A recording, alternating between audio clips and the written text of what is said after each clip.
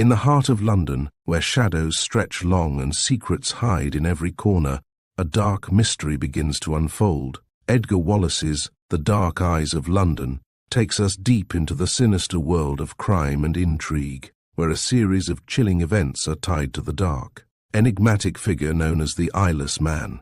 As danger lurks around every turn, the path to uncovering the truth leads our protagonist through deception, terror, and unexpected twists. Join us now as we dive into this thrilling tale of suspense and murder. Chapter 1. Larry Holt in Paris. Larry Holt sat before the Café de la Paix, watching the stream of life flow east and west along the Boulevard des Italiens. The breath of spring was in the air, the trees were bursting into buds of vivid green, the cloud-flecked skies were blue, and a flood of golden sunshine brought out the colors of the kiosks and gave an artistic value even to the flaring advertisements.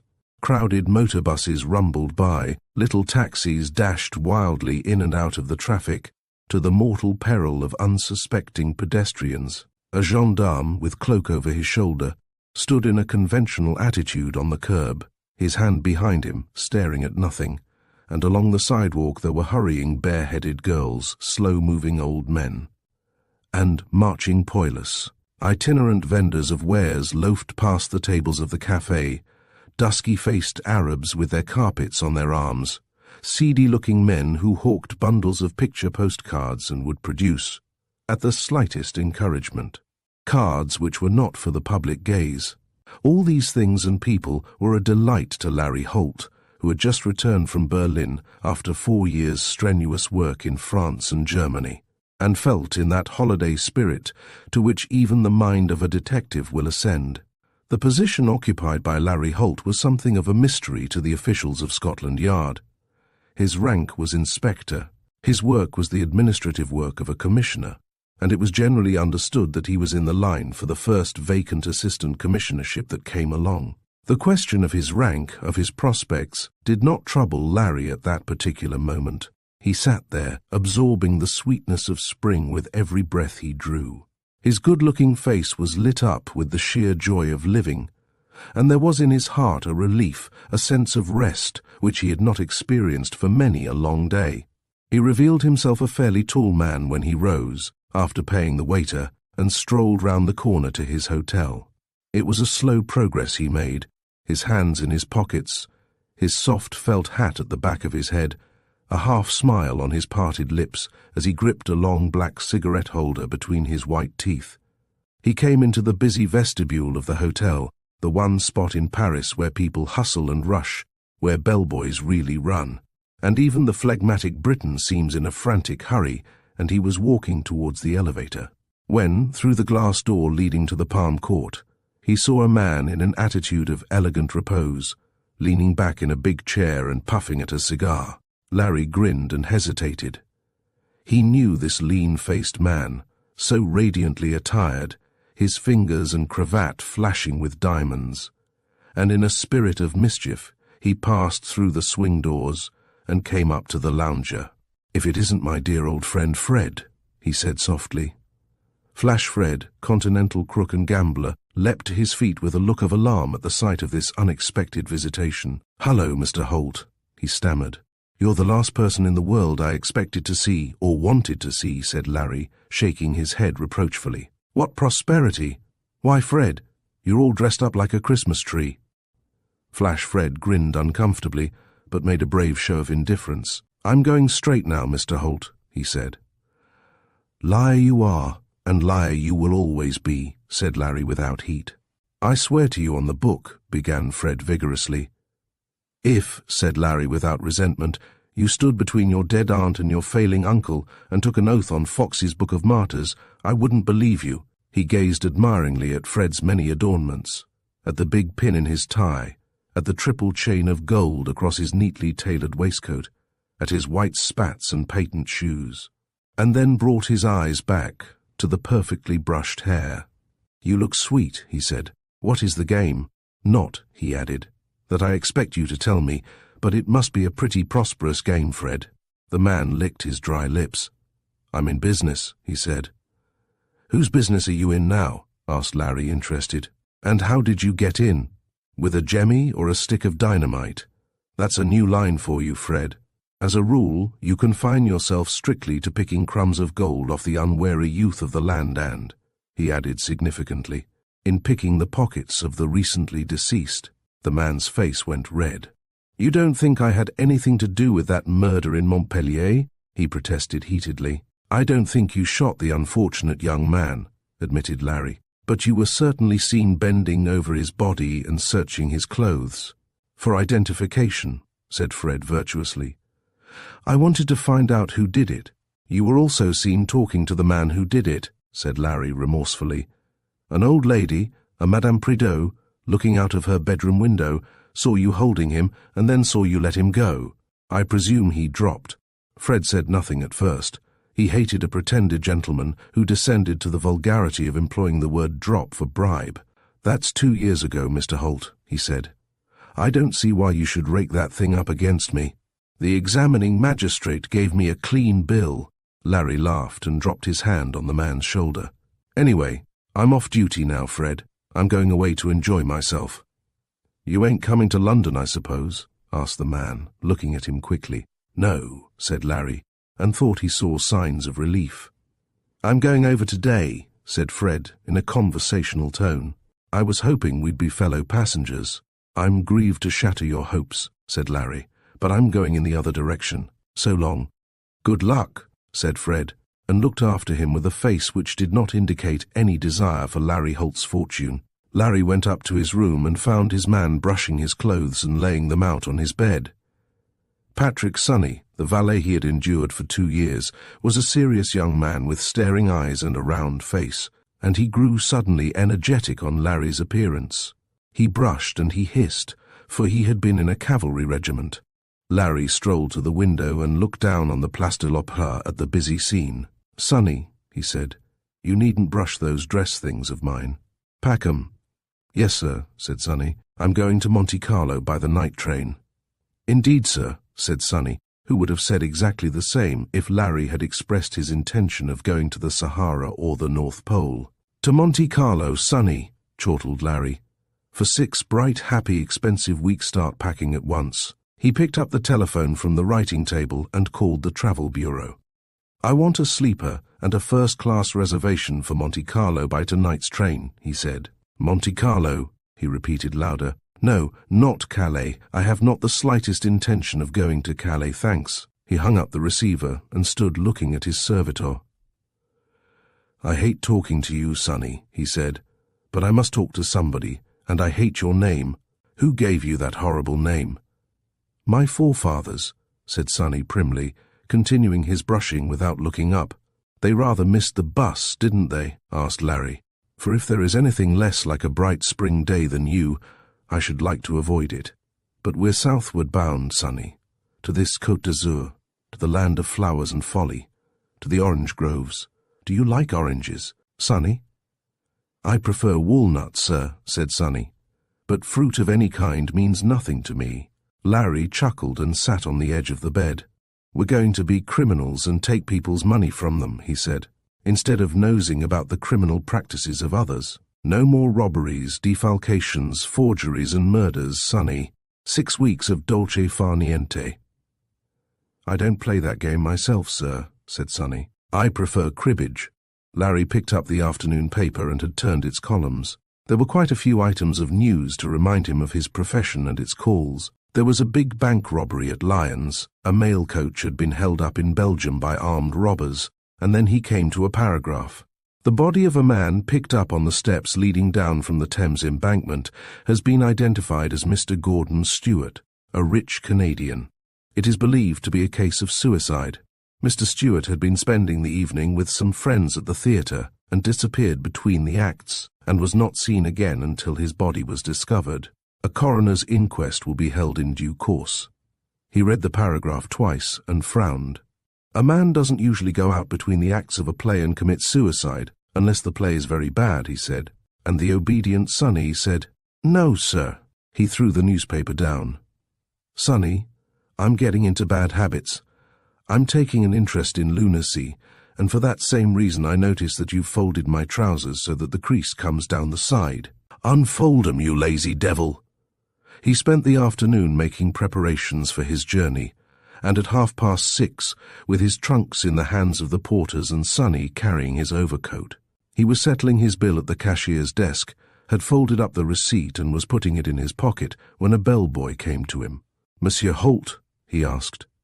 "That's my name," said Larry, and looked suspiciously at the thing in the boy's hand. "A telegram," he said. "I don't want to see it." Nevertheless, he took it in his hand and opened the blue paper with a disapproving grimace and read, very urgent, on special police service. Clear the line. Larry Holt, Grand Hotel, Paris. Very worried about Stuart drowning. Stop case presents. Unusual features stop. Would be personally grateful if you would come over at once and conduct investigation. It was signed by the Chief Commissioner, who was not only his superior but his personal friend, and Larry put the telegram in his pocket with a groan. "What time do we arrive in Monte Carlo, sir?" asked Sonny when he joined him. "About this day 12th, said Larry. "Indeed, sir," said Sonny, politely interested. "It must be a very long way." Chapter 2. Sir John Hasten. Flash Fred, whose other name was Grogan, had a genuine grievance, for, after he had been solemnly assured by a reputable officer of the law that he intended going to Monte Carlo, he had found him on the Paris boat train, and though he carefully avoided him, he knew that Larry was well aware that they were fellow passengers. At Victoria, Fred made a rapid exit from the station, not being perfectly satisfied in his mind that Larry's business in London was altogether unconnected with Fred's own activities. Larry saw the disappearing back of the crook and smiled for the first time since he had left Paris. "Take my things to the flat," he said to Sonny. "I'm going to Scotland Yard. I may be home tonight, I may not be home until tomorrow night." "Shall I put out your dress things?" said Sonny. All that concerned him was the gentlemanly appearance of his employer. To Sonny the day was divided into 3 parts: tweed, broadcloth, and pyjamas. "No, yes, anything you like," said his master. "Yes, sir," responded the obliging Sonny. Larry drove straight to the yard and had some difficulty in making an entry, because he was unknown to the local officials, but presently he was ushered into the big room where Sir John Hasten rose from his desk and came across to meet him with outstretched hand. "My dear Larry," he said, "it is awfully good of you to forego your holiday. You are a brick. Of course I knew you would come. And I've given you room 47 and the smartest secretary I have seen in Scotland Yard for many a day." They were old friends and old schoolmates, John Hasten and Larry Holt, and between the two men there was an affection and a confidence which is rarely found between men in the same profession. "I don't know 47, said Larry, taking off his overcoat with a smile, "but I'll be happy to know the smartest secretary in Scotland Yard. What's his name?" "It isn't a he, it's a she," smiled Hasten. "Miss Diana Ward, who's been with me for about 6 months, and is really the smartest and most reliable girl I've ever had working with me." "Oh, a female secretary," said Larry gloomily, then brightened. "What you say goes, John, and even this paragon of virtue doesn't worry me. I suppose she's got a voice like a file and chews gum. She is rather unprepossessing, but looks aren't everything," said Sir John dryly. "Now sit down, old man. I want to talk to you." "It is about this Stuart case," he began, offering his cigarette box to the other. "We only discovered yesterday that Stuart was a very rich man. He has been living in this country for 9 months at a boarding house in Nottingham Place, Marylebone. He was a mysterious individual who went nowhere, had very few friends, and was extraordinarily reticent. It was known, of course, that he had money, and his bankers in London, who revealed his identity when they discovered he was dead, were in his secret. That is to say, his secret so far as his identity is concerned. When you say he went nowhere, what do you mean? Did he stay in the boarding house all the time?" "I'm coming to that," said Sir John. "He did go somewhere, but why, nobody knows. Every afternoon it was his practice to take a motor drive, and invariably he went to the same place, to a little village in Kent, about 25 miles out. He left the motor car at one end of the village, walked through the place, and was gone for a couple of hours. We have made inquiries and we have discovered this, that he spent quite a lot of time in the church, an old Saxon edifice the foundations of which were laid 1,000 years ago. Regularly as the clock, he'd return after 2 hours' absence, get into the car which was hired, and be driven back to Nottingham Place. What was the name of the village? Beverley Manor, said the Chief Commissioner. Well, to resume. On Wednesday night, departing from his usual practice, he accepted the invitation of a Dr. Stephen Judd to go to the first night of a new show at the Macready Theatre.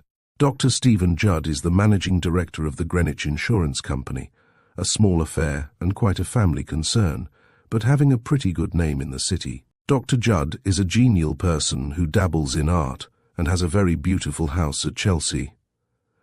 Judd had a box for the first night of the show, which is a perfectly rotten one, judging by the newspaper notices box a steward came, and, according to Judd, was very restless. In the interval between the second and third acts, he slipped out of the theatre, unobserved, and did not come back, and was not seen again until we found his body on the Thames embankment. What sort of a night was it? Asked Larry.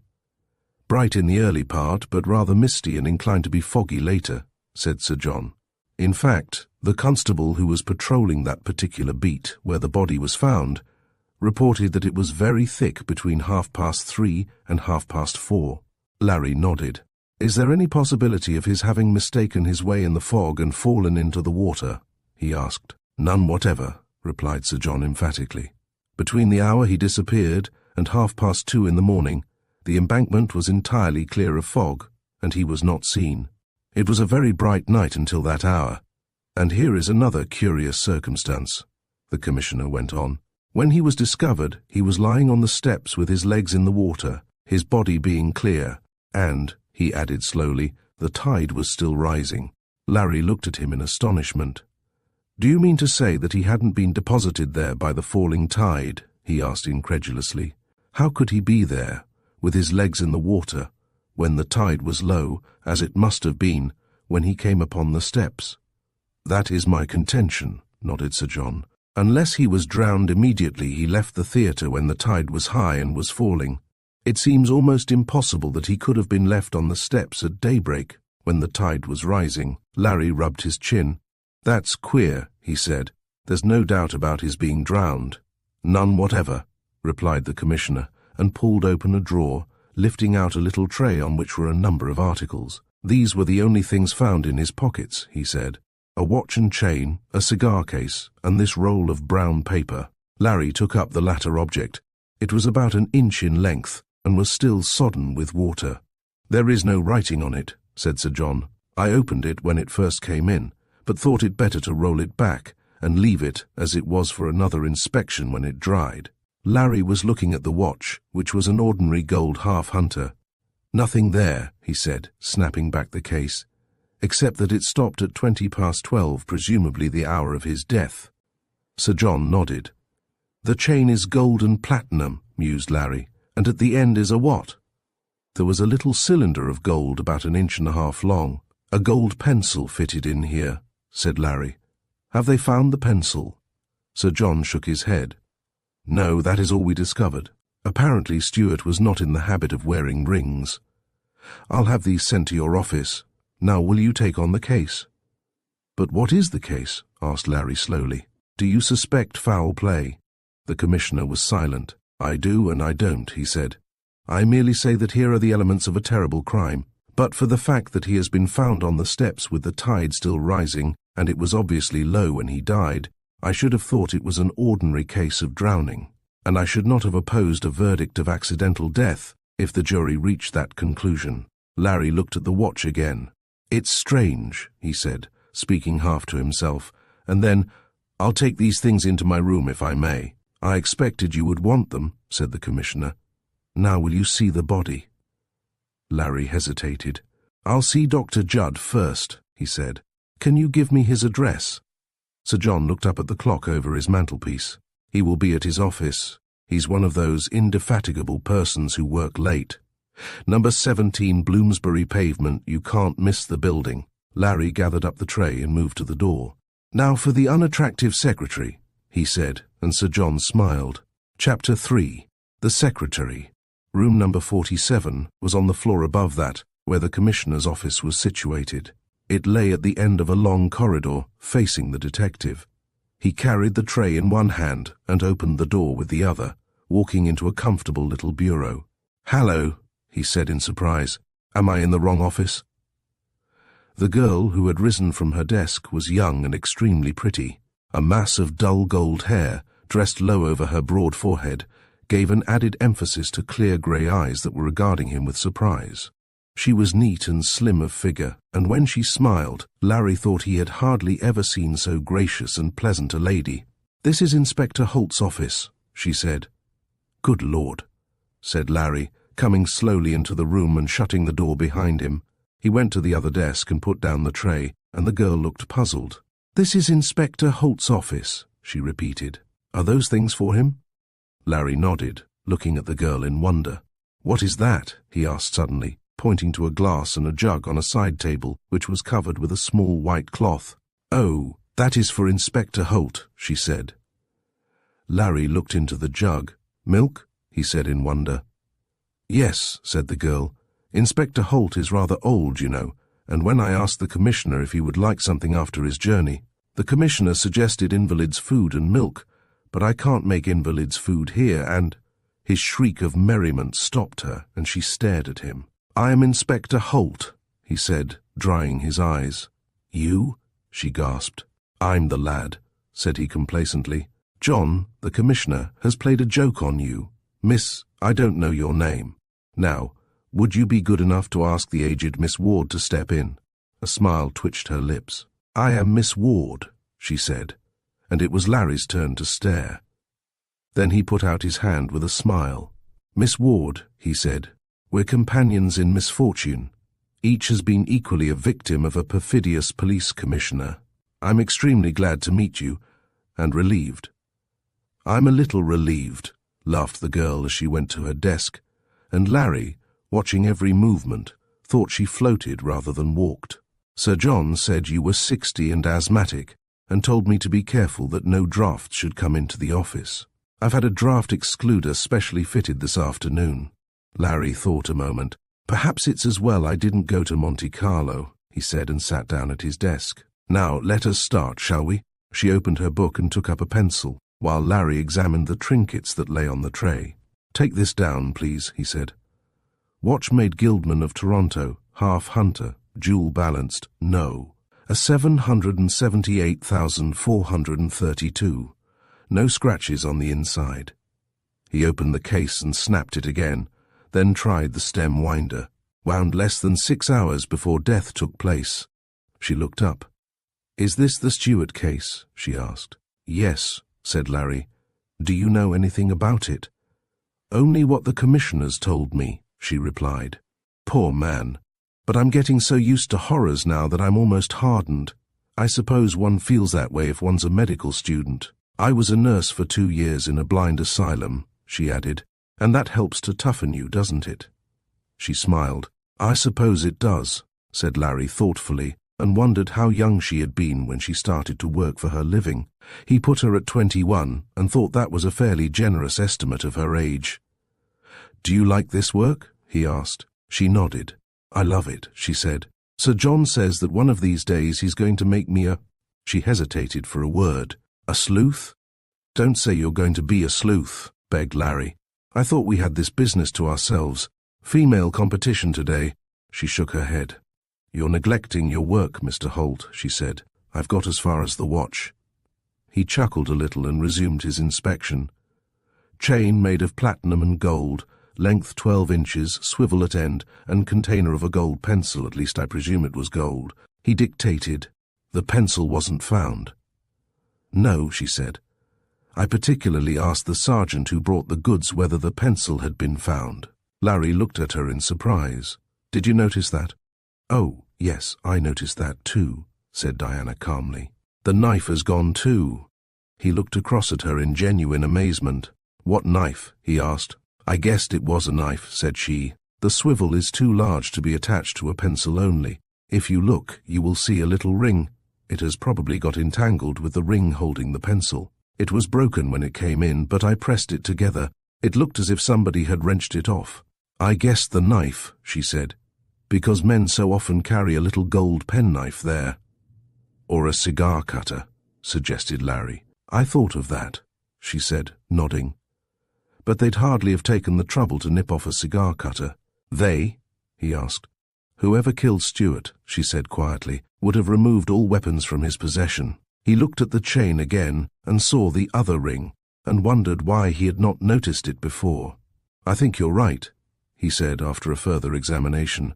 The ring is much larger.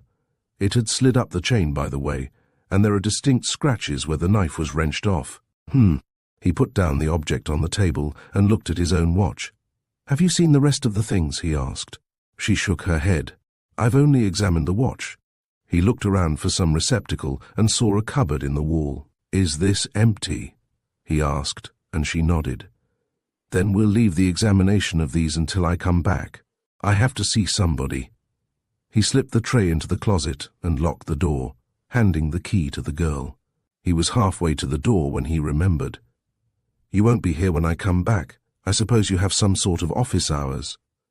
I make it a practice never to stay after 2 o'clock in the morning, she said gravely. She met the frank admiration in his eyes without embarrassment. I don't think I have ever met a girl like you, he said slowly, and as though he were speaking his thoughts aloud. She flushed and dropped her gaze. Then she laughed and looked at him again, and he thought that her eyes were like stars. It may be that we have never met anybody like each other, she said. And Larry Holt left Scotland Yard, conscious that a new and very potent interest had come into his life. Chapter 4. Flash Fred sees a client. Flash Fred had seen Larry Holt off the premises of the railway terminus, for, though he had left the station building first, he had waited until Larry's taxi had gone.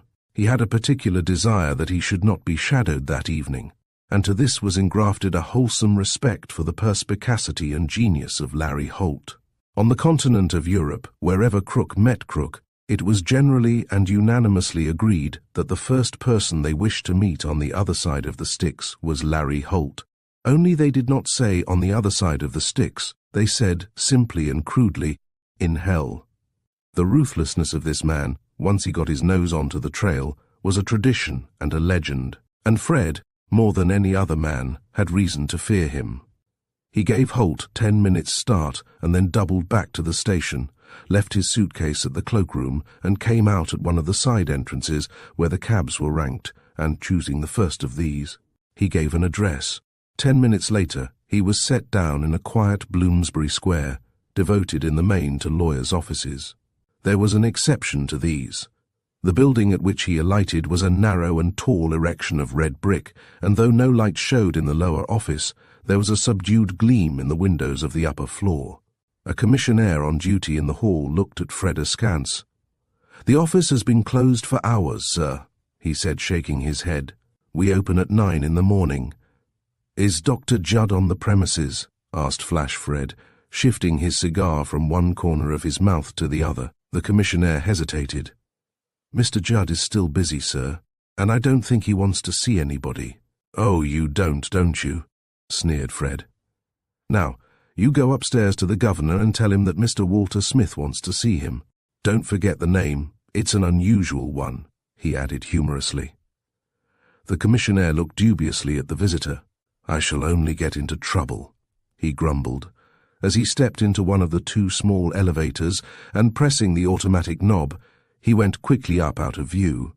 Apparently Mr. Judd's office was situated on the top floor, for it was some time before the whine of the motor ceased. After a while it began again, and the commissionaire descended. "He'll see you, sir," he said. "Will you step this way?" "You ought to know me by now, Sergeant," said Fred as he walked into the lift. "I've been here pretty regularly the past few years." "Maybe I wasn't on duty," said the commissionaire as the lift slowly ascended. "There are 2 of us here, you know. Were you a friend of Mr. David's, sir?" Fred did not chuckle. He did not even smile. No, he said airily. "I don't know Mr. David." "Ah, very sad, said the commissionaire. "He died suddenly 4 years ago, you know, sir." Fred did know, but he did not confess the fact. The death of Mr. David had robbed him of a possible source of income by right, whereas now he only had that income by favor, and might at any time lose that and gain a term of imprisonment if the jovial Dr. Judd grew tired of paying blackmail. The lift stopped, and he stepped out and followed the commissionaire to a door, at which the uniformed man knocked. A loud voice bade them come in, and Flash Fred swaggered into the handsome apartment with a cool nod to its occupant. Dr. Judd had risen to meet him. "All right, Sergeant," he said to the commissionaire, and flicked a silver coin across the room, which the man caught deftly. "Get me some cigarettes," he said. And when the door had closed, "Sit down, you rascal," said Dr. Judd good-humouredly. "I suppose you've come to get your pound of flesh." He was a tall, stout man, florid of face and heavy of build. His forehead was bald, his eyes were deep-set and wide apart. He had about him an air of comfort and boisterous good humour. Fred, in no wise abashed, sat down on the edge of a chair. "Well, Doctor," he said, "I'm back." Dr. Judd shook his head and searched his pockets for a cigarette. "What do you want, a cigarette?" said Fred, reaching for his case. But the doctor shook his head, and his smile was broad, good-humoured, but significant. "No, thank you, Mr. Grogan," he said with a chuckle. "I don't smoke cigarettes that are presented to me by gentlemen of your profession." "What is my profession?" growled Flash Fred. "You don't think I was trying to dope you, do you?" "I was expecting you," said the other without answering the question, and seated himself. "If I remember rightly, you have a strong objection to taking checks." Flash Fred grinned. "Quite right, Governor," he said. "That is still my weakness." The doctor took a bunch of keys from his pocket, walked to the safe, snapped back the lock, and then, looking over his shoulder, "You needn't watch this too closely, my friend. Except when I have to pay blackmailers, I never keep money in this safe." Fred made a little grimace. "Hard words never killed anybody," he said sententiously. The doctor took out a packet, slammed the door and turned the key, came slowly back to the desk and threw down a fat envelope. Then he consulted a little book which he took from a drawer. "You're 3 days ahead of your time," he said, and Fred nodded admiringly. "What a brain you've got for figures, Doctor," he said. "Yes, I'm 3 days ahead of my time, but it's because I've got to get out of England pretty quick to meet a friend of mine in Nice." The doctor threw the packet across to him, and he caught it clumsily. "There are £1,200 in that envelope." "You needn't count them, because they're all there," said Dr. Judd, and leaning back in his chair, he took out a golden toothpick, eyeing the other straightly and thoughtfully. "Of course I am the biggest fool in the world," he said, "or I would never submit to this iniquitous blackmail. It is only because I want to keep the memory of my dead brother free from calumny that I do this. If your brother goes shooting up people in Montpellier and I happen to be on the spot," said Flash Fred unctuously, "and help him to escape, as I did, and I can prove it, I think I'm entitled to a little compensation." "You're an unutterable scoundrel," said the other in his pleasant way, and smiled, "and you amuse me. Suppose, instead of being what I am, I were a bad-minded man. Suppose that I was desperate and couldn't find the money. Why, I might do anything." He guffawed at the thought of doing anything very terrible. "It wouldn't make any difference to me," said Fred, "but it wouldn't make any difference to you either. I've got all the facts written down about that shooting, how I helped the man escape and recognized him in London as Mr. David Judd when I came back, and my mouthpiece has got it." "Your lawyer?" "Sure, my lawyer," said Fred, nodding. He leaned forward. "You know, I didn't believe your brother had died. I thought it was a fake to get me out of the way, and I shouldn't have believed it if I hadn't seen it in the papers and been to the funeral." Dr. Judd rose and replaced his toothpick. "That a man like you could besmirch a name like his," he said. All the good humour had gone out of his voice, and he trembled with indignation and passion. He had passed to the other side of the table and stood glowering down at Flash Fred, and Fred, who was used to such scenes, for this was not his first blackmailing case, merely smiled.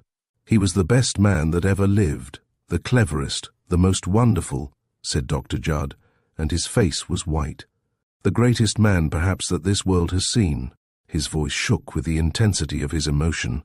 "And for you—" He reached down, and before Fred knew what had happened, the big hand had gripped him by the collar and jerked him to his feet. "Here, none of that," cried Fred, and strove to break loose. "The money I do not mind paying," Judd went on. "It is not that which maddens me, It is the knowledge that you have it in your power to throw mud at a man. Here his voice broke, and the other hand came up. With a cry like a wild beast, Fred flung himself back with all his might and broke the grip of his adversary. Suddenly, as if by magic, there appeared in his hand a revolver. "Put 'em up and keep 'em up, damn you!" And then a voice, the gentlest voice in the world, asked, "Can I be of any assistance?"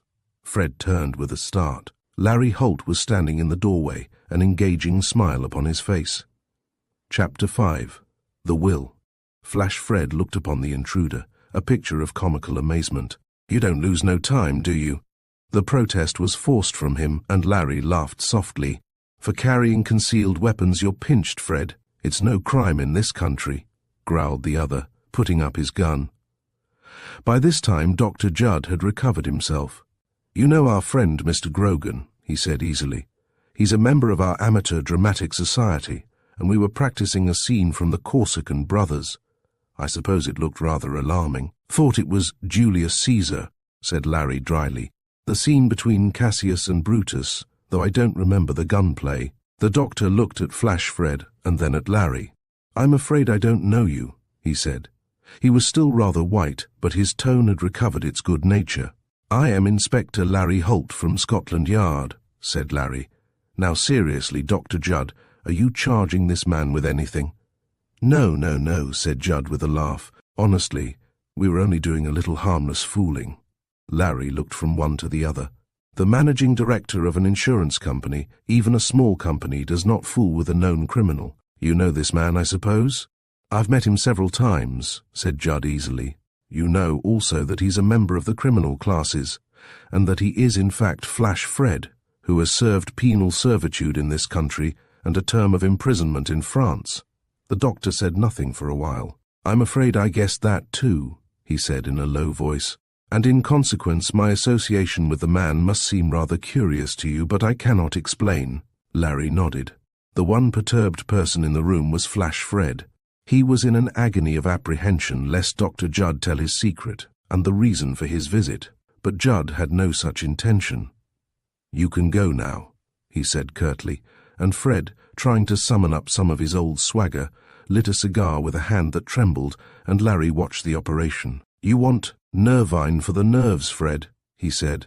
"I saw a chemist's shop open at the corner of the street when I came along." Fred walked out with a pitiable attempt at indifference, and Larry watched him go. Then he turned to the doctor. "I'm sorry I came in at such an inconvenient moment," he said, "though I don't think you were in any danger. Fred gets all his fine dramatic effects by pulling, not by shooting." "I don't think so either," said the doctor with a laugh. "Sit down, Mr. Holt. I certainly didn't expect to see you. I work rather late here at nights." "There was nobody down below when I came," said Larry, "and that is my excuse for coming up unannounced." The doctor nodded. "I sent the commissionaire out to buy me some cigarettes, and here he is." There was a tap at the door, and the commissionaire came in and laid a packet on the table in confirmation. "Now what can I do for you?" asked Judd, as he took a cigarette from the packet and lit it. "I suppose it is the Stewart case?" "I've seen one of your men today." Larry nodded. "It is the Stewart case," he said. "I wanted a few additional details. I've only just taken charge of the business and interrupted my investigation of the remains in order to see you before you left the office." "I know very little," said the doctor, smoking comfortably. "He came with me to the theatre the night before last. A queer, quiet, reticent man. I met him quite by accident. As a matter of fact, I was in a car that collided with his taxicab, and I was slightly injured. He called upon me, and that is how the friendship began, if you can call it a friendship." "Tell me about the night before last," asked Larry, and the doctor looked up at the ceiling. "Now let me think. I can give you the exact time almost, for I am a somewhat methodical person. I met him at the entrance to the theatre at 7:45, and we both went into Box A. That is the last box on the left, or OP side. The box is on a level with the street, the stalls and pit being below the level. We sat there through 2 acts, and then, just before the curtain came down on the second act, he made an excuse and went out of the box. And he was never seen again. None of the attendants saw him?"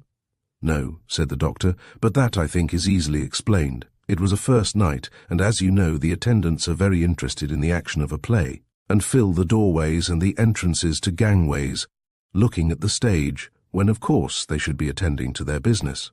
"Did you know he was Stuart, a semi-millionaire?" asked Larry. "I hadn't the slightest idea," said the doctor truthfully.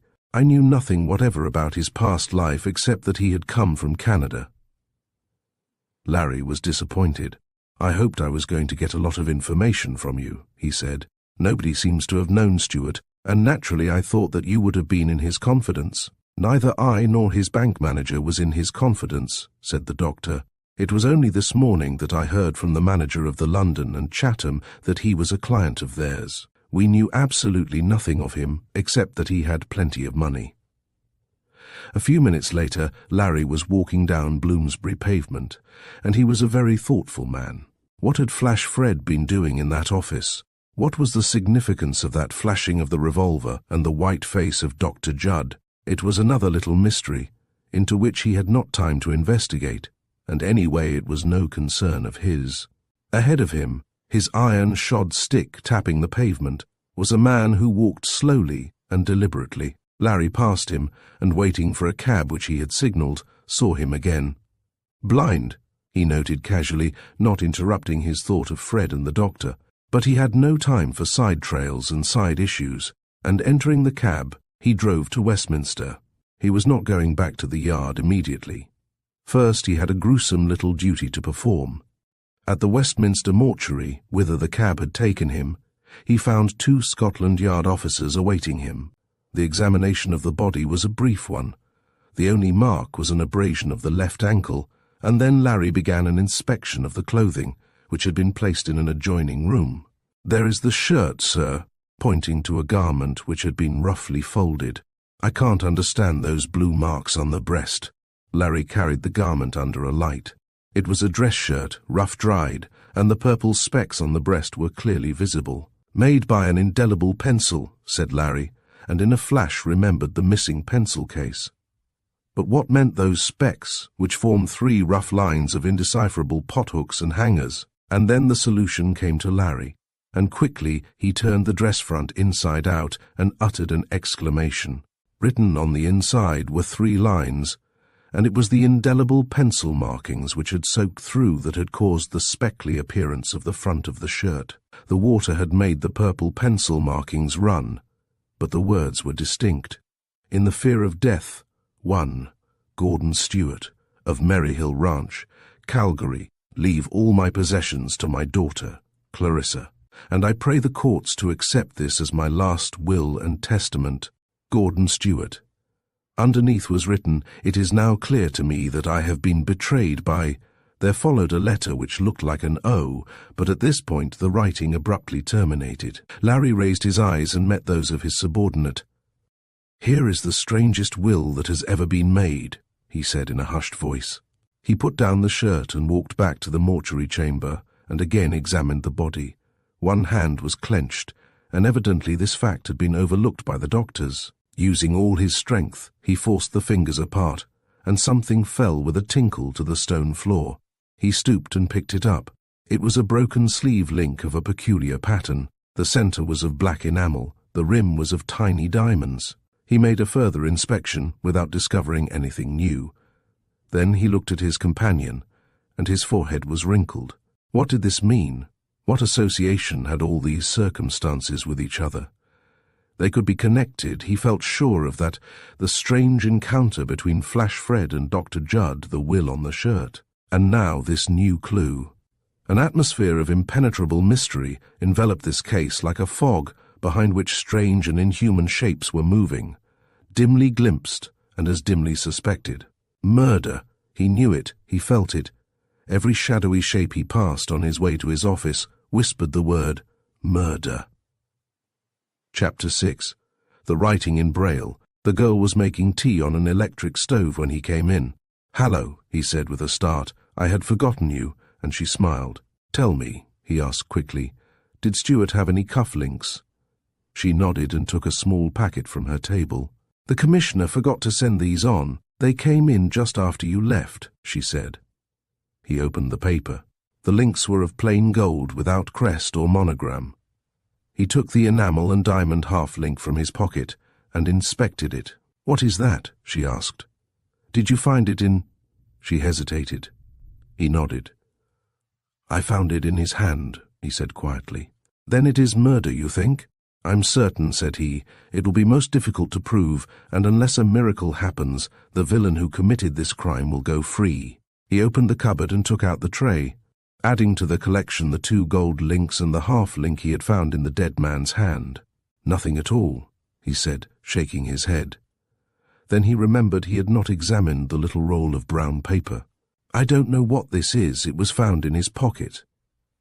He flattened it out on the table, and the girl came to the opposite side and bent over, looking at the paper as he smoothed it out. It was a strip about 4 inches long and 2 wide. "Nothing written here," he said, and turned it over. "Nor here. I'll have it photographed tomorrow." "One moment," she said quickly, and took the paper from his hand, passing the tips of her delicate fingers over its surface. He saw her face go white. "I thought so," she whispered. "I was almost sure of that when I saw the embossing." "What is it?" he asked quickly. "There are some words here written in Braille, the language of the blind," she said, and again her fingers went over the surface, pausing now and again with a puzzled frown on her face. "Braille?" he repeated in amazement, and she nodded. "I used to read it when I was in the institute," she said. "But some of these words have been damaged, probably by the water. Some are distinct. Will you write them down as I spell them?" He snatched up a pen, pulled a piece of paper from the rack and waited. Even in that moment he thought how curiously the positions had been reversed, and how he had become the secretary and she the detective. "The first word is murdered," she said. "And then there is a space, and then the word dear, then there's another gap, and the word sea occurs, and that is all." With this weird message between them, they stared at one another. What blind man, amidst those blind shades which had mouthed and gibbered to him in the fog, had sent this message? What was there behind the ragged scroll of soaked paper? Whose link did the dead man hold in his stiffened hand? Why was he murdered? There had been money in his pocket. His possessions were untouched. It was not for robbery that he had been struck down, not for vengeance, for he was a stranger. One fact stood out, one tangible point from whence Larry knew his future movements would radiate. "Murder," he said softly, "and I'll find the man who did it, if he hides himself in hell." Chapter 7. A telegram from Calgary. Diana Ward was looking at her chief with a new interest in her fine eyes. "Braille," he said in a low voice. "That is the written language of the blind, isn't it?" She nodded. "Yes. There are books and newspapers printed in that type," she said. "It is a sort of embossed character made of a number of small dots, the relation of one with the other producing the letter." She took up the paper again. "When blind people write, they use a small instrument and a guide. But this has been written in a hurry by somebody who worked without any guide. I can feel how irregularly it is done, and the illegibility of the words which I cannot read is due almost as much to bad writing as to the action of the water." He took this curious clue into his hands and examined it. "Could Stuart have done it with his pencil?" She shook her head and then asked quickly, "Have you found the pencil?" "No," said Larry grimly, "but I've found what the pencil was used for." He opened the parcel he had brought in and showed the shirt and its tragic message written inside the front. "Why inside?" he said thoughtfully. "It's written on the left, too." Diana understood. "It would necessarily be written on the left side if he used his right hand," she said. "But why on the inside?" She shook her head. "I don't know. It would have been much simpler to—" "I have it!" cried Larry triumphantly. "He wrote this will where it would not be seen by somebody or other. If it had been written outside, it would have been seen and probably destroyed." She shivered a little. "I'm not quite hardened yet," she said with a smile. "There is something terrible about this, isn't there? I think you are right, and if we go on that assumption, that he wrote this will in such a manner in order to keep it from the eyes of a third person, we must suppose that that third person existed. In other words, there was somebody of whom he was afraid, or if you like, at whose hands he feared death. And the murder was premeditated, for he must have been in the custody of that somebody for some time before he met his dreadful end." She stopped suddenly, for Larry's eyes were fixed on her, and she dropped her own and flushed. "You're rather wonderful," he said softly, "and if I'm not jolly careful, I'm going to lose my job." He saw a look of doubt in her eyes and laughed. "Now, Miss Ward," he said banteringly, "we are going to start fair, and you must acquit me of any professional jealousy." "Jealousy," she scoffed. "That would be absurd." "Not so absurd," said Larry. "I've known men to be jealous of women for less reason." And now he glanced at his watch. "I think you had better go home. I'll get a taxi. Have you far to go?" "Only to the Charing Cross Road," she said. "Then I'll take you home," said Larry. "It's nearly 1 o'clock." She had already started putting on her coat and her hat. "Thank you, I'll go alone," she said. "It isn't far. Really, Mr. Holt, I don't want you to get into the habit of taking me home every time I'm late. I'm quite used to being out by myself, and I won't have a taxi." "We'll see about that," said Larry. He was writing rapidly on a cable form. "If I can get this cable through in time, it ought to reach the Chief of Police in Calgary by tea time yesterday."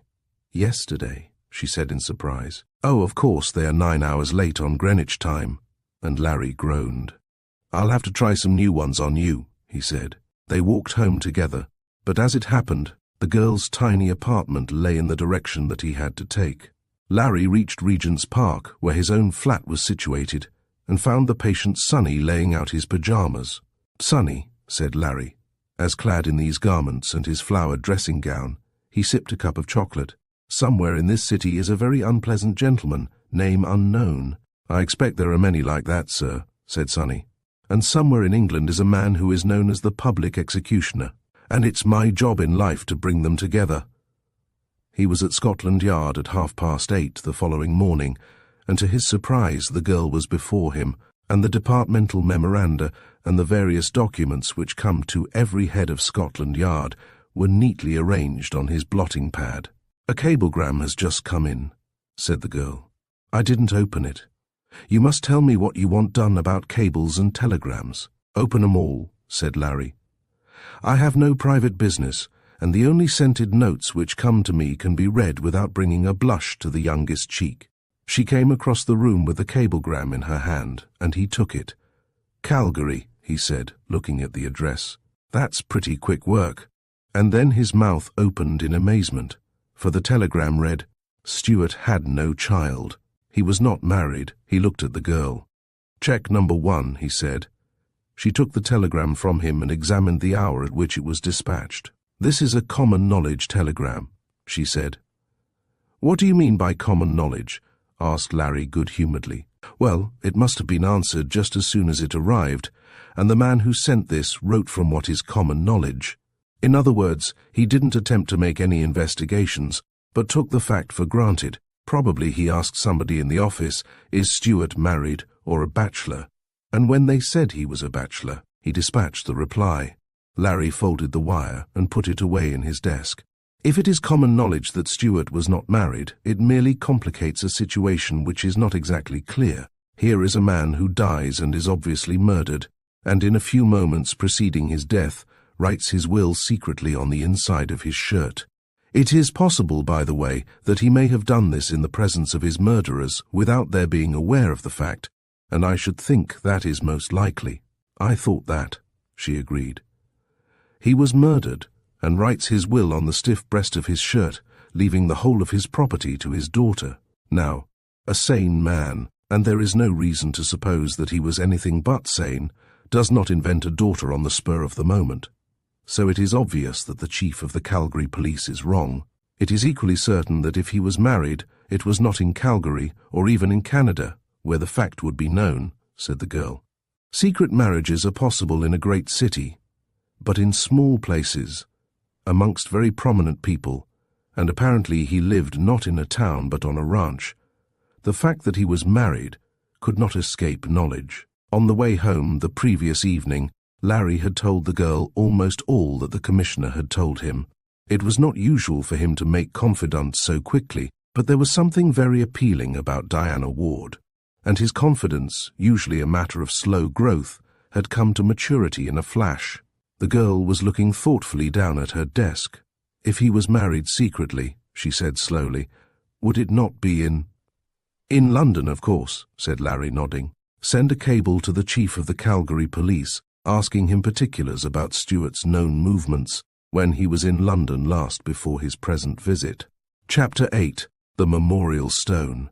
She nodded, took out a telegram form from her rack, and began writing. Larry glanced through the reports mechanically, initialed one, and put the others aside. Then he opened the cupboard and, taking out the tray, carried it to the table. He examined the watch again in the light of day, the swivel ring, the cigar case, and lastly, the roll of paper. By daylight, the embossed characters were visible, and he put his fingertips over them very gingerly. He was not, however, accustomed to reading Braille, and he realized that his hand was a heavy one compared with the delicate touch of his secretary. She had finished her writing, had rung a bell, and handed the telegram to him to read. "That's all right," said Larry, and, when the uniformed messenger had come and taken the telegram away, "Do you notice anything peculiar about this piece of paper?" he asked, pointing to the Braille message. "Yes," she said. "I was looking at it before you came." "You don't mind?" she asked quickly, and Larry laughed. "You can examine anything except my conscience," he said. "Did you notice," he turned his attention to the paper again, "that one end of this paper is less discolored than the other?" "I noticed that one end was drier than the other last night," she said. "And that, of course, is the reason. It was on the dry end that we got our best results. For instance, the word murderer was almost untouched by the water. It was damp, but not moist." He nodded, and she opened a drawer of her desk and took out a sheet of brown paper. "I brought this with me," she said. "It is a sheet from a Braille book, and I was trying experiments with strips I had torn from the book, soaking them in my wash basin. Here is the result." She took out a little roll of shapeless pulp, which skinned when she attempted to unwind it. "Humph," said Larry. They had both reached the same conclusion, but by different processes, she by actual experiment, he by deduction. And the conclusion they had come to was that the roll of paper had been placed in Gordon Stewart's pocket after the body had left the water. "There would be enough moisture in the cloth to saturate it through," said Larry. "This paper is very absorbent, almost as much so as blotting paper. So we have come to this, that Gordon Stewart was drowned, and after he was drowned his body was handled by some person or persons, one of whom slipped this message into his pocket. And that person was either a blind man or one who believed." He stared at her. "By Jove," he said, as a thought struck him. "What were you going to say?" she asked. "Is it possible?" He frowned. It was an absurd idea. The man or woman who left this message on the body expected that Diana Ward would read it.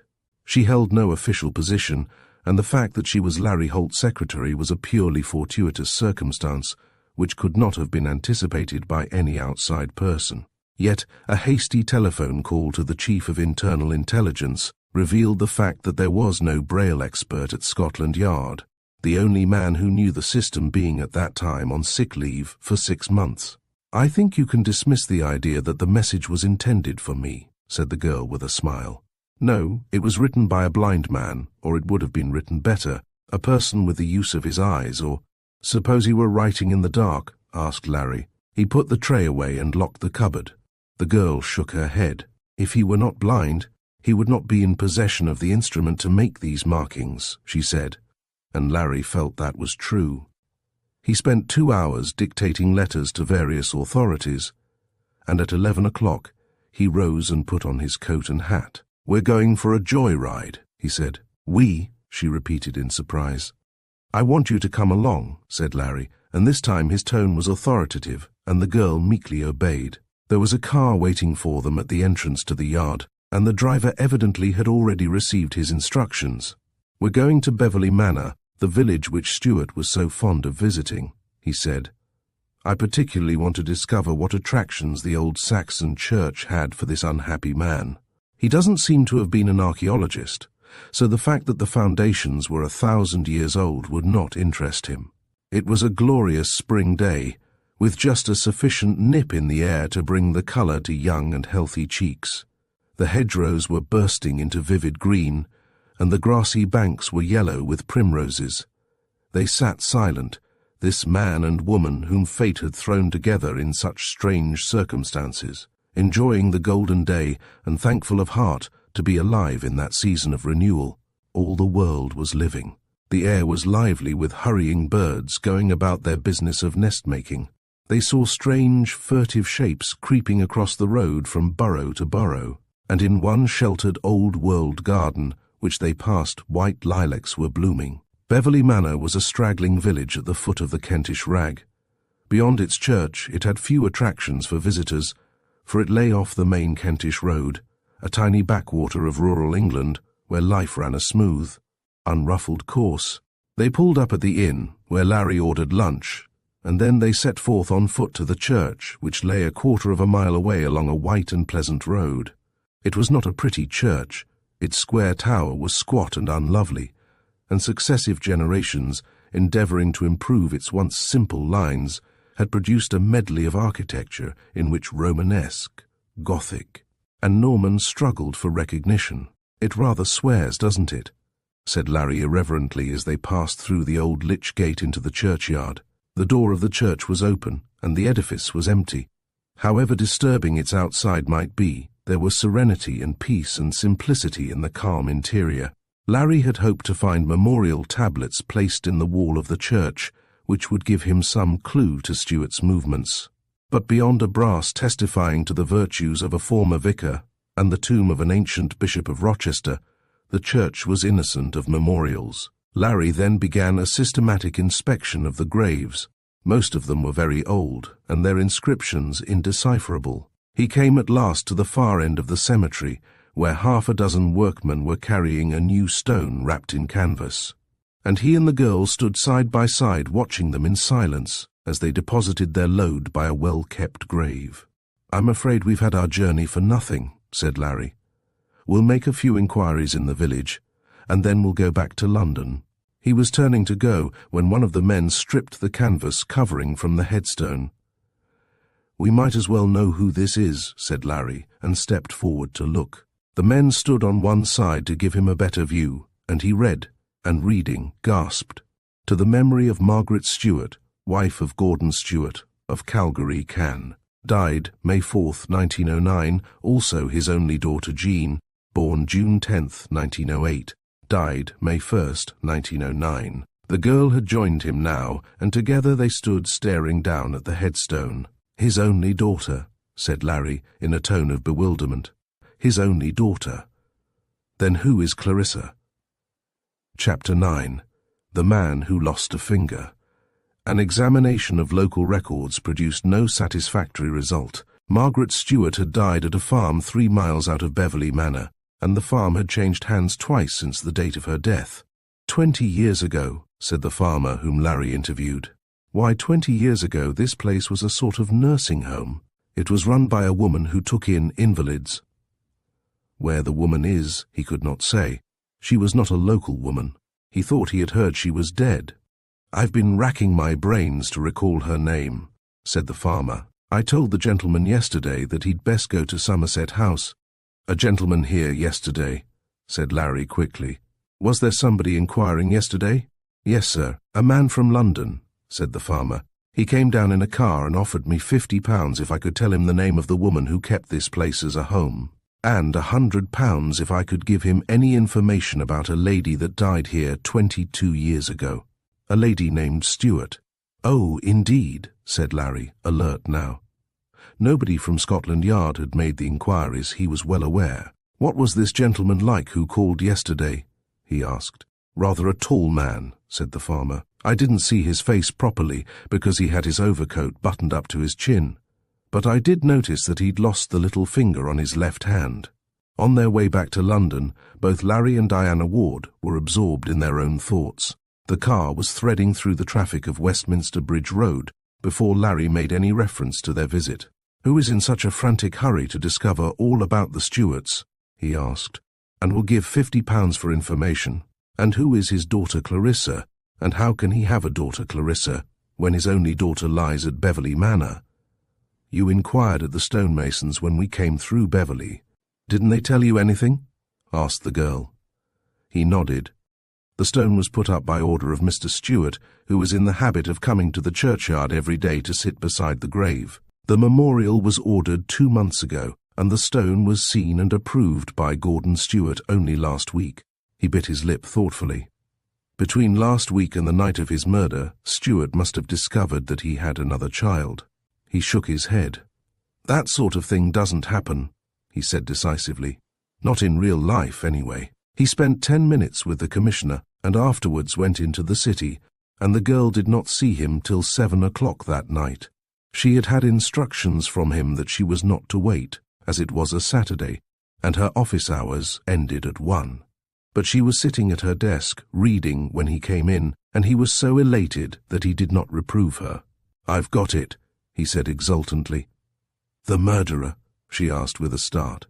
No, the story of Stewart. Has there been any reply to my cablegram?" Diana shook her head. "It doesn't matter very much," he said briskly as he paced the office. "I've secured the registration of the marriage. It occurred in August 1907 and was celebrated at a church in Highgate. Don't you see what happened?" "I don't quite see," she said slowly. "Well, I'll tell you. Gordon Stewart, a young man at the time, was on a visit to this country. I have found that he stayed at the Cecil Hotel from June to August 1907. He married the girl, whose name was Margaret Wilson, and returned to the Cecil Hotel alone in March 08. There is a record there that he left for Canada 2 days after he came back to the hotel. They keep a book in which they write down the addresses to which letters should be forwarded, and there was no difficulty whatever in tracing his movements so far. Then I went to see the vicar of the church where he was married, and here I had a great find." He paused, rumpled his hair, and frowned. "I really should like to know who is that tall man who has lost the little finger of his left hand," he said irritably. "Why?" she asked in surprise. "He had been there a day before me," said Larry, and then shaking off his annoyance. "Here is the story told by Stewart to the vicar, whom he met in the Strand on the day before he sailed for Canada, never to return until he came back 8 or 9 months ago. The vicar married him, and remembered the circumstances very well. He said Stewart was a very nervous and somewhat conceited man, who lived in terror of his father, a rich landowner in Canada. Stewart confessed to him, over a cup of tea which they had together at the Cecil, that he was leaving his wife and going back to Canada to break the news of his marriage to his father. He was in considerable doubt as to what his father would say, or, to be more exact, he had no doubt whatever that the old man would kick up a shine. The impression left on the vicar's mind was that the old man would disinherit him. To cut a long story short, he said he was leaving London the next day, and at the first opportunity he should tell his father, and then he would return for his wife. "There's no doubt in my mind," Larry went on, "that Stewart did not tell his father, that he kept the secret of his marriage carefully hidden, and in a panic at being found out, he broke off all communication with his wife." The girl shook her head. "One doesn't want to judge the dead too harshly," she said, "but it was not a manly thing to do." "I agree," said Larry. "It wasn't sporting. He must have left his wife a considerable sum of money. At any rate, when the vicar saw her, she was in comfortable circumstances, and gave him that impression. Stewart left in March. In June 1908, 3 months later, his child was born, the child he never saw, and about whom in all probability he never heard until years of remorse worked upon him, and he came back to England to find his wife and establish her in the position to which she was entitled. He must have employed an inquiry agent, and the end of his quest was a discovery in the churchyard of Beverley Manor, the grave of his wife and his only child. "What about Clarissa?" asked the girl, and Larry shrugged. "That is mystery number 2 which has got to be cleared up." She was silent, this thoughtful girl, and her pretty brows were wrinkled in perplexity. Presently she put down the pen she had been so assiduously biting, and looked across at him with a slow, triumphant smile. A smile which found a ready response in his face. "You've solved it?" he asked eagerly, and she nodded. "You've solved the mystery of Clarissa?" "I think it's one of the easiest of the problems to solve," she said calmly, "and I must have been silly not to have thought of it before. Have you the registration of birth?" "I haven't got that. We're making a search for it tomorrow," said Larry. "I can save you the trouble. replied Diana Ward. "Clarissa is the other twin daughter." "Twins!" gasped Larry, and the girl nodded, her eyes dancing with merriment at his surprise. "Obviously," she said. "Poor Mrs. Stewart had twin daughters. One of them died, the other is Clarissa, of whom Stewart learnt, perhaps, in the last few hours of his life." Larry looked at her in awe. "When you are Chief Commissioneress of the Metropolitan Police," he said, "I shall be very obliged to you if you make me your secretary. I feel I have a lot to learn." Chapter 10. Mr. Strauss Drops. Flash Fred had not left London. He had no intention of leaving London, if the truth be told. He had certain doubts in his mind which he had determined to set at rest, certain obscurities on his horizon which he desired should be dispersed. Flash Fred was a clever man. If he had not been clever, he would not have lived in the excellent style he adopted, nor possessed chambers in Jermyn Street and a motor brougham to take him to the theatre at night. His working expenses were heavy, but his profits were vast. He had many irons in the fire and burnt himself with none of them, which is the art of success in all walks of life. On the evening of the day that Larry had made his discovery, Flash Fred, in the seclusion and solitude of his ornate sitting-room, had elaborated a theory which had followed very close upon a discovery he had made that morning. Men of his temperament and uncertain prospects suffer from a chronic dissatisfaction.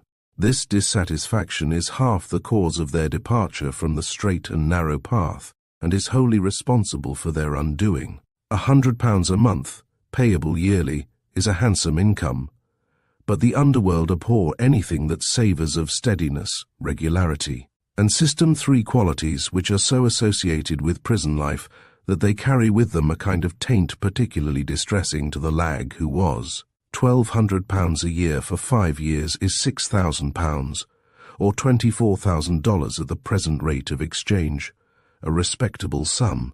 But 5 years represents a big slice taken out of the hectic life of men like Flash Fred. £1,200 at best represents only 2 coups at 30-40 and can be lost in 3 minutes. Dr. Judd was a collector. It had been reported to Fred that Dr. Judd's residence at Chelsea was a veritable treasure house of paintings and antique jewellery. Fred had read a newspaper paragraph that Dr. Judd was the possessor of historical gems worth £50,000. Though Fred had no passion for history, he had an eye to the value of precious stones, and the theory he had evolved was in the main arithmetical. If he could get away with £10,000 worth of property in 24 hours, he would not only have anticipated his income for 8 or 9 years, but he would be saved the fag of coming to London every 12 months to collect it. Much might happen in 12 months. It might not always be possible for him to make the journey, since prison authorities are notoriously difficult to persuade, or he might be dead. To get that movable property would be difficult, because the doctor was hardly the kind of man to leave his property unguarded. Indeed, the ordinary methods of effecting an entrance were repugnant to Fred's professional feelings, for he gained his livelihood by the cleverness of his tongue and the lightning adjustment of certain brain cells to meet emergencies, and to him a jemmy was an instrument of terror, since it implied work. But there was another method, and once he had made his getaway, would the doctor dare prosecute? That afternoon, sauntering aimlessly through Piccadilly Circus at the midday hour, he had come face to face with a tall, stoutish man, who, after one glance at him, had attempted to avoid a meeting, but Fred had caught him by the arm and swung him round. "Why," he said, "if it isn't old No, 278. How are you, Strauss?" Mr. Strauss's face twitched nervously. "I think you've made a mistake, sir," he said. "Come off it," demanded Fred vulgarly, and taking him by the arm, led him down Lower Regent Street. "Excuse my not recognizing you," said Mr. Strauss nervously, "but I thought at first you were a bull split, we call them in this country." "Well, I'm not," said Flash Fred. "And how has the old world been treating you, hey? Do you remember G Gallery at Portland in B Block?" The face of the stout man twitched again. He did not like being reminded of his prison experience, though in truth he had little against the prisoner who had occupied the adjoining cell. "How are you getting on?" he asked. And it happened that that morning Flash Fred had gone out without any visible diamonds. He carried them in his hip pocket, for he trusted nobody. "Bad," said Fred, which was a lie, but no good crook admits that he is prosperous. Then suddenly, "Why did you think I was a split, Strauss?" Strauss looked uncomfortable. "Oh, I just thought so," he said awkwardly. "Are you at the old game?" Fred looked at the other steadily and saw his eyes shift. "No, I'm going straight now," he said. "A liar you are, and a liar you will always be," said Fred, quoting Larry Holt. "I'll bet you're on the way to fence something." Again the man looked round as though seeking a way of escape, and Fred, who never despised an opportunity, however small, held out a suggestive palm and said laconically, "Drop." "Only a few things," said Mr. Strauss hurriedly. "Things that were given to me or wouldn't be missed, just odds and ends like. A couple of salt spoons." He enumerated his loot. "Drop," said Fred again. "I'm hard up and want the money. I'll take a share, and you shall have the money back one of these days." Mr. Strauss dropped with a curse. "Come and have a drink," said Fred briskly, when the transaction had been completed to his satisfaction. "You've left me with about £3 worth," grumbled the man. "Really, Mr. Grogan, I don't think you're fair," and he looked at the others suspiciously. "And you don't look as if you're hard up either." "Appearances are deceptive," said the cheerful Fred, and led the way into a private bar. "What are you now, valet or butler?" "Butler," replied Strauss, tossing down a dram. "It's not a bad place, Mr. Grogan." "Call me Fred," begged Flash Fred. "It seems a liberty," said Strauss, and meant it. "I've got a butler's job with a very nice gentleman," he said. "Rich?" Mr. Strauss nodded. "Yards of it," he said briefly. "But what's the good? He knows I'm a lag, and he's very decent to me." Fred was eyeing him narrowly. "You still dope, I see," he said, and the man flushed. "Yes," he said gruffly. "I take a little stimulant now and again." "Well," said Fred, "who is your boss?" "You wouldn't know him." Mr. Strauss shook his head. "He's a city gentleman, head of an insurance office." "Dr. Judd?" asked Flash Fred quickly. "Why, yes," said the other in surprise. "How did you know?" They parted soon after, and Flash Fred was a thoughtful man for the rest of the day, and his plans began to take shape toward the evening.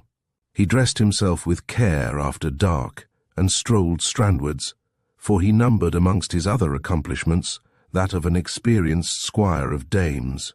He had a ready smile for the solitary girl hurrying homewards, and though the rebuffs were many, such conquests as he had to his credit added to the pleasures of memory. Between St. Martin's Church and the corner of the Strand he drew blank, for such girls as he saw were unattractive or were escorted. Opposite Morley's Hotel he saw a peach. He caught one glimpse of her under a light standard, and was transfixed by the rare beauty of her face. She was alone, and Fred swung round and in 2 strides had overtaken her.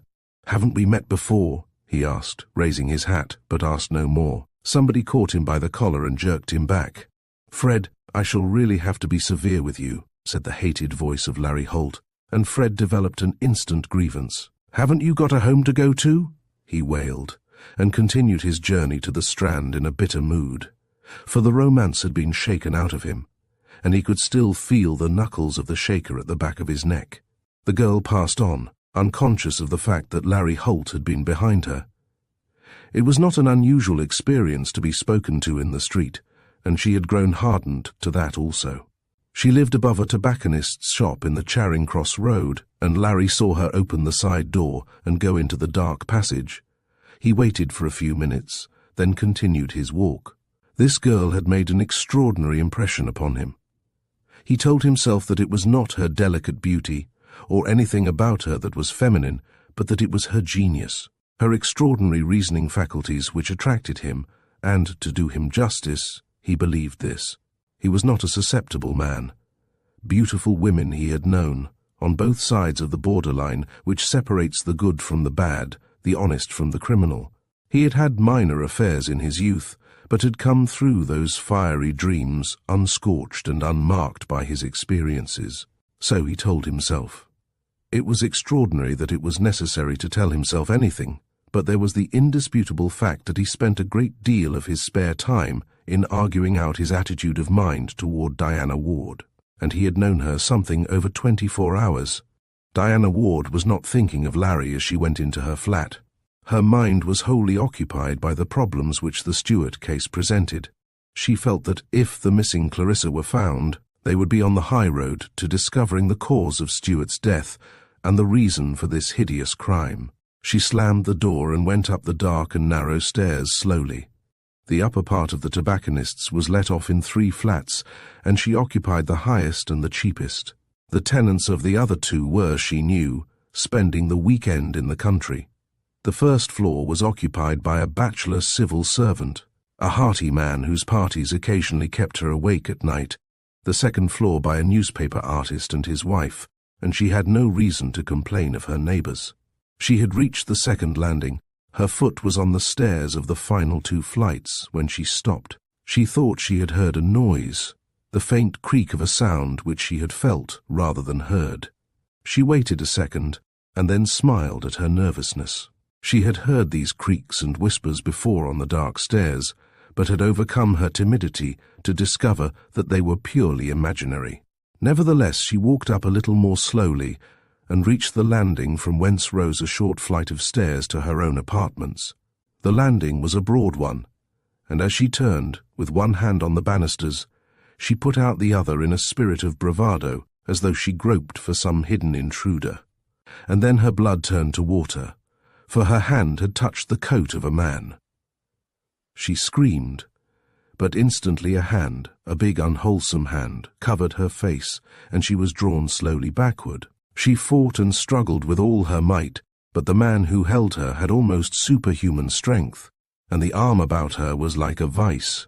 Then suddenly she went limp, and momentarily the arm that held her relaxed. "Fainted, have you?" said a harsh voice, and as a hand came feeling down for her face, the other arm relaxed a little more. With a sudden dart, the girl broke free, ran up the remaining stairs and opened and slammed the door. There was a key on the inside, and this she turned with a heart full of gratitude that she had never locked her bedroom door from the outside. She flew across the room, stopping only to switch on the lights, pulled out a drawer and took from its depths a small revolver.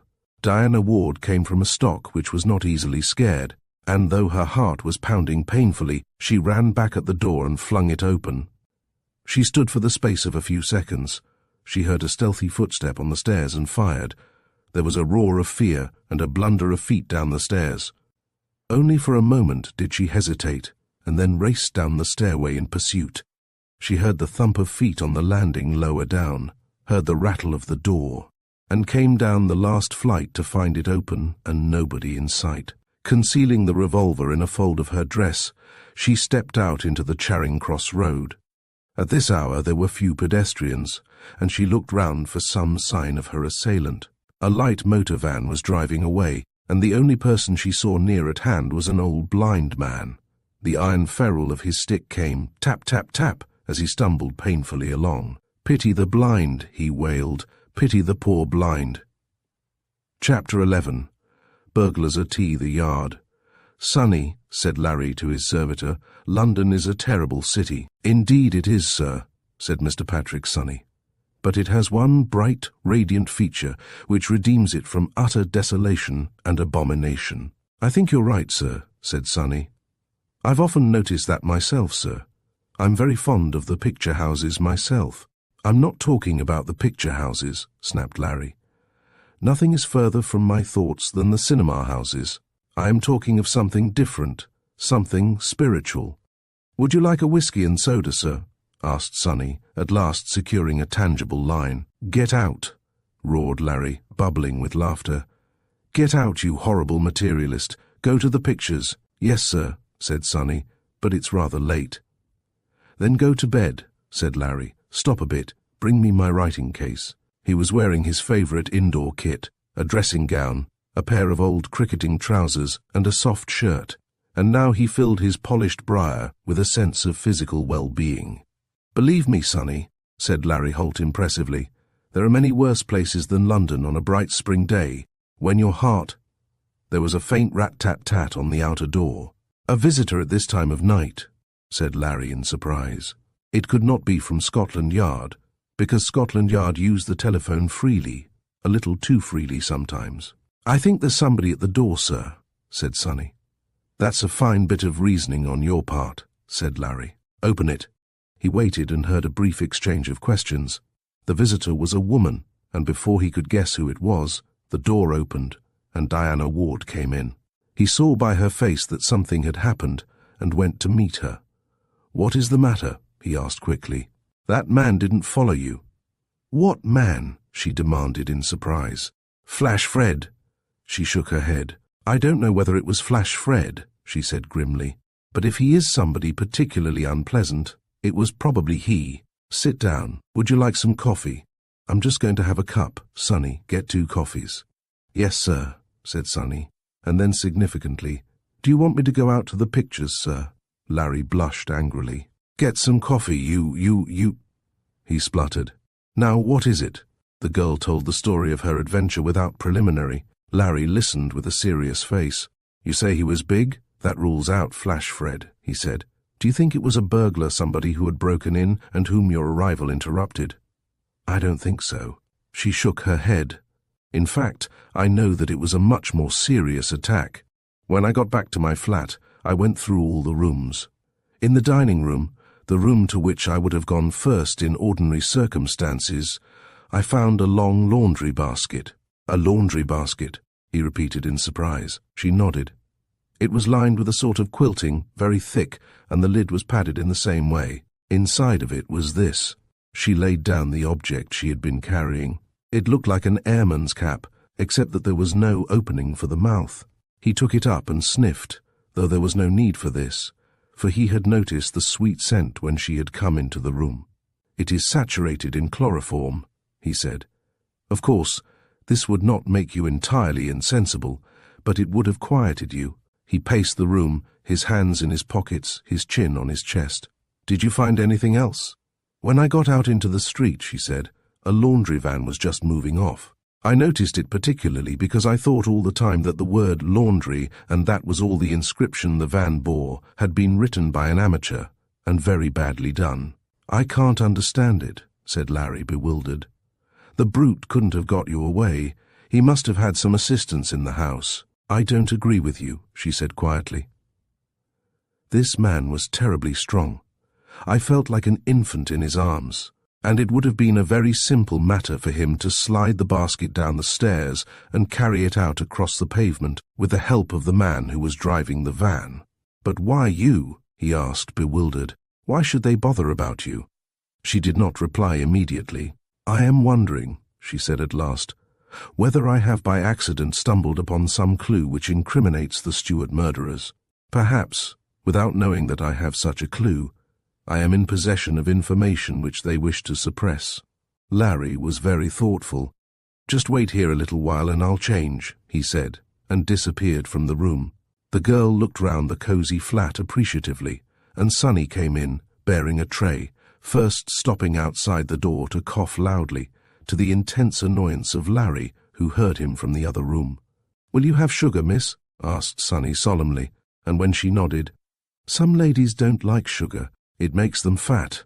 "I'm not very much afraid of getting fat," she smiled. "No, ma'am, you wouldn't be," said Sonny agreeably.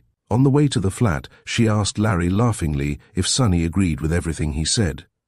"With everything I've ever said," said Larry. "He drives me to despair sometimes. I have yet to find the subject upon which Sonny has an independent, definite opinion." Later, he was to discover there was at least one matter in which Sonny had a mind of his own, but that time was distant. They came to the apartment in Charing Cross Road, and Larry began his search. He had brought a flash lamp with him and inspected every stair, without, however, coming upon a single clue that would identify the mysterious assailant. "Now we'll have a look at your room." He examined the laundry basket, which the girl had exactly described. "Nothing new here," he said. "See if anything is missing." She made an independent search and came back to him in the sitting room with a puzzled face. "My green coat, an overcoat I wear, and a hat have disappeared." "A distinctive hat?" he asked quickly. "What do you mean by a distinctive hat?" she asked in surprise. "Is it rather striking?" "It is rather," she smiled. "It is a golden yellow hat which I wear with my green coat." He nodded. "Have you worn it to the yard?" he asked. "Often," she replied in surprise. "Then that's it," said he. "Come down with me. I don't want to leave you alone." She followed him into the street, and he went into the nearest telephone booth and rang up Scotland Yard and got the officer on duty at the door. "Has Miss Ward been in tonight?" "It is Inspector Holt speaking," he asked. "Yes, sir," was the reply. "She's just gone out." Larry groaned. "But I haven't been to Scotland Yard," she said in surprise. "Somebody has impersonated you," he said shortly. They were in the grim building on the Thames embankment within a few minutes, and the door of 47 was apparently untampered with.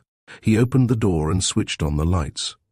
"Oh, yes," he said softly, for the doors of the cupboard wherein he had kept the clues concerning the death of Stuart hung broken upon their hinges. He pulled out the tray and gave a rapid glance at its contents. The Braille writing had disappeared. Chapter 12. Fanny Weldon tells the truth. He lifted the telephone and presently, "Send the first 2 officers in the building," he said, "and a messenger, quick." The girl was watching interestedly. Now she saw the real Larry Holt, the man of whom it is said by the Commissioner that he slept trailing. At his request, she stood outside the open door whilst he conducted an investigation. The light jemmy which the intruder had used he had not troubled to take away. It lay on the floor, and he picked it up with a piece of paper and carried it to the light. A short thread of cotton adhered to its rough end, which meant that its user had worn cotton gloves to avoid fingerprints. His only hope was the tray. It was a flat glass tray with wicker sides and handles, and he knew that if the gloves came off anywhere, it would be here. For a person unaccustomed to working in gloves would remove them to examine the smaller objects. And his surmise was right. When he breathed on the polished back of the gold watch, a distinct thumbprint was visible. By this time, 2 officers had arrived. "Is there a man on duty in the print department?" asked Larry. "Yes, sir," replied the officer. "Take this watch down. Hold it by the stem. If he cannot bring up the print by powder, I want it photographed and verified within the next hour." The burglar had made another faux pas. Larry had pulled out the wastepaper basket without disturbing its contents and had taken out 3 screwed-up pieces of paper, 2 of which proved to be nothing more important than memoranda in Diana's writing. The third, however, was a plan of the room, drawn in ink by a skillful hand, the cupboard being marked and the positions of the desks shown. "They thought there were 3 cupboards here," said Larry, pointing. "There is one supposed to be on the left of the fireplace." He looked up and raised his eyebrows. "By jingo, they're right," he said, "and another behind the door." He looked and nodded. "They know this room much better than I do, Miss Ward," he said, and looked at the paper again. "The man who drew this has a knowledge of architectural drawing," said he. "I think we'd better have a safe and a bodyguard," he added bitterly. Somebody appeared in the doorway. It was Sir John Hasten, who sometimes returned to his office at night to take advantage of the quiet and freedom from interruption which the evening hours afforded. "What has happened, Larry?" he asked. "Oh, nothing," said Larry airily. "Only a burglar has broken into Scotland Yard. Don't you think we ought to send for the police?" he asked sardonically, and Sir John grinned. But the smile came off his face instantly. "They haven't taken the Stuart clues, have they?" "The only clue that matters," replied Larry. "It would be a good idea if we brought some Boy Scouts into this building to look after our movable property." "I like you when." "You're funny," said the Commissioner, but he was serious. "We'll have the doorkeeper up." The doorkeeper, when he came, could give no satisfactory explanation, except that he had thought it was Miss Ward who had passed. It was the practice to call the number of the room when its occupants came in for duty, and this was also the custom after office hours. The visitor had said 47, and had been allowed to pass unchallenged. "There have been no strangers here, have there?" asked Larry. "No," said the girl, and then, "There was a blind man here this afternoon, you remember? You wanted to see the instruments these poor people use. And I asked the little old man who sells matches on the embankment to come up." Larry remembered. "At any rate, he couldn't have made a plan of the room," he said. "The system seems to be a little bit groggy," said Sir John when the doorkeeper had gone. "We can't really blame this man. It is our own fault." "There's hardly enough light in the main hall to read a newspaper placard," complained Larry. "Here is the fingerprint, gentlemen." The officer who came up had a broad smile, the smile of a man who had justified his hobby. "Got it first time, sir," he said, Fanny Weldon, 280 Coram Street. Here's her record. He handed the card to Larry. Twice gaoled for impersonation, he read. That's the woman. But how did she come into this game? The officer who had taken the watch away, and who now restored it, supplied the information. Fanny's a queer woman, sir, he said. She hasn't a spark of originality, and she's had all her trouble through helping other people in their schemes. Big Joe Jacket employed her to impersonate Miss Lottie Home, the actress, about 2 years ago, and then she was employed by somebody else to impersonate a barmaid whilst the landlord was away. When the Manic Gang cleared out 3,000 from the Hotel Victor Hugo, Larry was sitting at the table, his chin in his palm, thinking. That is what has happened, he said. These people have got track of all the crooks in London, and it's just as likely they've employed Fanny. No, 280 Coram Street, I think you said. We'll see what Fanny has to say for herself. He did not see Fanny until daylight. Number 280 Coram Street was a corner house, apparently rented out in rooms. Soon after daybreak, a cab drew up to the curb outside the door, and a woman stepped out and paid the driver. As she walked to the door, Larry came behind her and took her arm. She turned round with an exclamation of fright. She was a pretty woman with a shrewish mouth. "Here, what are you doing?" she asked in alarm. "You're coming for a little walk with me," said Larry. "Is it a cop?" she asked, going pale. "A fair cop," said Larry, and, still holding her elbow, led her to the nearest police station, where Diana and his officers were waiting. On the way to the station, she bewailed her fate. "This comes of being obliging," she said bitterly. "What's the charge?" "Sacrilege," said Larry solemnly, and she was astonished. "Sacrilege? What do you mean? Breaking into a church or something?" "Breaking into Scotland Yard," said Larry. She drew a long breath. "Then it is a cop," she said. "You've said it," replied her captor. They put her in the steel pen, but not before she had been searched by one of the woman attendants. The search produced £150 in banknotes, which Fanny, who had now recovered her good spirits, insisted should be counted. "I've lost things in police stations before," she said significantly. She was not taken to the cells, but in a little waiting room Larry and Diana interviewed her, and the presence of Diana was a source of great interest to the prisoner. "You've brought your young lady along, I see," she said flippantly. She was gamine right through, despite her smart clothes and her elaborate jewellery. "Is this the lady I took off?" "She's the identical lady," said Larry. "Now, Fanny, I'm going to talk to you like a father." "Go ahead, and don't mind me," said Fanny recklessly. "But I can tell you that I've been going straight for months." And Larry grinned. "I should like to draw a line alongside that straight course of yours," he said. "It'd be a bit bumpy. Fanny, I'm going to give you a chance, and I shall be perfectly frank with you. Scotland Yard doesn't want the world to know that a female hook has broken in under its nose and pinched certain articles of value." The woman laughed softly, and catching Diana's eye, winked. "It takes a woman to do that sort of thing, eh, dearie?" she asked. "Proceed with your story, Mr. Busyfellow. But if you think I'm going to give anybody away, why, you're making a mistake. You will give away just what I want you to give away," said Larry sharply. "You are going to tell me who employed you to do this job." She shook her head. "You will also tell me who was the man to whom you handed the stuff, and where." Again she shook her head, but she was in a good humour. "There is no use in asking me questions," she said. "I'm not going to answer. You can put me into the cell just as soon as you like, and save yourself a lot of trouble." "I'll put you into the cell after I've charged you," said Larry quietly, and the woman looked up sharply. "You have charged me with breaking and entering," she said. "That is not the crime which I shall bring against you," said Larry. "If I get no satisfaction from you now, I shall take you back to the pen and charge you with being an accessory to the murder of Gordon Stewart on the night of the 23rd of April. She looked at him, speechless. "Murder," she repeated. "Good God, you don't mean that you're in bad," said Larry. "You're assisting murderers to escape the processes of justice.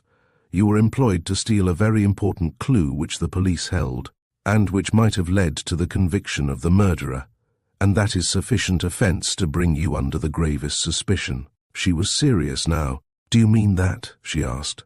"I do indeed," said Larry earnestly. See here, Fanny, I don't want you to think I'm kidding you. I'm giving it you as straight as it's possible for one human being to give a thing to another. You went out to steal the clue which might have led to the arrest of the murderers. What is your name? She asked. I'm Inspector Larry Holt, and she gasped. Suffering Moses, then I am in bad, she said. I thought you were abroad. Now, Mr. Holt, I'll tell you. I've heard a lot about you, and I'm told that you always play straight with a hook. I knew nothing about this job until yesterday afternoon, and then I had a telephone call asking me to meet Big Jake, or Blind Jake as they call him.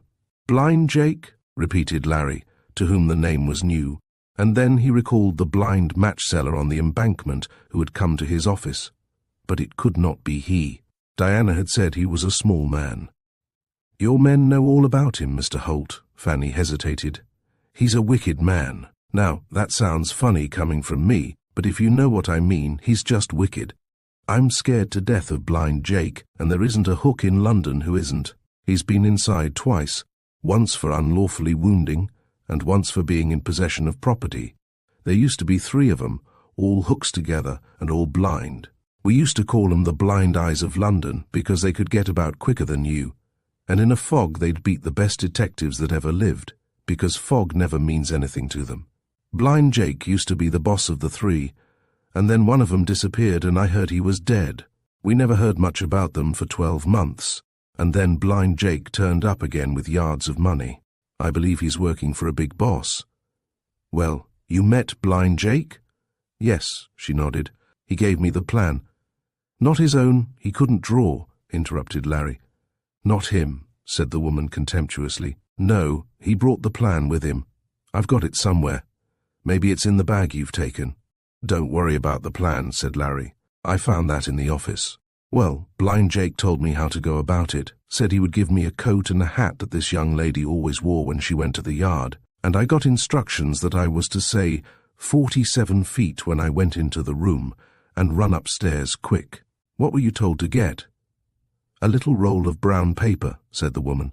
They told me where it was, and almost how it was placed in the tray. She shrugged her shoulders. I can't guess how they knew. I can, said Larry, and turned to the girl. The little old match seller recovered his sight. Where can I find Blind Jake? He asked the woman. You won't find him, she said, shaking her head. He never comes out by day, at least, very seldom. What is he like in appearance? Very big and as strong as an ox. Diana uttered an exclamation. Has he a beard? She asked. Yes, miss, said the woman, a little greyish kind of beard. It was the man on the stairs, said Diana. I am certain of it. Larry nodded. Well, he said, addressing the woman, when did you hand over the stuff? About 2 o'clock this morning. That was the time he said I was to meet him at the lower end of Arundel Street in the Strand, near the embankment, and a pretty fine temper he was in, too. Do you know where he lives? Asked Larry. She shook her head. Years ago they used to live in Todd's Home, she said. That's an institute in Lissome Lane, Paddington, where they used to look after the blind hawkers. But I don't think he's there now. Larry took the woman back to the charge room. You can release her on my recognizance, he said. Fanny, you will report to me tomorrow morning at Scotland Yard at 10 o'clock. Yes, sir, said Fanny. What about my money? Larry thought a moment. You can take that, he said. If anybody tells me, said Fanny, as she collected and counted her notes with offensive care, that the police are dishonest, I shall have something to say. Chapter 13. Todd's Home. My dear, said Larry gently, you really must go home and go to bed. Diana shook her head laughingly. I really am not tired, Mr. Holt, she said. Won't you let me go along with you?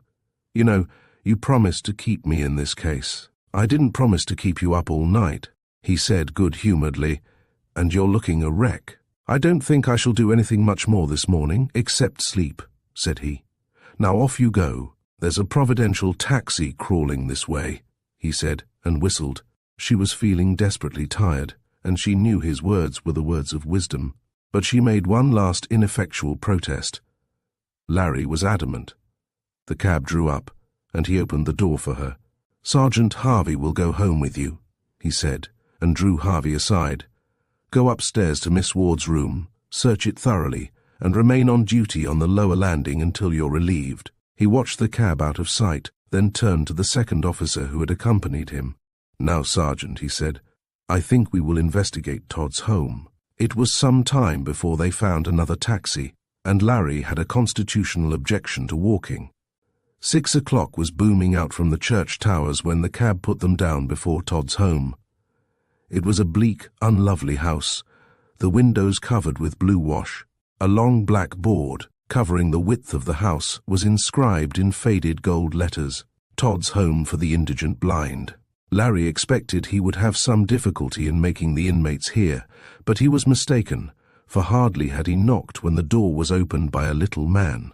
"That's not Toby and not Harry and not old Joe," he said loudly. "Who is it?" Larry saw that he was blind. "I want to see the superintendent," he said. "Yes, sir," said the man in a tone of respect. "Just wait here, will you?" He went down a long passage full of turns and angles so that he disappeared from sight, and presently they heard him shuffling back in his slippered feet, and behind him walked a tall man wearing a white clerical collar. His eyes were covered with dark blue glasses, and he too felt his way along the passage. "Won't you please come in?" he said in an educated voice.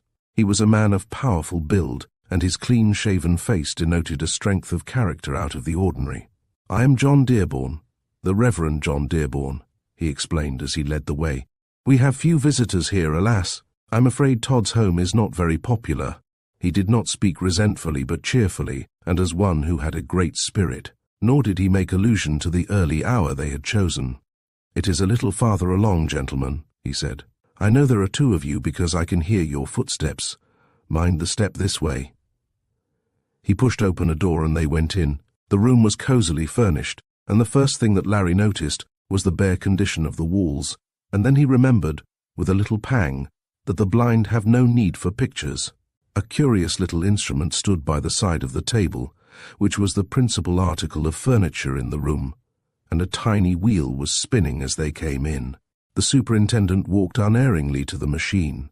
There was the snap of a button, and the wheel ceased to revolve. "This is my dictating machine," he explained, turning to them with a smile.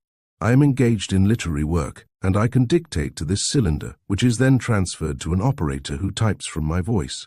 Larry expressed polite interest. "Now, gentlemen," said the Reverend John Dearborn as he seated himself, "to what am I indebted for the honour of this visit?"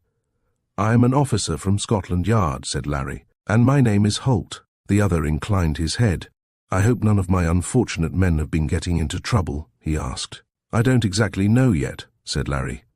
"At present I am searching for a man called Blind Jake." "Blind Jake?" repeated the other slowly. "I don't think we have had such a name in the home since I have been in charge. I've been here for 4 years, he explained. It used to be run, and very badly run, by a man who got together quite the worst type of blind men in London. You know that the blind are wonderful and heroic, and the majority of them are positively an inspiration to those who have sight. But there are a class of men so afflicted who are the scum of the earth. You have probably heard of the dark eyes?" "Not until this morning," said Larry, and the other nodded.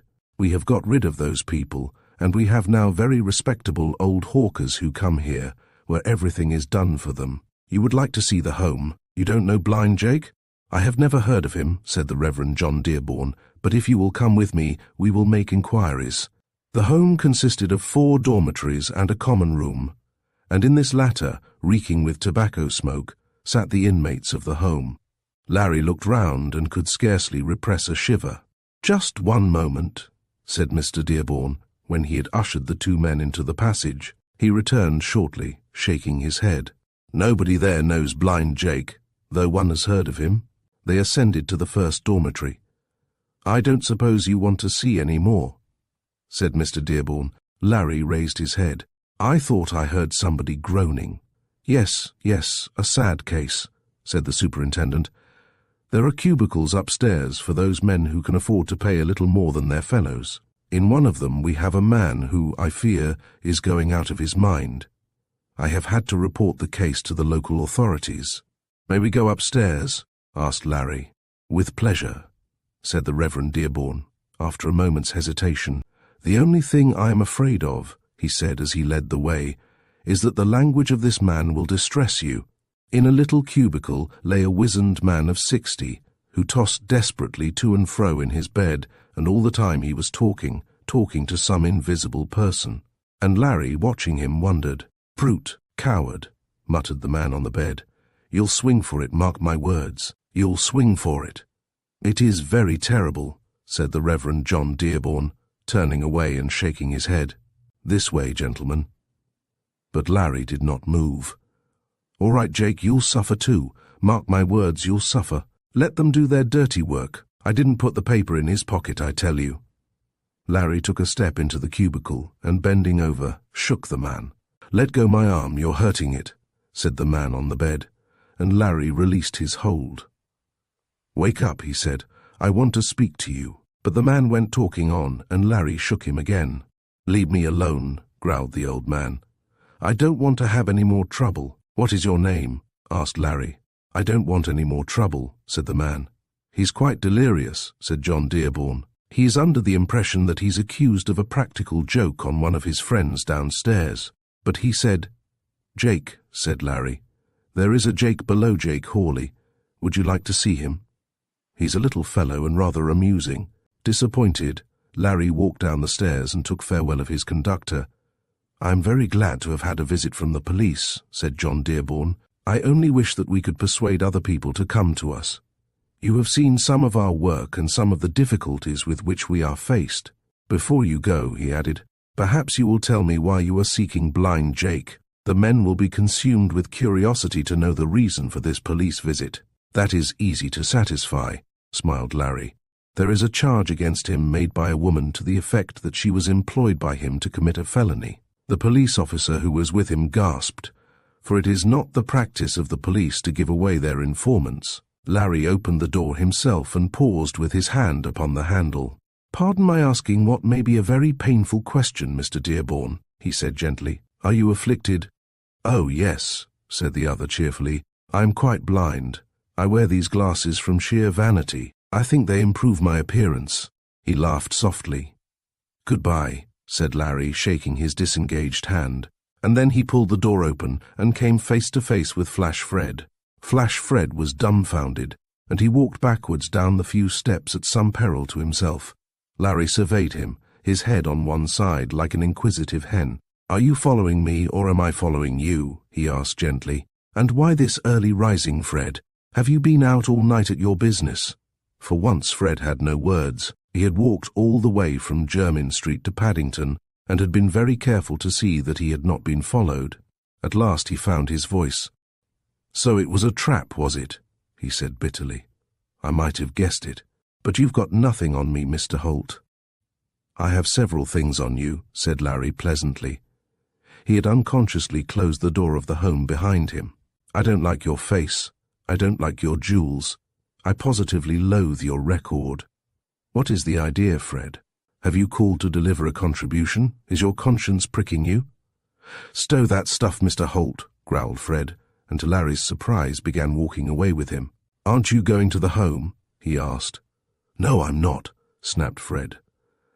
They walked on in silence, Fred between the two police officers, and his thoughts were very busy. They had reached the broad thoroughfare of Edgware Road before he had completed his mental exoneration. "I don't know what you've got me for. You can't pinch me for ancient history." In moments of perturbation, Fred suffered certain lapses of style. "History," corrected Larry.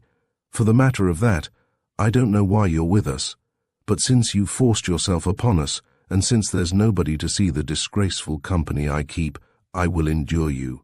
Fred stopped short. "Do you mean to tell me that I'm not pinched?" he asked incredulously.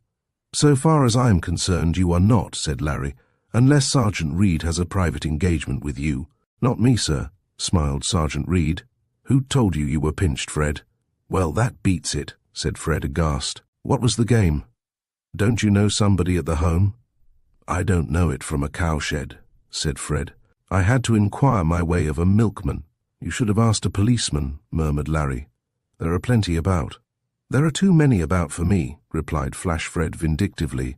"Here, Mr. Holt," he said with sudden seriousness, "you're a gentleman, and I know you wouldn't put me wrong. Larry passed the compliment without comment. "Well," he said, and Fred dived into his inner pocket and produced a letter. "What do you make of this, sir?" he asked. Larry opened the letter, which was addressed to Fred Grogan, and began, "They are going to arrest you tomorrow. Larry Holt has the warrant for execution.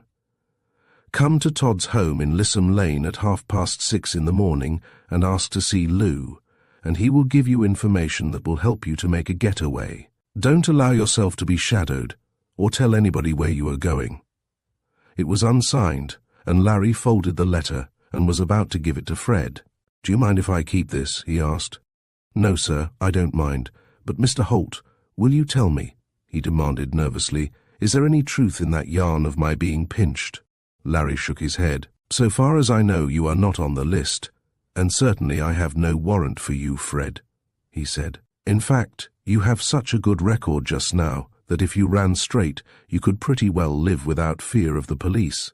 "Sounds damned uninteresting to me," said Flash Fred as he slouched off, and Larry let him go. Chapter 14. Fanny has a visitor. Number 280 Coram Street was an apartment house, and Mrs. Fanny Weldon occupied 2 rooms, one facing Coram Street and one aside turning. She lived well, and she paid well, gave little or no trouble, and the breath of scandal did not touch her name. Not noticeably. She was in truth the star boarder, and her landlady would have gone very far to oblige Fanny, always providing that the fair name of 280 was not assailed. This woman Crook had spent a busy night, yet sleep refused to come to her in the day, and she rose at 3 in the afternoon and busied herself with those occupations which women of all kinds find interesting. She had a hat to trim, some dainty silk to iron, a little mending, and a little darning. "You were up late last night, Mrs. Weldon?" said the landlady, bringing her tea with her own hands. Fanny nodded. "To be exact, I wasn't in bed all night," she said. "I went to a dance. What time is it?" 6 o'clock. "I thought you were sleeping, and as you didn't ring, I didn't disturb you." "I'm going to bed early tonight," said Fanny, yawning. "Is there anything fresh?" "No, my dear," said the landlady, professionally maternal. "We've got a new young gentleman in the opposite room." She jerked her thumb at the door. "A gentleman from Manchester and very quiet. Mrs. Hooper made some trouble about the dinner." She retailed grisly gossip of the boarding house. "Send me up something cold on a tray," said Fanny. "I am going to bed early. I have a very important appointment tomorrow." She was looking forward to her appointment with Larry Holt in no great spirit of enthusiasm. It was 7:30 when the woman undressed slowly and went to bed. She was deadly tired, and she fell asleep almost before her head touched the pillow. The dreams of evil doers are no more unsound as a rule than the dreams of the pure and virtuous. But Fanny was overtired and dreamt badly ghastly dreams of monstrous shapes, of high buildings on the parapet of which she was poised, ready to fall, of men who chased her armed with long bright knives, and she turned and twisted in her bed restlessly. Then she dreamt she had committed a murder. She had murdered Gordon Stewart.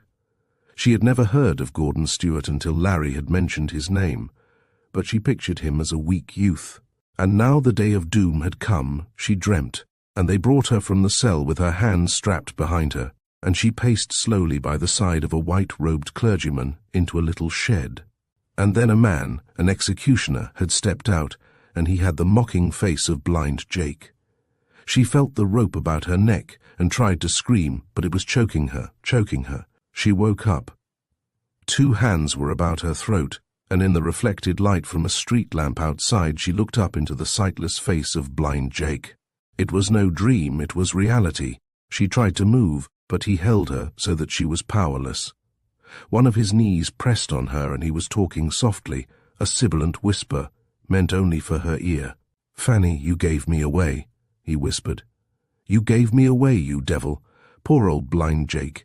You tried to put him into jug, you did. I know all about it. I've got a little pal at Todd's who told me. And now you're going out, do you hear?" She was choking. She could not articulate. She felt her face going purple and the cruel hands tightening. And then the light switched on, and the man from Manchester, who had occupied the bedroom on the opposite side of the landing, and who had waited throughout the night listening for the stealthy tread of blind Jake. Knowing that he would come after he had learnt he was betrayed, Larry Holt, a long Browning in his hand, covered the strangler. "Put up your hands, Jake," he said, and blind Jake turned round with a low growl like the snarl of a tiger at bay. Chapter 15. The Fight in the Dark. For a moment they stood thus, neither man moving. Then Jake put up his hands slowly. "Got a little gun, have you?" he growled. "You're not going to hurt a poor old man, Mr. Holt." "Come forward steadily," said Larry, "and don't try any tricks or you'll be sorry for yourself." "Sorry enough now, Mr. Holt," grumbled the man. It was wonderful to watch him. He moved as lightly as a girl, and his extraordinary sixth sense enabled him to avoid every obstacle which stood in his way. Larry was in a dilemma. The man's advance toward him brought the half-fainting woman on the bed in the line of fire. But for that he undoubtedly intended to shoot if the man showed fight. But it was impossible to fire now, even to save his life, without risking the life of Fanny Weldon. And yet it would have been unfair, and asking the impossible to expect the man to advance by any other way, the furniture in the room being disposed as it was. But the real danger to Larry he never saw until it was upon him. The big man came forward, his hands in the air, and one of them touched awkwardly the hanging electric light. And then, before Larry knew or guessed what was happening, the big man's hand closed round the bulb. There was a deafening explosion as it burst under the pressure, and the room was in darkness. To fire now would have been madness, and Larry put one foot back and braced himself to meet the shock of the body which he knew was hurtling toward him. And then he found himself in the hands of blind Jake. Diana had not exaggerated his strength. It was terrific, and though Larry was a strong man, he felt himself going under. What might have been the result of that struggle, Larry Holt has never speculated upon in cold blood. But there came an interruption, the sound of an opening door on the landing above, and a man's voice.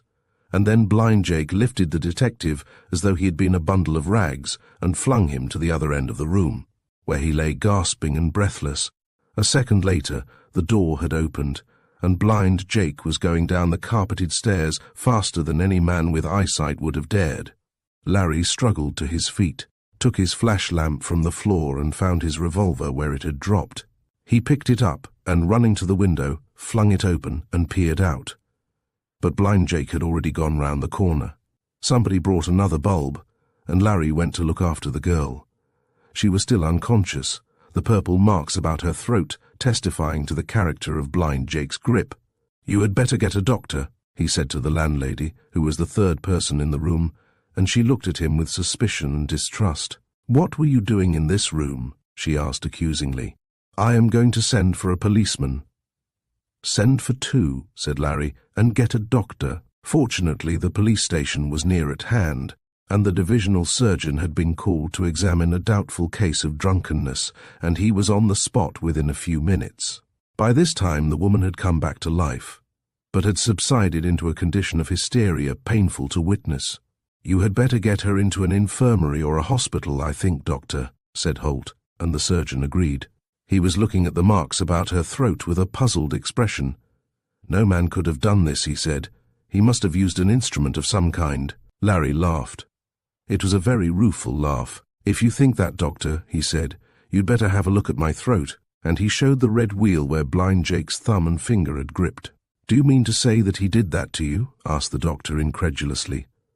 "I do not mean to say very much about it," said Larry, "because it is not an adventure of which I am inordinately proud, but he picked me up like a tennis ball and chucked me amongst the crockery ware under the window." The doctor whistled.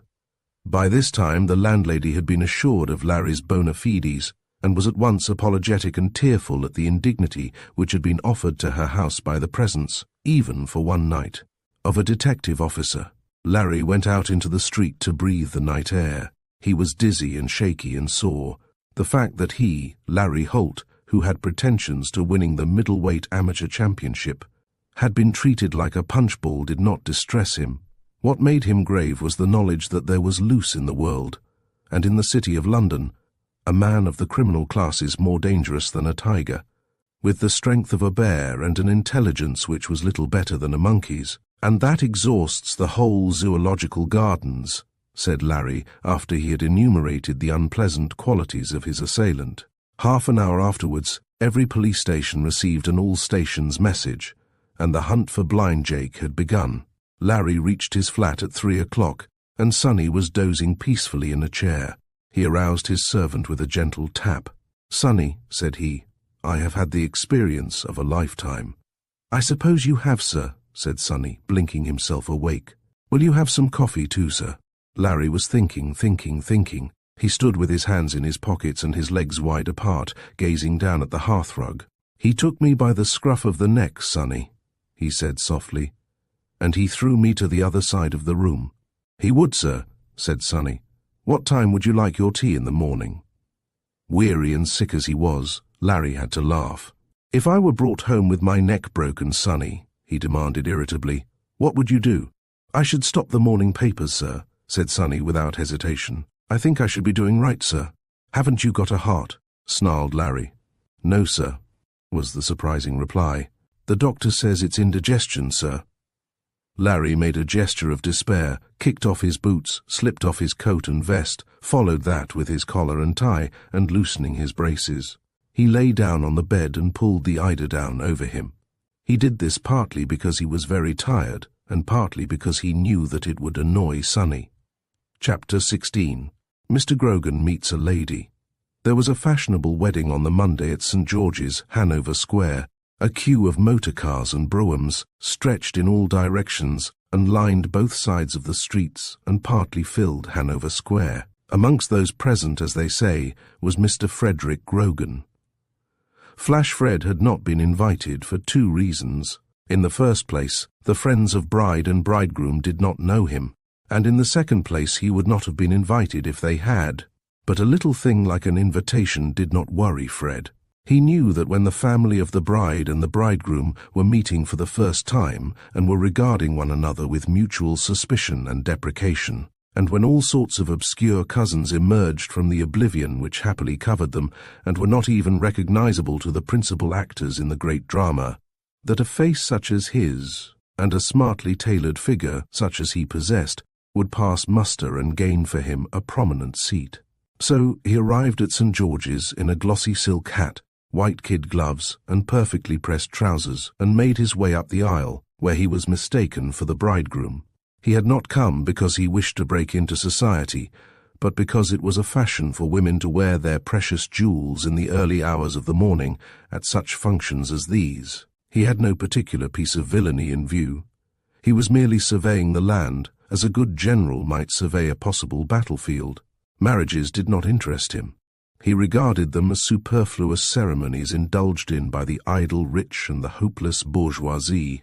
The ceremony, which was long, bored him to extinction, and he heartily regretted having taken so prominent a place and being prevented, in consequence, from stealing gently out, or from watching the people who were in his rear.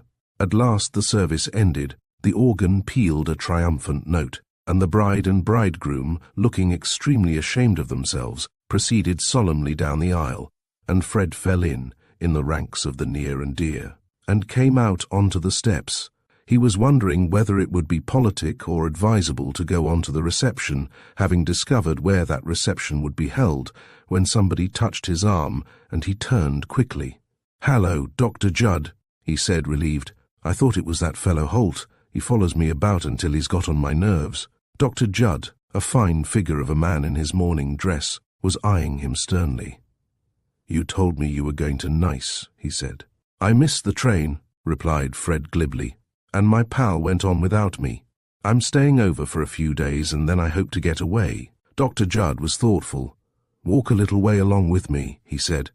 "I want to talk to you." They walked without speaking a word to one another into Hanover Square and turned toward Bond Street. "You are getting on my nerves, Mr. Grogan," said Dr. Judd. "At least I thought I had the satisfaction of knowing that you were taking abnormal risks on the continent of Europe. Instead, I find you living a fashionable life in Jermyn Street." "I thought you said you didn't know I was still here?" asked Fred quickly. "I said nothing of the sort," replied the calm doctor. "I merely remarked that I thought you had said you were going to Nice." "Oh, you knew I was here then," said Fred. "I had heard you were here," said Dr. Judd. Now, Mr. Grogan, don't you think you and I should effect some sort of compromise? Fred was all ears. In what way? He asked cautiously. Suppose, said Dr. Judd, I gave you a lump sum down on condition that you did not bother me again. Nothing better suited Fred's plans. Supposing the sum were a reasonable one, he would be saved the bother and anxiety of a burglary, or he might even add that relaxation to swell his profits. I'm agreeable, he said, after a reasonable pause, and Dr. Judd eyed him seriously. You will have to keep faith with me, he said. I do not intend parting with £12,000. £12,000, said Fred quickly. Yes, that seems a nice tidy sum. I repeat, said the doctor, I do not intend parting with that sum unless I have a guarantee that you will not molest me again. Will you dine with me at my house in Chelsea tomorrow night at 8 o'clock? Fred nodded. There will be a few people to dinner, said the doctor, but nobody who knows you. And I must ask as a personal favour that you will not endeavour to follow up any acquaintance you make tomorrow night. Don't you think I am too much of a gentleman to do that sort of thing? Asked Fred, virtuously indignant. I don't, said the doctor shortly, and parted from him at the corner of Bond Street. £12,000! That was a most admirable arrangement, and Fred, whose funds were getting low, trod on air as he strolled down Old Bond Street toward Piccadilly. In his exultation, when his generous soul had swollen, and his whole mental system was experiencing the sensation of largeness, he saw a girl on the opposite side of the road. Hers was not a face to be forgotten. He had seen it once under an electric light between St. Martin's and the Strand, and he increased his pace, crossing the road and following behind her, not, however, without an anxious glance behind him. For once Larry Holt was invisible.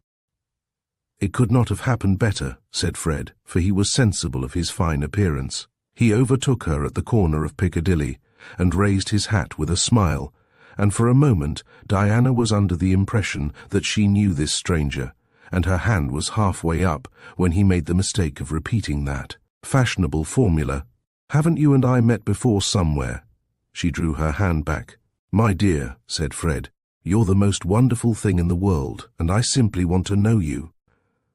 This too was part of the formula, and had been effective on many occasions. Then you had better call on me, she said, and Flash Fred scarcely believed his good fortune. She opened the little leather bag she carried and took out a card, scribbling a number. A million thanks, said Fred elegantly as he took the card. I'll give you mine in a minute.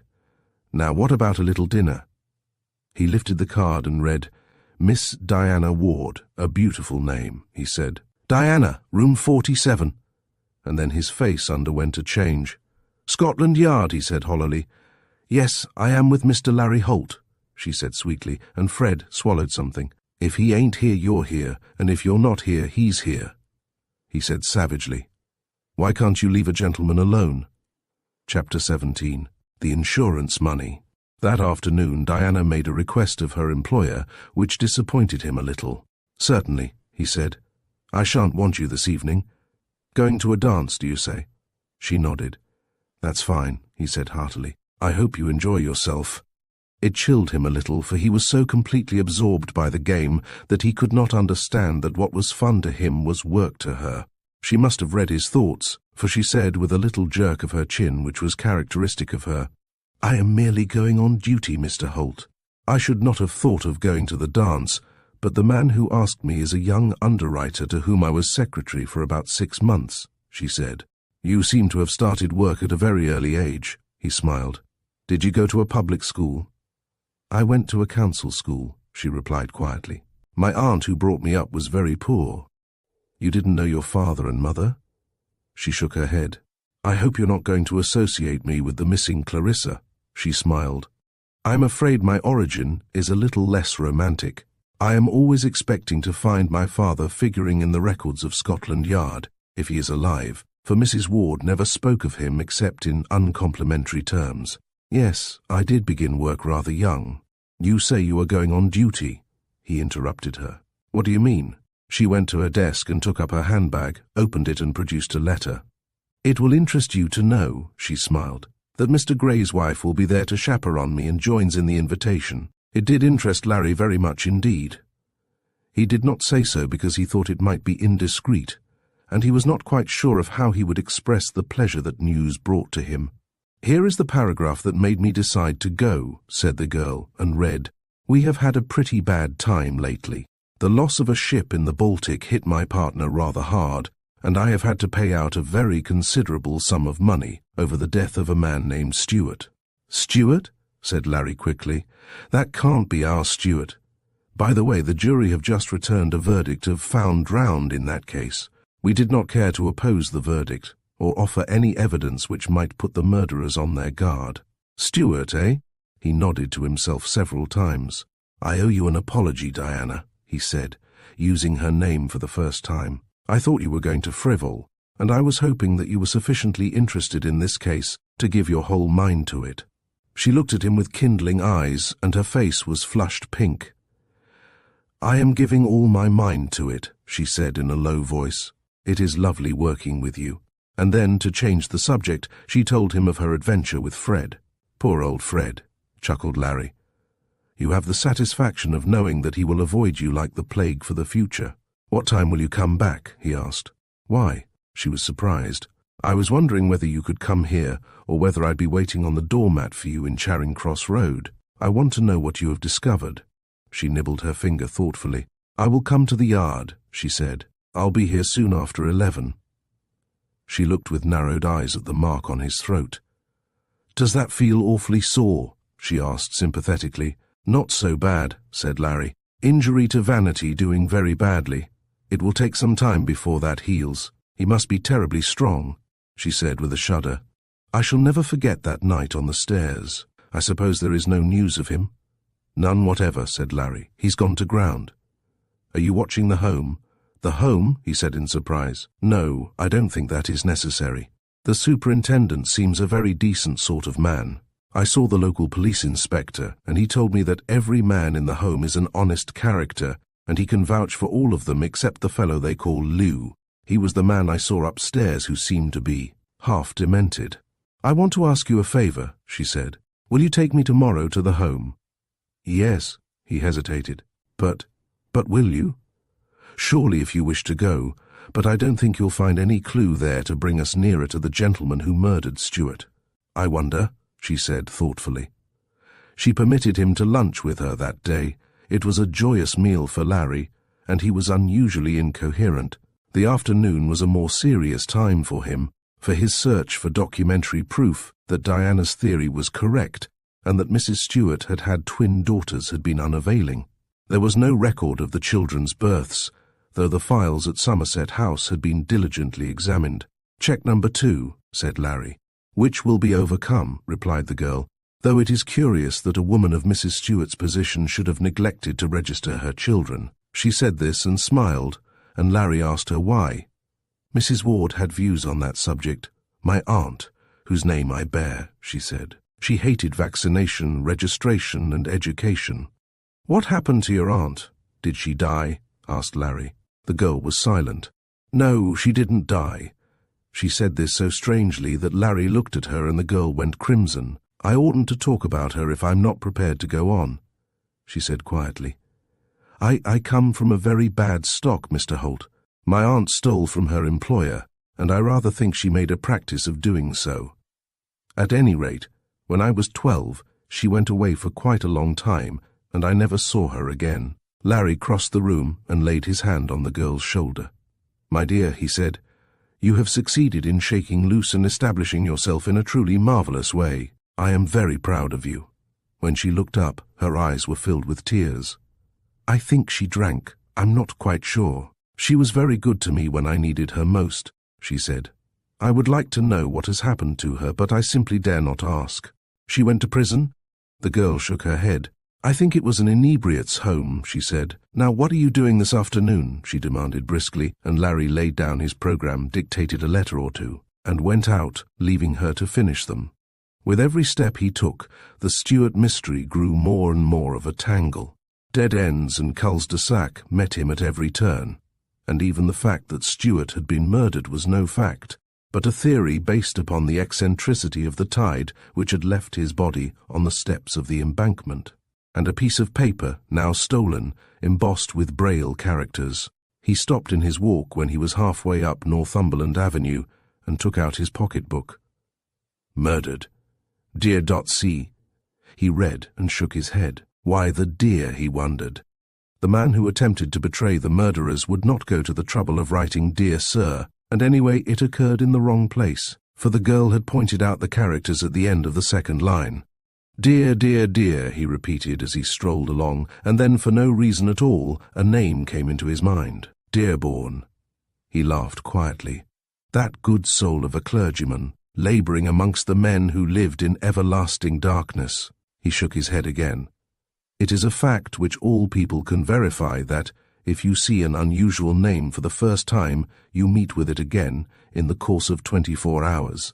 His walk carried him beyond Shaftesbury Avenue, and in passing a theatre the name caught his eye. He checked himself and stooped down to read the playbill of a theatre. John Dearborn, he read. Dearborn was apparently the author of the play which was being performed here. What was the theatre? He stepped back in the roadway and looked up at the name in coloured glass on the edge of the awning. The Macready. It was from the Macready Theatre that Gordon Stewart disappeared. Without hesitation, he walked into the vestibule to the booking office, and his quick eyes fell upon the plan which the office keeper had before him. There were precious few blue marks, indicating that seats had been taken. "Can you tell me where I can find Mr. John Dearborn?" he asked. The office keeper looked at him with an air of pained resignation. "You're not a friend of the management's, are you?" "No," admitted Larry, "I am not." "You're not a friend of Mr. Dearborn's by any chance, are you?" asked the clerk carelessly, and Larry shook his head. "Well," said the man, "I'll speak my mind. I didn't want to hurt your feelings. I don't know where to find Mr. Dearborn, and I wish the management didn't know where to find him either. I'm leaving this week," he said, "so it doesn't matter very much what I say. He's about the rottenest playwright that the world has ever seen. I'm not choking you off buying a seat, am I?" he asked good-humouredly. "No, no," said Larry with a smile. "Well, I won't persuade you to buy one," said the box-office keeper. "I haven't any grudge against you anyway. We had 6 people in at the Saturday matinee, and we look like having 3 tonight. The only people who take any interest in this play are the commissioners in lunacy, who come along and watch the audience. And whenever a lunatic breaks out of Hanwell, they send the keepers here to search the house. You haven't answered my question. Do you know where I can find the author of this unfortunate play?" The clerk shrugged his shoulders. "He runs a mission for something or other in the West End. Poor chap, he's blind, and maybe I oughtn't to slate him, but he writes rotten plays."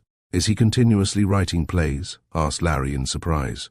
"Continuously," said the other glumly. "I think he writes them in his sleep." "And they're all produced?" The man nodded. "And they're all failures?" Again the man nodded. "But why? Surely the management would not produce successive failures from the same pen." "They do," said the clerk in despair, "and that is why the Macready is a byword." "How long has John Dearborn been writing?" asked Larry. "Oh, about 10 years. Mind you, it's not bad stuff in parts. It's more mad than bad." "Does he ever come here?" "Never," said the man, shaking his head. "I don't know why, but he doesn't, not even to rehearsals." "One more question. To whom does the theatre belong?" "To a syndicate," said the clerk, who was now growing restive under the questions. "May I ask why you're making all these inquiries?" "I'm just asking," said Larry with a smile, and seeing that no more information could be got, he went out. It was rather an amazing situation, he thought, but to connect that one word dear with the author of bad plays, or give to Mr. Dearborn, an obvious philanthropist, any evil significance was absurd. He was outside the theatre when he suddenly remembered and went back. "As a great personal favour," he said, "could I see the house?" The clerk demurred at first, but eventually summoned an attendant. "You'll find it pretty dark," he said. "The house lights are not on." Larry followed the attendant into the dress circle and surveyed the little theatre. It was in gloom. The curtain was down, and the seats were sheeted in holland. "Which is box A?" asked Larry, for that was what he came to see. The man led him along a passage through a heavy curtain and down a narrower passage which ran at the back of the boxes, and at the end he stopped and opened a door on his right. Larry stepped in. The box was in darkness, and he lit a match. There was nothing peculiar about Box A, except that the carpet on the floor was thick and rich, and the 3 chairs which formed its furniture were beautifully designed. "Are all the boxes furnished like this?" asked Larry. "No, sir," said the man, "only Box A." Larry came out and examined the passage. Opposite the door of Box A, a thick red curtain was draped on the wall. He drew it aside and found an iron door on which in red letters were the words, "Exit in case of fire." "Where does this lead to?" he asked. "To a side street, sir," said the man. "To Cowley Street. It is not really a street, but a passage which is the property of this theatre and is blocked up at one end." Larry tipped the man and went out. He was nearer to the solution of Gordon Stewart's disappearance and murder at that moment than he had ever been before, and he knew it. He was in his office at 10:30 that night, waiting impatiently for the arrival of the girl, and endeavouring by self-analysis to discover whether his eagerness to see her was due to his professional zeal or to his personal interest in the girl herself. She came at 10 minutes to 11, and he, who had never seen her before save in her working dress, was stricken dumb at the sight of this radiant beauty. He could not know that the black tulle dress she wore cost her something less than £5, or that the bandeau of black leaves about her golden hair cost something short of 10 shillings. To him she was magnificently arrayed, and a creature so divine and ethereal that he hardly dared speak to her. "Come in," he said. "You're making the furniture look shabby." She laughed, dropped her cloak on her chair, and Larry forgot the official and important side of her visit, and would have continued in oblivion if she had not brought him to earth with a triumphant, "I've got it." "Got it?" he stammered. "Oh yes, you saw your underwriting friend." She opened a little satin bag and took out a piece of paper. "I've made some notes," she said. "My friend was very hard hit by Stewart's death, and it is this Stewart."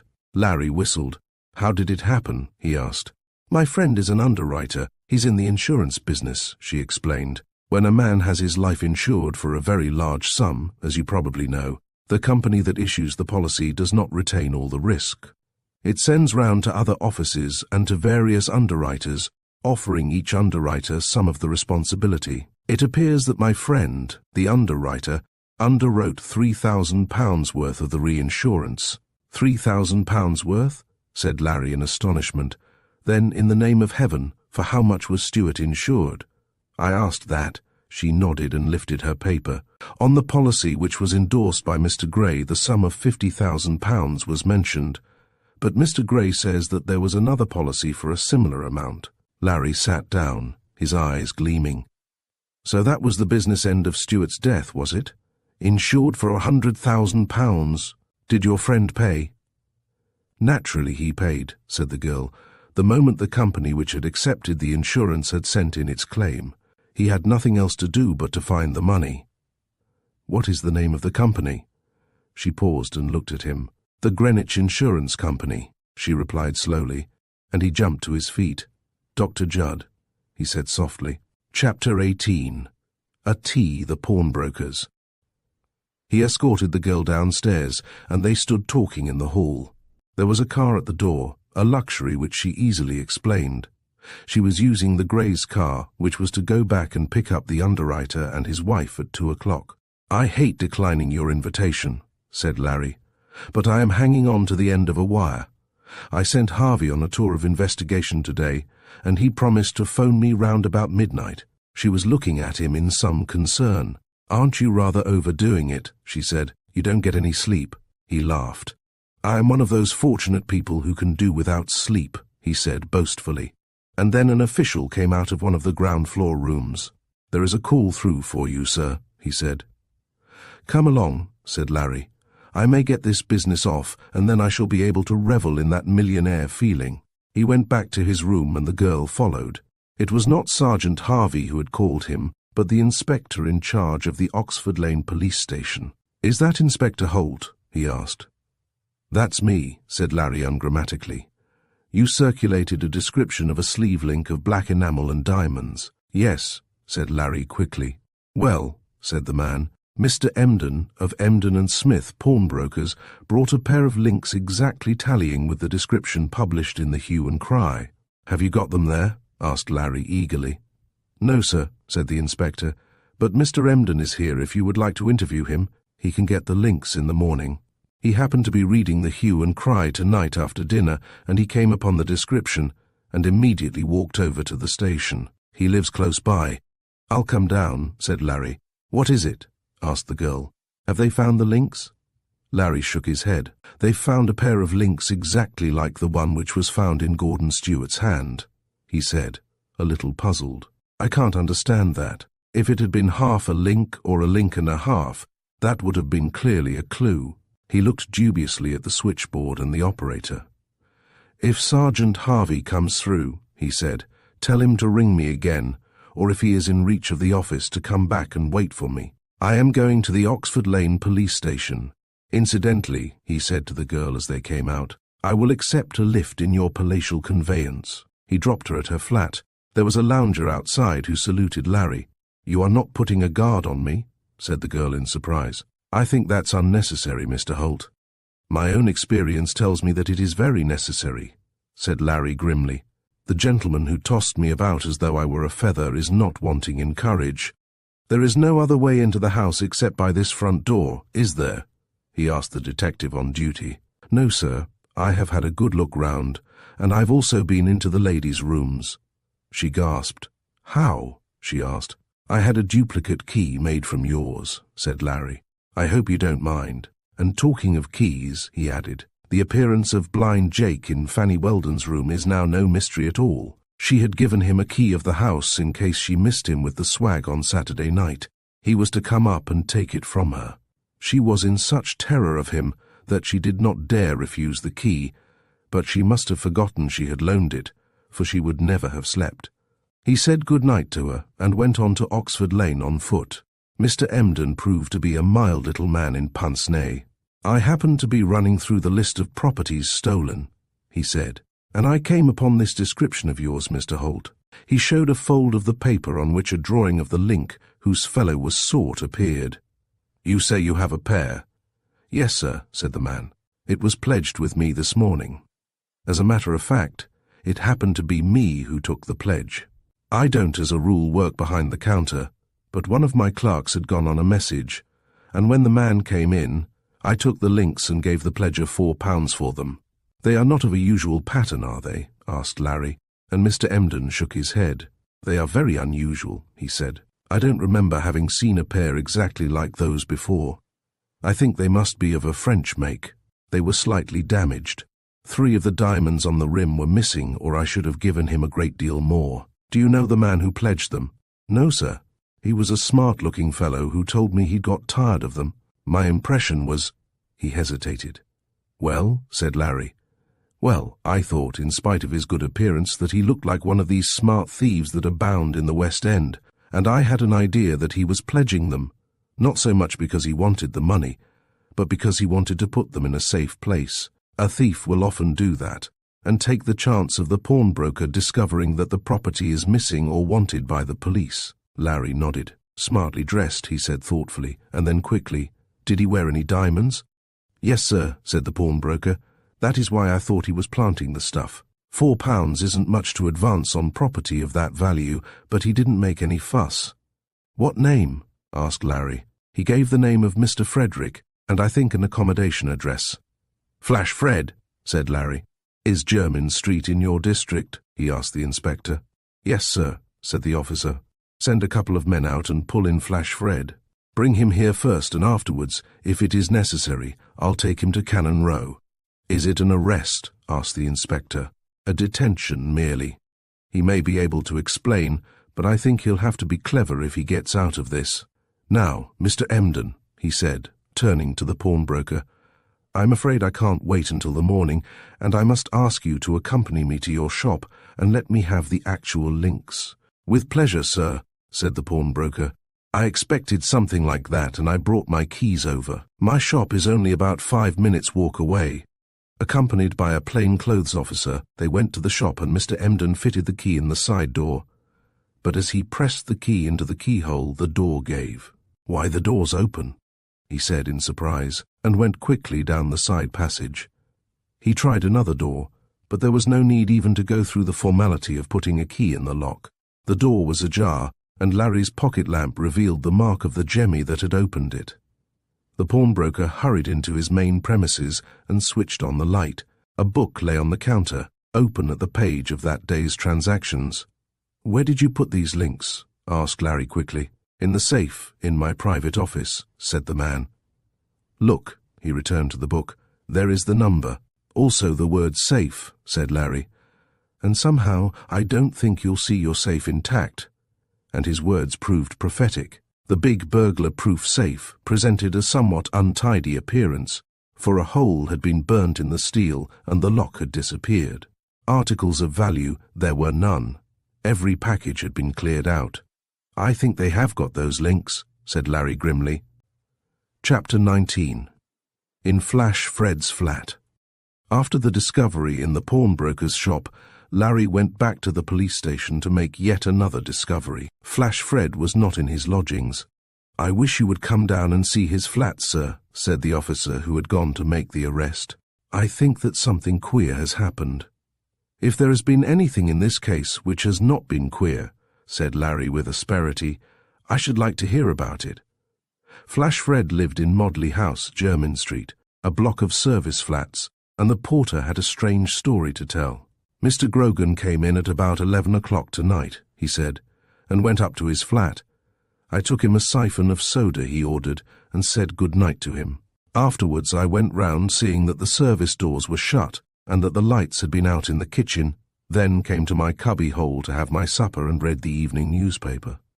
The cubby-hole was a space under the stairway which had been converted into a little office where the tenants left their keys. At about 12:30, I thought I heard a sound like a shot and a man's voice shout something, and I came out into the passage and listened. There was still a sort of disturbance going on. So I went up to the second floor where the sound came from and listened again. There was a light in Mr. Grogan's flat. I could see that through the transom. It was the only light visible. I knocked at the door, and after a while Mr. Grogan came to the door, and I tell you he was a most terrifying sight. He had a big knife in his hand, and his clothes were smothered with blood. "Oh, it's you, is it?" he said. "Come in." I went into the sitting room, and a pretty sight it was. Chairs thrown over, the table upside down, and glasses and bottles scattered over the floor. Outside Mr. Grogan's window are the stairs of the fire escape, and the window was open. "What's wrong, sir?" I asked. "Nothing particular," he said. "Only a burglar broke in, that's all. Give me a whiskey and soda." He was trembling from head to foot and was very excited. He kept muttering to himself, but I didn't hear what he said. When I came back with the whiskey and soda, he had cleaned the knife and was more calm. I found him standing at the open window, looking down into the yard, where the fire escape leads, and then I noticed that one of the pictures hanging on the wall was smashed by a bullet. I knew it was a bullet because I was in the Metropolitan Police for some years, and I've seen a similar mark. I told him there would be serious trouble over this disturbance because the other tenants would complain, but he asked me not to worry about that and gave me £50 to pay his rent and any expenses that we had been put to, and asked me to keep the flat until he returned. He said he was going abroad. "What happened then?" asked Larry when the man paused. "Well, sir, he came out with a bag, got into a cab and drove off, and that's the last I saw of him." Larry made an examination of the room, and he found that the porter's description had been a faithful one. The room was illuminated by a cluster of 3 lights hanging from the ceiling and covered by a shade. One of the globes was smashed, and Larry drew the attention of the porter to this. "Yes, sir, these lights work on 2 circuits. One switch turns on one, and the other switch turns on 2. As a rule, Mr. Grogan only has the single light on." Larry nodded. "I pretty well know what happened," he said. He could picture the scene in the room, the intruder coming through the window, Flash Fred covering him with his revolver, and the big man advancing with upraised hands until he could reach the globe and crush it in his powerful paw. And then Fred had fired, and the man was on him, but Fred was too slippery. Fred had been cleverer than he. These continental crooks who take enormous risks do not depend so much upon their guns as upon their knives. And to Blind Jake's surprise for Blind Jake, it must have been Grogan had met the onrush and the suffocating hug of this animal man with a steel blade, and, releasing his hold, Blind Jake must have made his escape through the open window. But where was Fred?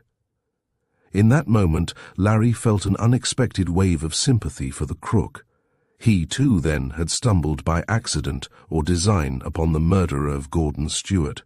What was that clue? He must find Flash Fred, and find him at once, for this thief might have in his hands a solution to the mystery. He went home, phoned to headquarters, and discovered that Harvey had made a negative report, took a bath, and went to bed. He slept for 4 hours, and then by his instructions, Sonny, who seemed equally able to dispense with the recuperation of sleep, brought him his tea and toast. "What time is it?" asked Larry, blinking himself awake. 9 o'clock, sir," said Sonny. "The postman has come, and the papers have been." "Bring me my letters," said Larry, jumping out of bed. He looked them through as he sipped his tea. One had come, evidently delivered by hand, for there was no stamp upon the envelope. "When did this arrive?" he asked the valet when Sonny returned to the room. "It was in the box when I got up, sir," said Sonny. "I think it must have come by hand." "You're a fool, Sonny," snapped Larry. "Of course it came by hand." "I'm glad you agree with me, sir," said the imperturbable Sonny. Larry ripped open the envelope and took out a sheet of paper. It began without any polite preliminary. "You had better interest yourself in another case, Mr. Holt. You will get into serious trouble if you do not heed this warning." "Oh, yes," said Larry and rang the bell. "Sonny," he said, "bring me my coat and the papers that are in the inside pocket." Larry searched for and found the letter which Flash Fred had received, inviting him to call at Todd's home at 6 o'clock in the morning and to avoid attracting attention. He put the letter of warning by its side and compared them. They were in the same handwriting. Chapter 20. The woman who drew the insurance money. "Diana Ward, I'm a greatly rattled man," said Larry. The girl stopped working, her fingers poised above the keys of her typewriter, then she swung round in her chair. "The case is growing a little clearer to me," she said quietly. "I wish to heaven it would grow clearer to me," grumbled Larry. "Here is the situation. Let me recapitulate." He ticked off the points on the fingers of one hand as he leant back in his chair. "A rich Canadian who comes to London, apparently to visit the grave of his deserted wife and child, is murdered after seeing a play at the Macready Theatre. The author of that play is John Dearborn, who admittedly writes the worst trash that has ever been seen on the stage, but that doesn't make him a murderer. And moreover, he is a respectable clergyman, engaged in a great humanitarian work amongst the blind. The murdered Stewart leaves, written on the inside of his shirt front, a will leaving the whole of his property to a daughter, who apparently has no existence so far as we can discover. Certain clues are found. One, a piece of braille writing. Another, a black enamel and diamond sleeve link, which is found in the dead man's hand. The braille writing is stolen from Scotland Yard. The sleeve links, when they fall into the possession of Flash Fred and are pawned by him for security, are regarded by some person or persons unknown as being of such importance that a burglary is committed at the pawnbroker's shop in which they are pledged, with no other object, I should imagine, than to recover those links. Moreover, the agent of the enemy proceeds first to attempt your abduction, then the murder of Fanny Weldon, who committed the burglary at Scotland Yard, which is understandable, and then the destruction of Flash Fred, which is also within my understanding. As a matter of fact, the only inexplicable point in the whole case, he said with a smile, is their attempt to strafe you. She nodded. That is a mystery to me too, she confessed. We have now discovered, said Larry, ticking off the point on another finger, that Stewart was heavily insured at the office of Dr. Judd, of the Greenwich Insurance Company. Dr. Judd makes no secret of the fact that this insurance was effected. Have you seen Dr. Judd? She asked in surprise. I have telephoned to him, he said, and I am seeing him this morning. Perhaps you will come along with me. We can postpone our visit to the home until this afternoon. He saw her face brighten up. You like to be in this game, don't you? He bantered her. I think it's wonderfully fascinating, she replied, and I like to be close to things. I had a feeling yesterday that you thought I wasn't keen. Larry blushed guiltily. It was only for a second, he admitted, and it was very unworthy, and after all, Why should you elect to work all the hours that heaven sends? Because I want to see the murderer of Gordon Stewart brought to justice, she answered steadily, and Larry experienced a little thrill. Dr. Judd expected one visitor, and was to all appearances surprised agreeably when Larry's companion came into the big managing director's office on Bloomsbury Pavement. "This is Dr. Judd. My secretary, Miss Ward," introduced Larry. "Miss Ward has a very excellent memory, and it may be necessary for me to have a shorthand note of our talk." "I should prefer that," said Dr. Judd, yet he seemed ill at ease at the presence of the girl. If Larry noticed this fact, it did not alter his plans. "I am glad you have come," said Dr. Judd slowly. "I wanted to talk to you about the man with whom you saw me the first time we met. I am afraid that you received an altogether wrong impression, though as to this I cannot blame you, for the man is a disreputable scoundrel. Have you seen him lately?" "I have neither seen nor heard of him for weeks," said Larry untruthfully, and the girl found that she had to exercise all her self-control to prevent her looking up in surprise. "Well," said the doctor, "we can talk about that at some other time. Do you mind my smoking, Miss Ward?" She shook her head with a smile. "I am an inveterate smoker of cigarettes," said the doctor. "I have smoked 100 a day for 25 years, and my robust health gives the lie to all the anti-tobacconists." He laughed, and he had a very hearty and pleasant laugh. It was a gurgle of genuine merriment, which was so infectious that Diana found herself smiling in sympathy. The doctor lit a cigarette, then took a folder from his desk and opened it. "Here are the policies," he said. "You will notice that they are made payable to a nominee who shall be afterwards named. That authorization came to us on the day of Stewart's death. I will show it to you presently.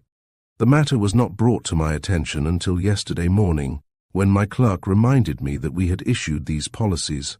Simultaneously, we received a demand for the money, accompanied by a certificate of death, or rather, a copy of the certificate issued by the coroner, which can be obtained for about 5 shillings, said Larry, and Dr. Judd inclined his head. It was sufficient, he said quietly, and at any rate, when the legatees called, there was no reason in the world why I should not pay the money, and that payment was made. How was it paid? By cash or cheque? By open cheque, at the lady's request. At the lady's, said Larry and Diana together, for she had been surprised into this ejaculation. Dr. Judd looked at her with a little smile and rubbed his hands gleefully. I like a secretary who takes a keen interest in affairs, he chuckled. But who was the lady? Asked Larry.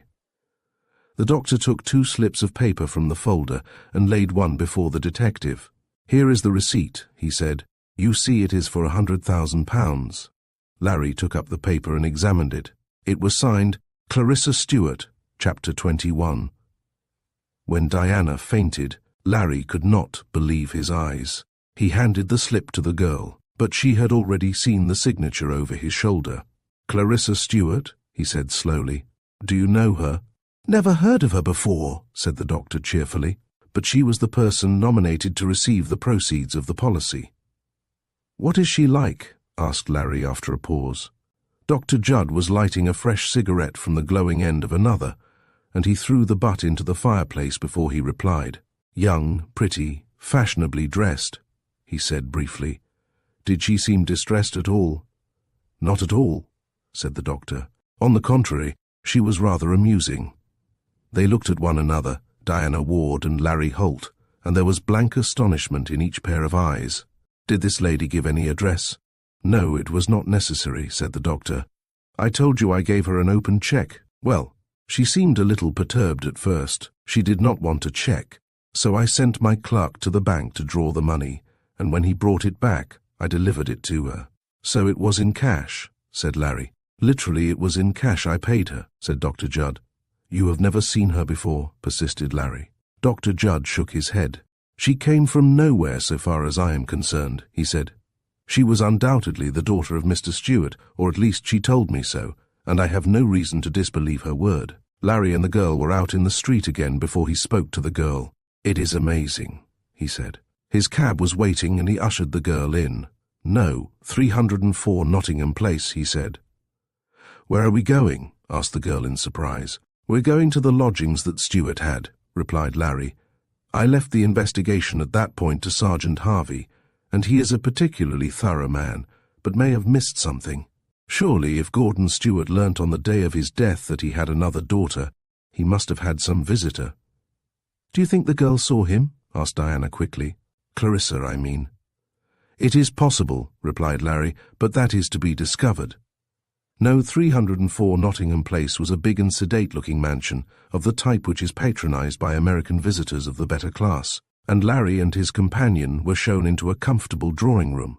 A few minutes after, a little lady with white hair came in. Mrs. Portland, isn't it? Said Larry. My name is Holt.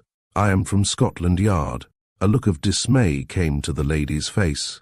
Oh dear, she said, evidently distressed. I did hope that the police had finished with me. It gets this house such a bad name, and I've already suffered in consequence. The poor gentleman committed suicide, didn't he? Why he should I don't know, she said, shaking her head. I have never seen him so cheerful as he was the night just before he went to the theatre. As a rule, he was so glum and sad that it depressed me to see him. Cheerful before he went to the theatre, said Larry quickly. Unusually so? She nodded. Had he any visitors in the afternoon? None, sir, replied the lady, and Larry's face dropped. None at all. I told your detective officer who called that he never received visitors. He had been out in the afternoon, and I must confess that he came back a little before we expected him. We had a charwoman in, and she was making his room tidy, and the first I knew about his room was when I passed his door and I heard him having a long conversation with somebody. It was so unusual that I spoke to my head waitress about it. Who was the somebody? Asked Larry, and the landlady smiled. It was the charwoman, she said. A woman I used to get in to do odd jobs. I thought it was extraordinary, because he never spoke to anybody. How long was the woman with him? Asked Larry. Nearly an hour, was the surprising reply. An hour, said Larry. He was talking with a charwoman for an hour. What did he talk about? She shook her head. I don't know. I remember it well, because the charwoman left without drawing her wages. In fact, she must have gone straight out after leaving Mr. Stewart's room, and she never came back. Larry frowned. That is important, he said. Did you tell Sergeant Harvey? No, sir, said the lady in surprise. I didn't think it was worthwhile reporting a little domestic incident like that. He asked me if Mr. Stewart had had any visitors, and I replied truthfully that he had not. What was the woman's name? I don't know, said the landlady. We used to call her Emma. I'm surprised she didn't come back, because she left her wedding ring here. She used to take it off before she started scrubbing.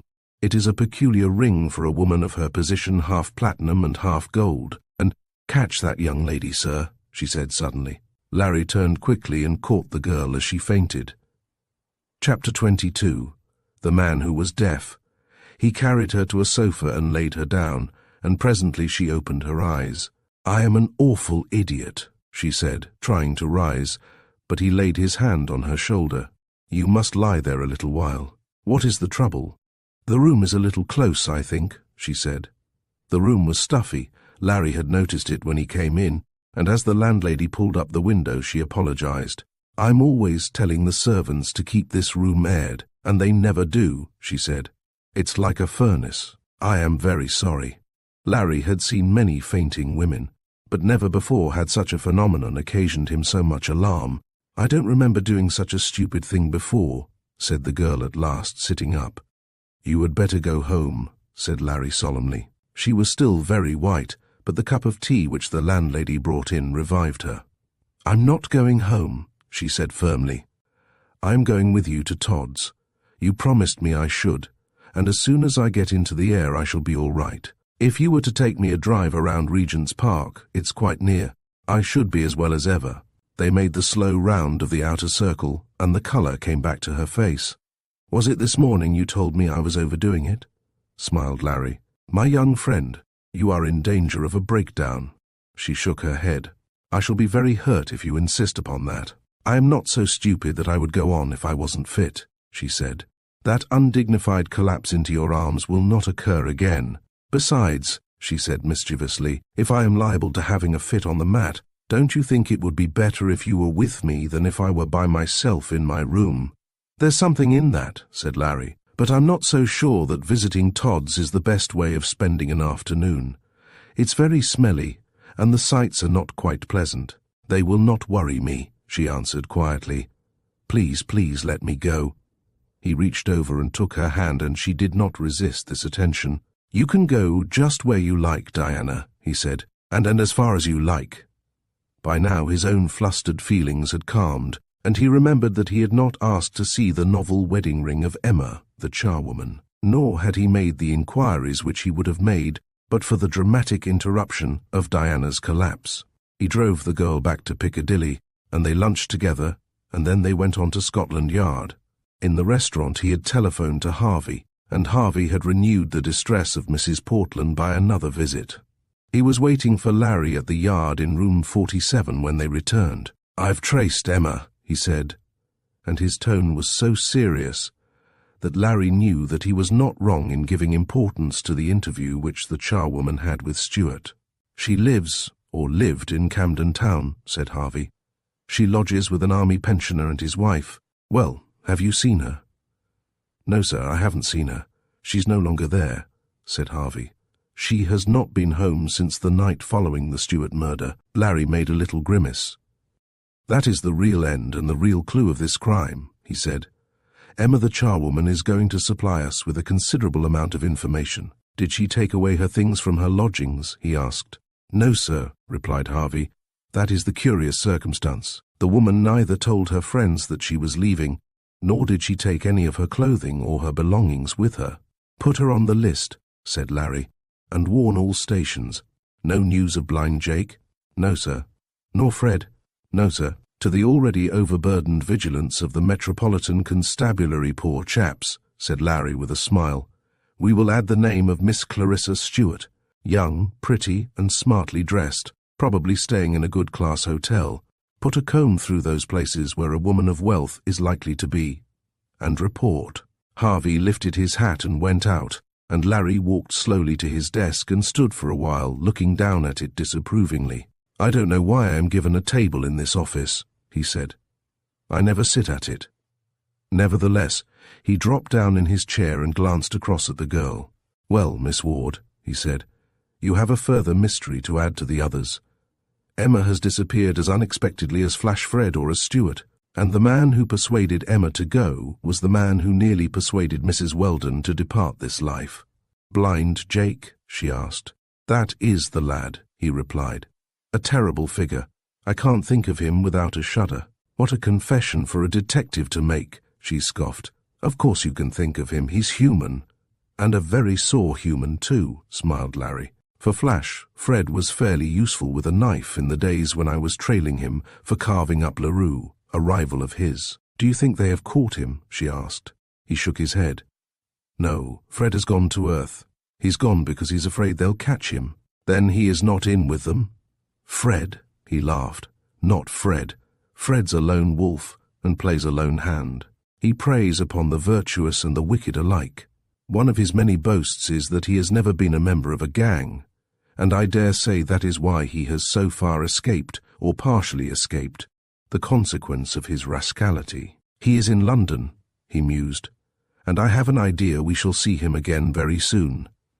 How soon he could not guess. He worked for an hour, and seemed oblivious both of Diana's presence and the looks she shot across at him, glances which were intended to remind him that he was taking her to Todd's. He covered sheet after sheet of paper, for it was his practice to write down his cases in narrative form, dovetailing the cause to the effect. They were curious-looking documents, these statements of his, abounding in marginal notes and interlinear corrections. Presently he finished writing, dropping the last sheet and slipping the paper into a drawer. Then he got up and stretched himself. He walked to the window and looked out. It was late afternoon, and he could glimpse a wonderful picture of the Thames embankment, a vista of blue bridges spanning a leaden stream, of dim spires looming through the eastern haze, of a long line of green where the trees shaded the broad sidewalk, of chocolate-coloured tram cars that flashed to and fro, a fragment of London, recognizable even to those who had never seen the great city, or throbbed to its ceaseless pulsations. Larry Holt scratched his nose unromantically and turned a dubious look to the waiting girl. "If you still want to go to Todd's, I'll take you," he said. "This is the hour I'd promised myself the pleasure of a visit." A car took them to the end of Lissome Grove, and they walked down Lissome Lane, which was a cul-de-sac opening from the bigger thoroughfare. 2 plain-clothes police officers who were waiting joined them, and the party stepped to the side of the street opposite that on which the home was situated. "What is the place next door?" asked Larry, nodding at a black-looking house with shuttered windows. "It used to be a laundry," said the policeman. "There's a yard and a shed at the back." "Laundry?" said the girl thoughtfully. "Do you remember that it was a laundry van that was outside my flat that night they tried to carry me off?" "By Jimmy," said Larry. "So it was." "It couldn't have been this laundry, miss," said the policeman. "It has not been doing business for 12 months. They went bankrupt, and somebody bought up the business but doesn't seem to have made a start yet." "Those gates lead to the yard, I presume?" said Larry, pointing. "Yes, sir. I haven't seen a motor van come out of there, and I don't even know that they have one," said the policeman. "But nowadays, when there are so many motor vehicles about, it is impossible to keep track of them." Larry went up the steps and knocked at the door, and the same little old man opened. "4 people," he yelled. "All strangers. What do you want?" "I want to see Mr. Dearborn," said Larry. "Oh, yes, sir, you are the gentleman that came on Sunday morning at 6 a.m., said the little man, and went pattering down the long passage. "Come this way," he bawled. "All of you. 4 of them, sir." The Reverend John Dearborn came out of his study to meet the party and ushered them in. "Mr. Holt, I think I recognized your voice," he said. His little dictating machine was spinning, and there was a thick pad of typed manuscript on his table. He put his hand lovingly upon it as he passed to his chair. "I have a gentleman who comes in to read for me in the evening," he said, as though guessing Larry's thoughts. "Now, what is the object of tonight's visit?" he asked. "Have you found your blind Jake?" "I have met him without finding him," replied Larry grimly. "I merely want to see over the house. I have brought a lady with me." "How interesting," said the Reverend John Dearborn, rising. The girl held out her hand instinctively, and the man took it. "I shall be most happy to show you round. You have some other friends?" Larry introduced them, and together they went up the stairs, John Dearborn leading the way. "We will start at the top of the house this time," he said humorously.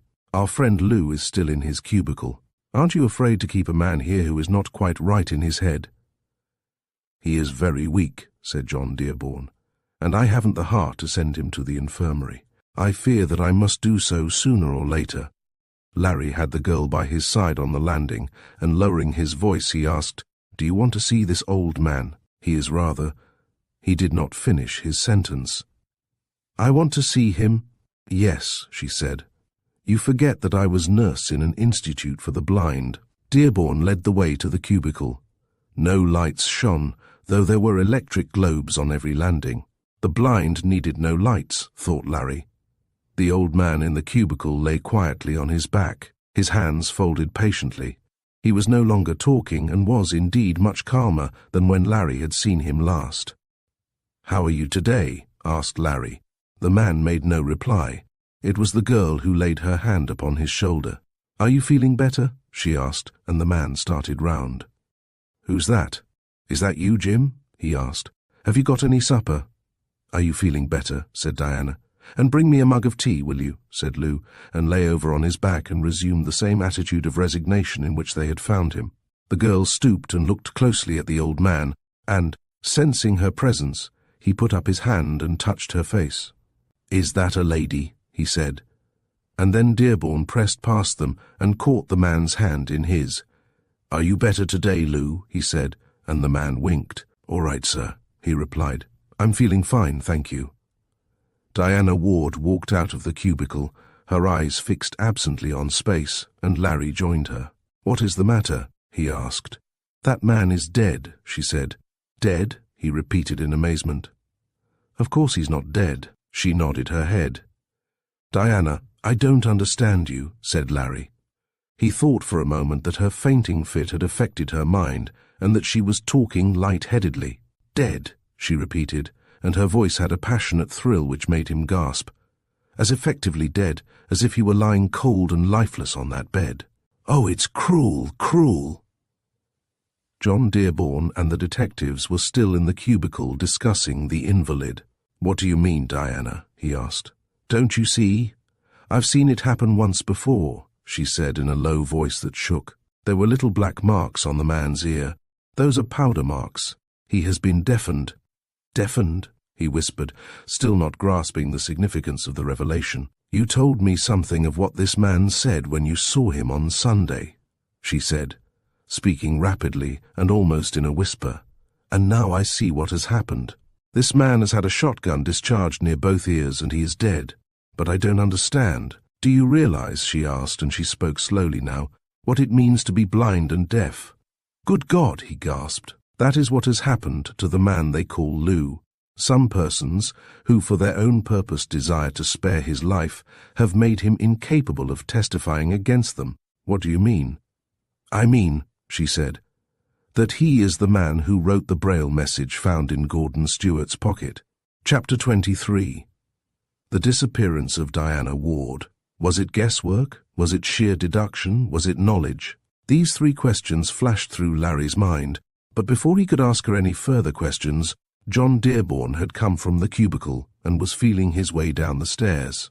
On the next landing, he opened the door of a dormitory which Larry had seen before. It consisted of 3 rooms which had been knocked into one at some previous period. Obedient to Larry's instructions, the 2 detectives did not follow the party in. One strolled down and took his place on the lower landing. The other sat upon the stairs that led to the cubicles above and waited. "Is it light?" asked Dearborn as he walked into the inner room. "Quite light," said Larry. "I am told there is rather a good view from this window," said Dearborn, and pointed unerringly to a view which was neither picturesque nor extensive. Larry did not reply. It was possibly a polite fiction that the views from the home were lovely, and he did not desire to hurt, even in the slightest degree. The man who was so proud of a prospect which included 6 roofs and 100 chimney pots. "Is the window closed?" "I think it is," said John Dearborn. "Will you open it for me?" Larry pulled up the noisy sash, and a breath of cool, sweet air came into the stuffy dormitory. "Thank you," said Mr. Dearborn. "Now, perhaps the young lady—" Larry was looking about the room. The girl was not in sight. He walked quickly to the door, and the officer on duty stood up from the stairs on which he had been sitting. "Which way did Miss Ward go?" "She didn't come out, sir," said the man in surprise. "She went in the room with you." Larry stared at him. "Didn't come out?" he repeated in amazement. "Are you sure?" "Absolutely sure." He called to the man on the lower landing. "Did you see Miss Ward?" "No, sir," said the officer. "She hasn't come out of that door. I can see it plainly from here, and I haven't taken my eyes off it." Larry went back into the room. It was empty. There were 6 plain iron beds, but there was no place of concealment save a cupboard which stood against the wall opposite the fireplace. He was in a panic, and his heart was beating wildly, as no danger to himself could have made it beat. He pulled open the cupboard door. It was empty except for some old clothing which was hanging on a line of pegs. He flung these out and struck the back of the cupboard. It was solid. "Have you found the young lady?" asked Dearborn presently. "No, I have not," said Larry quickly.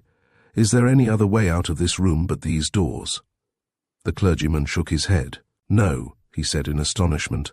"Why do you ask?" "Oh, perhaps you are thinking we should have a means of egress in case of fire. We have been thinking over that matter." Larry was white of face and he was trembling. He called in one of the police officers. "You will remain in this room until you are relieved," he said. Then he summoned the other. "Call Scotland Yard in my name and tell them I want 20 plainclothesmen here at once. There's a constable on point duty at the end of Lissom Grove. Bring him here and station him outside the house." "What has happened?" demanded the Reverend Dearborn anxiously.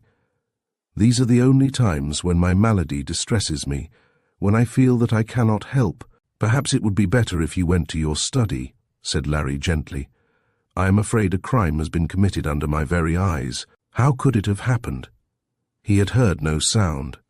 He thought the girl was behind him. He knew she had gone into the room because he had pushed her in before him. He remembered that distinctly. He remembered her turning to the left to inspect the lower end of the room when he had gone to open the window. That was when it happened. When he had pulled up the window, he had made a noise which had drowned any sound which may have occurred at the farther end of the room. But it had all passed so quickly, and she had not left the room. He began a systematic examination of the walls, looking for secret doorways. The coconut matting on the floor was pulled up, but without result. Diana Ward had disappeared as though an earthquake had swallowed her, as though she had dissolved into minutest atoms and had floated out of the window in invisible vapor. Chapter 24. The laundry yard. Larry paced the dormitory, sick with fear, terrified as he had never been before. He had searched the house from roof to cellar, had explored dusty and dark corners of which the occupants of Todd's home were unacquainted, but searchings and questionings produced nothing. Within half an hour, a cordon of plainclothesmen had been drawn round the house, and Larry had been relieved from the dormitory and set free to conduct his search elsewhere. "There is no communication between this house and the next?" he had asked the clergyman. "None whatever," said John Dearborn without hesitation. "In fact, some years ago, the noise from the laundry was so great and disturbing to my men that I compelled the proprietors of the building to put up a new wall, a sort of inner lining, to deaden the sound. It is no longer in the occupation of the company," he said.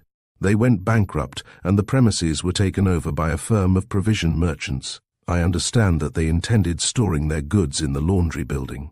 "That is the small building one can see over the gates at the end of the yard," said Larry. "That is so," replied the superintendent. Larry went up to the door of the empty house and examined it carefully, and a sergeant from Scotland Yard made a close inspection. "I can tell you this, sir, that nobody has been in or out of this door for a very long time," he said. Over the railings which enclosed a narrow area, they could see through the dusty windows into a room which was the quintessence of dinginess. It was quite bare and innocent of furniture. Larry felt his heart sinking with every minute that passed. If he should lose her, if he should lose her. Only then did he realize what this girl meant to him. She was a friend of less than a week, and yet all other matters and interests, friends, profession, success, none of these meant anything to him compared with that one slim girl. He would willingly have sacrificed every prospect he had in life to hold her hand once more, or to exchange with her a dozen words. In the power of blind Jake. He reeled under the thought.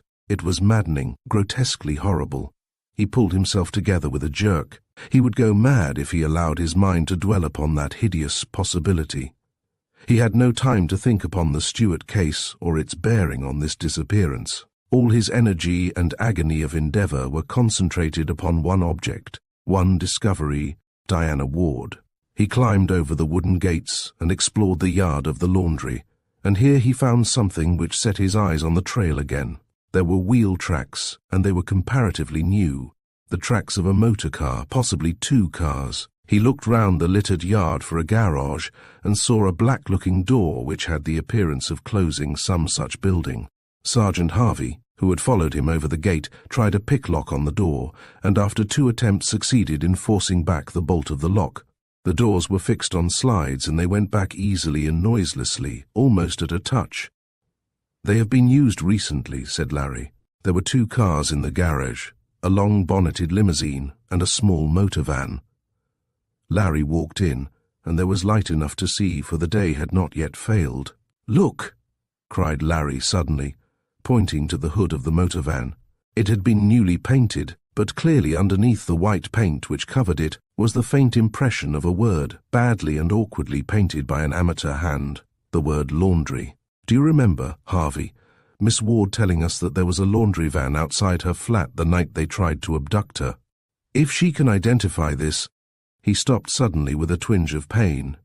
If she were there to identify anything. The limousine had recently been cleaned, and he took the precaution of jotting down the numbers of both cars. It might be, of course, that these machines were the legitimate property of the new owners of the building, and had been engaged only in perfectly innocent business. It might have been a coincidence that such a car was waiting in the Charing Cross Road the night blind Jake tried to abduct the girl. He closed the doors, and Harvey relocked them. "Phone these numbers through to the yard," said Larry. "Ask the registration department to identify them." Harvey went off, and Larry was left alone in the yard. He went again to the wheel tracks. They had been made that morning, for a shower of rain had fallen in the night, and the newness of the markings was obvious. He walked along to the laundry building proper, a new erection of brick, with ground glass windows. Here too was a sliding door, and on the stone steps leading up was a footmark. He bent suddenly to look at the print. Larry, in moments of excitement, was wont to act jerkily, and now his movements to an observer would seem sudden and unexpected. As he bent his head, plock! It was a sound like a cork being discharged from a gaseous champagne bottle, only a little louder, a little more metallic. There was an answering crash near at hand. A splinter of wood fell upon Larry's neck, and he jumped up with a start. A panel of the door was smashed as by a bullet. If he had not dropped his head at that moment to examine the footprint, Sonny would have stopped the morning papers. That, strangely enough, was the first thought that struck him. Larry looked round quickly. He had recognized the sound as soon as he had heard it. There had been no report, but he had been fired at with a rifle or pistol fitted with a Maxim silencer. He had heard that plock before. His keen eyes ranged the windows of the building behind for a sign of smoke, but whatever there might have been must have been instantly dissipated. Then he noticed for the first time that the dormitory from whence the girl had disappeared commanded a view of the yard. He saw the open window, and with his exact sense of topography located the room.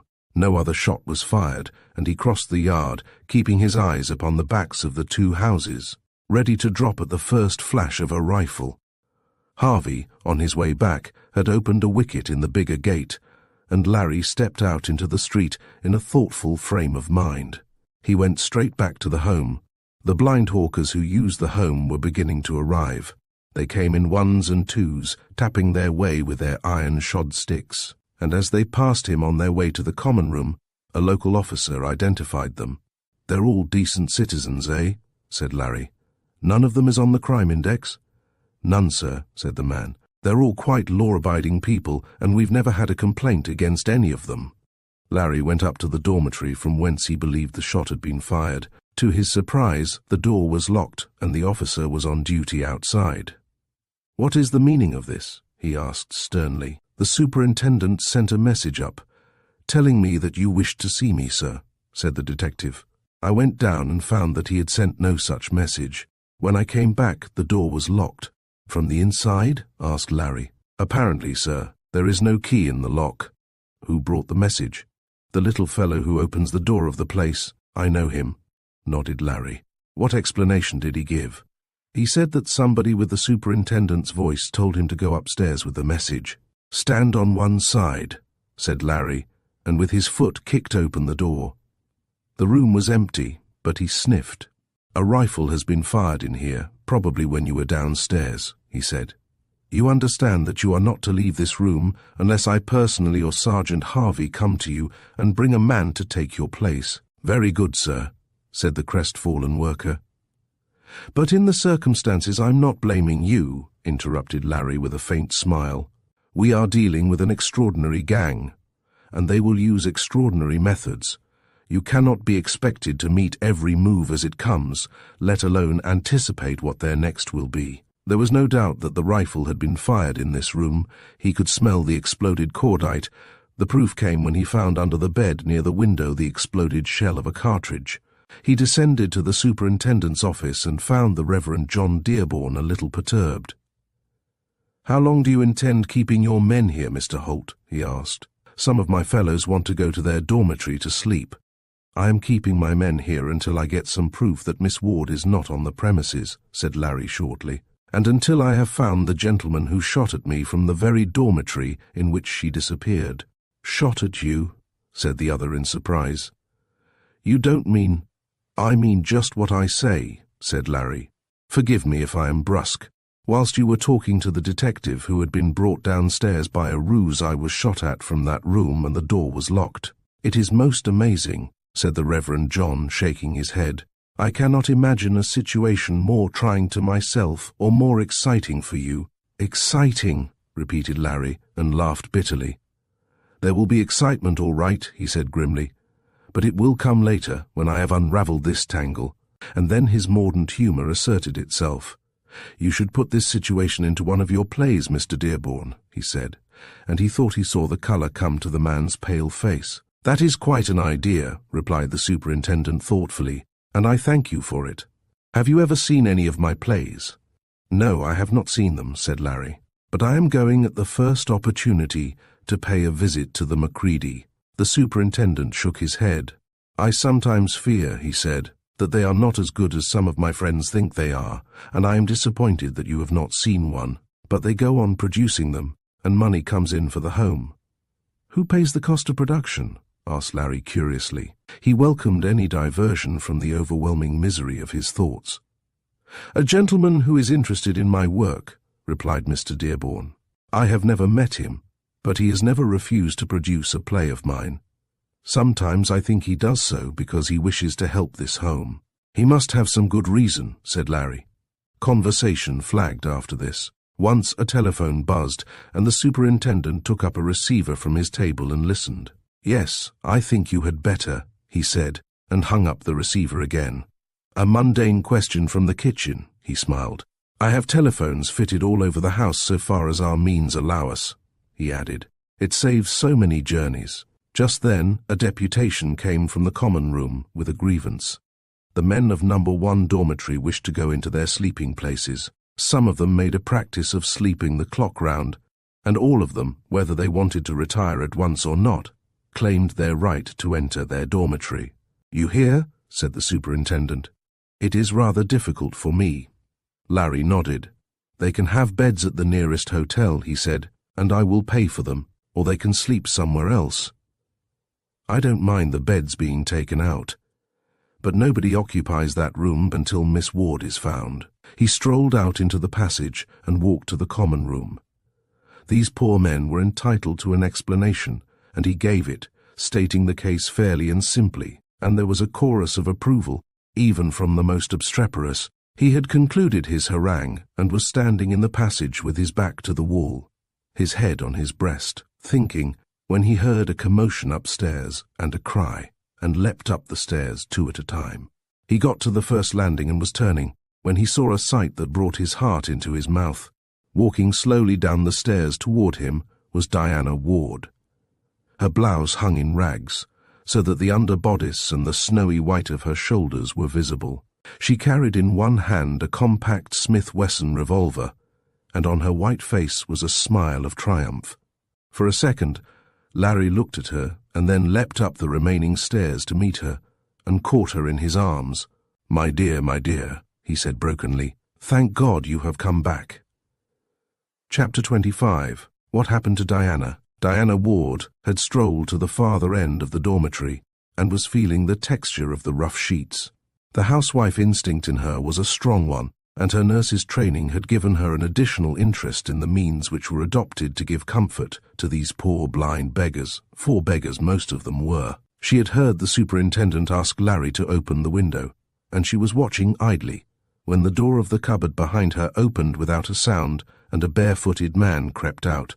The first thing that Diana knew was that something like a piece of wet chamois leather was over her face, and she was being lifted bodily. For a second she was paralyzed, and in that second she had passed through the cupboard and the wall behind. Both doors fastened, for the back of the press, as Larry had suspected at first, was a door that moved, pegs and all, outwards. What he could not know was that it was literally a brick door. She heard its thud as it closed, and, wriggling her face clear of the wet leather, she screamed. Again, a hand that was big enough to cover the whole of her face came over her mouth, and she was dragged along in the darkness. Another door opened, and she was thrown in. There was a click, and an electric light blazed from above, and she saw her captor and shrank back in terror. He was tall, bigger than any man she had seen. She guessed he was 7 feet in height, and his breadth was in proportion.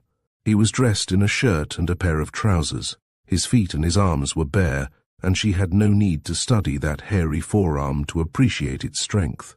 It was as massive as an average man's thigh, and the muscles stood out in swathes.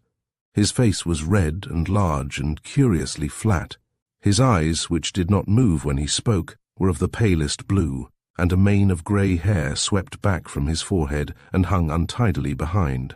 The mouth, heavy and gross, was covered by a short unkempt beard which was neither grey nor yellow, but had something of each in its hue.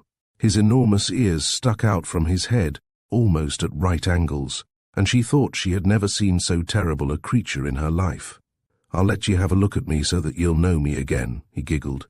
There was no other word that Diana could think of that so described that shrill laugh of his. "Where's your gun?" he bantered. "Why don't you fire it at poor old Jake? He told you all about me, I'll bet." She knew that he referred to Larry Holt, but made no reply.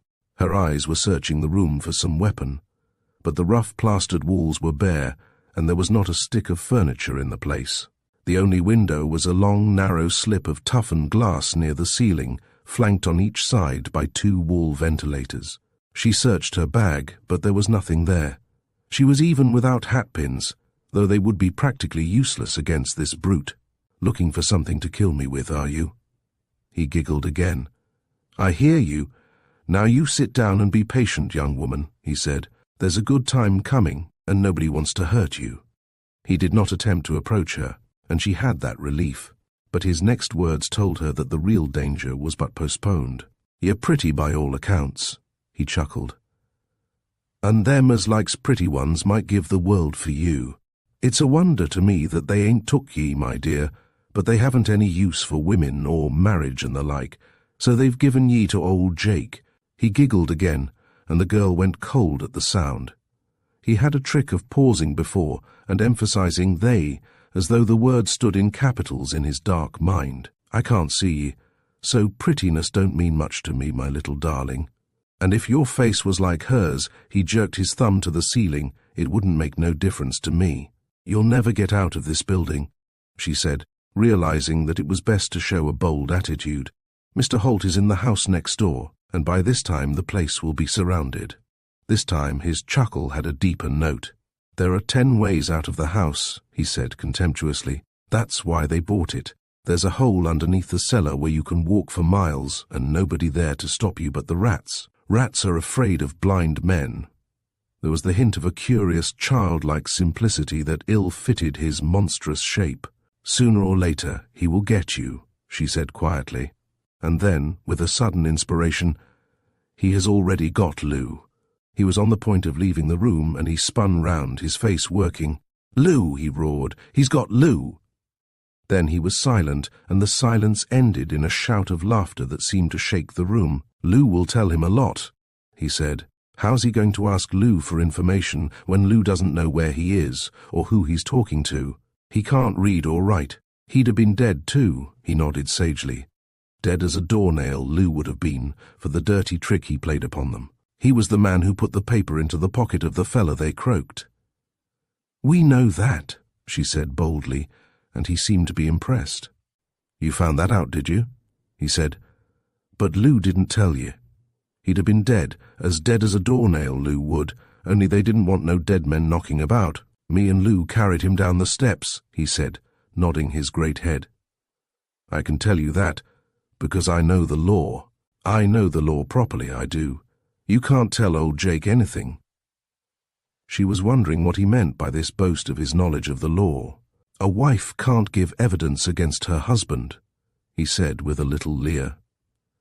"That's why I tell you all this, little darling. A wife," she gasped, sick at the ghastliness of the suggestion. "Mrs. Jake Bradford," he chortled. "Bradford is my name, my darling, and you'll be married by his reverence too, proper and in order. You fool!" she burst forth in her anger and fear. "Do you think anybody could marry me to a horror like you? Do you think I should stand without protesting and telling all I know by your side? You're mad." He bent his head forward, and his voice came lower as he spoke, until it was little more than a whisper.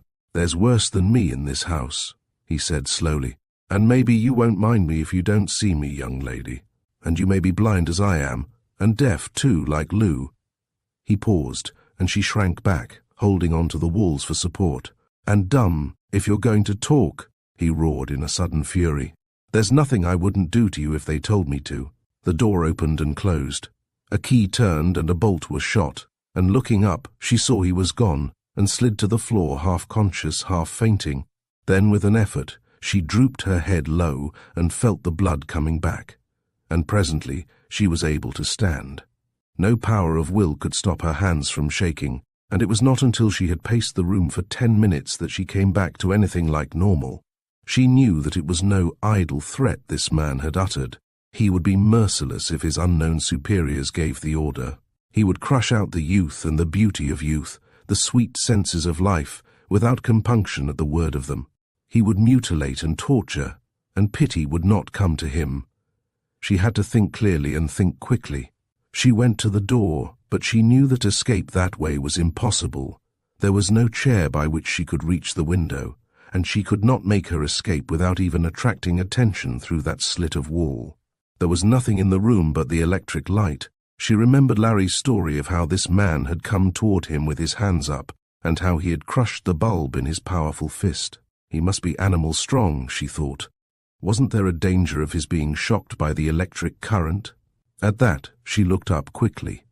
The light had been fixed without any regard to appearance.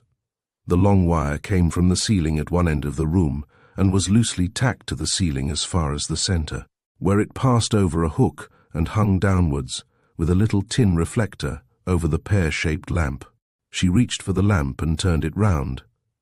200 volts, she read, ground upon the crystal glass. She tried to unhook the wire by throwing up the loose end, but it was some time before she succeeded, and at last the loose part fell, and the lamp jerked to the floor and almost touched it. She caught the loose flex in her hand and pulled gently, and the thin wire brackets which held the flex to the ceiling came away without any difficulty. The switch was near the door, and she walked across and turned it off. Putting one foot upon the flex near to where it entered the aperture of the shade, she pulled with all her might, and after several attempts it snapped.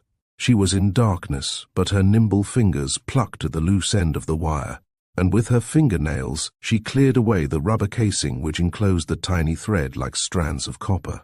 Soon she had something that felt like a loose-haired broom in her hands, and she was satisfied. She thought she heard a noise in the passage, and, running to the switch, turned the current on again.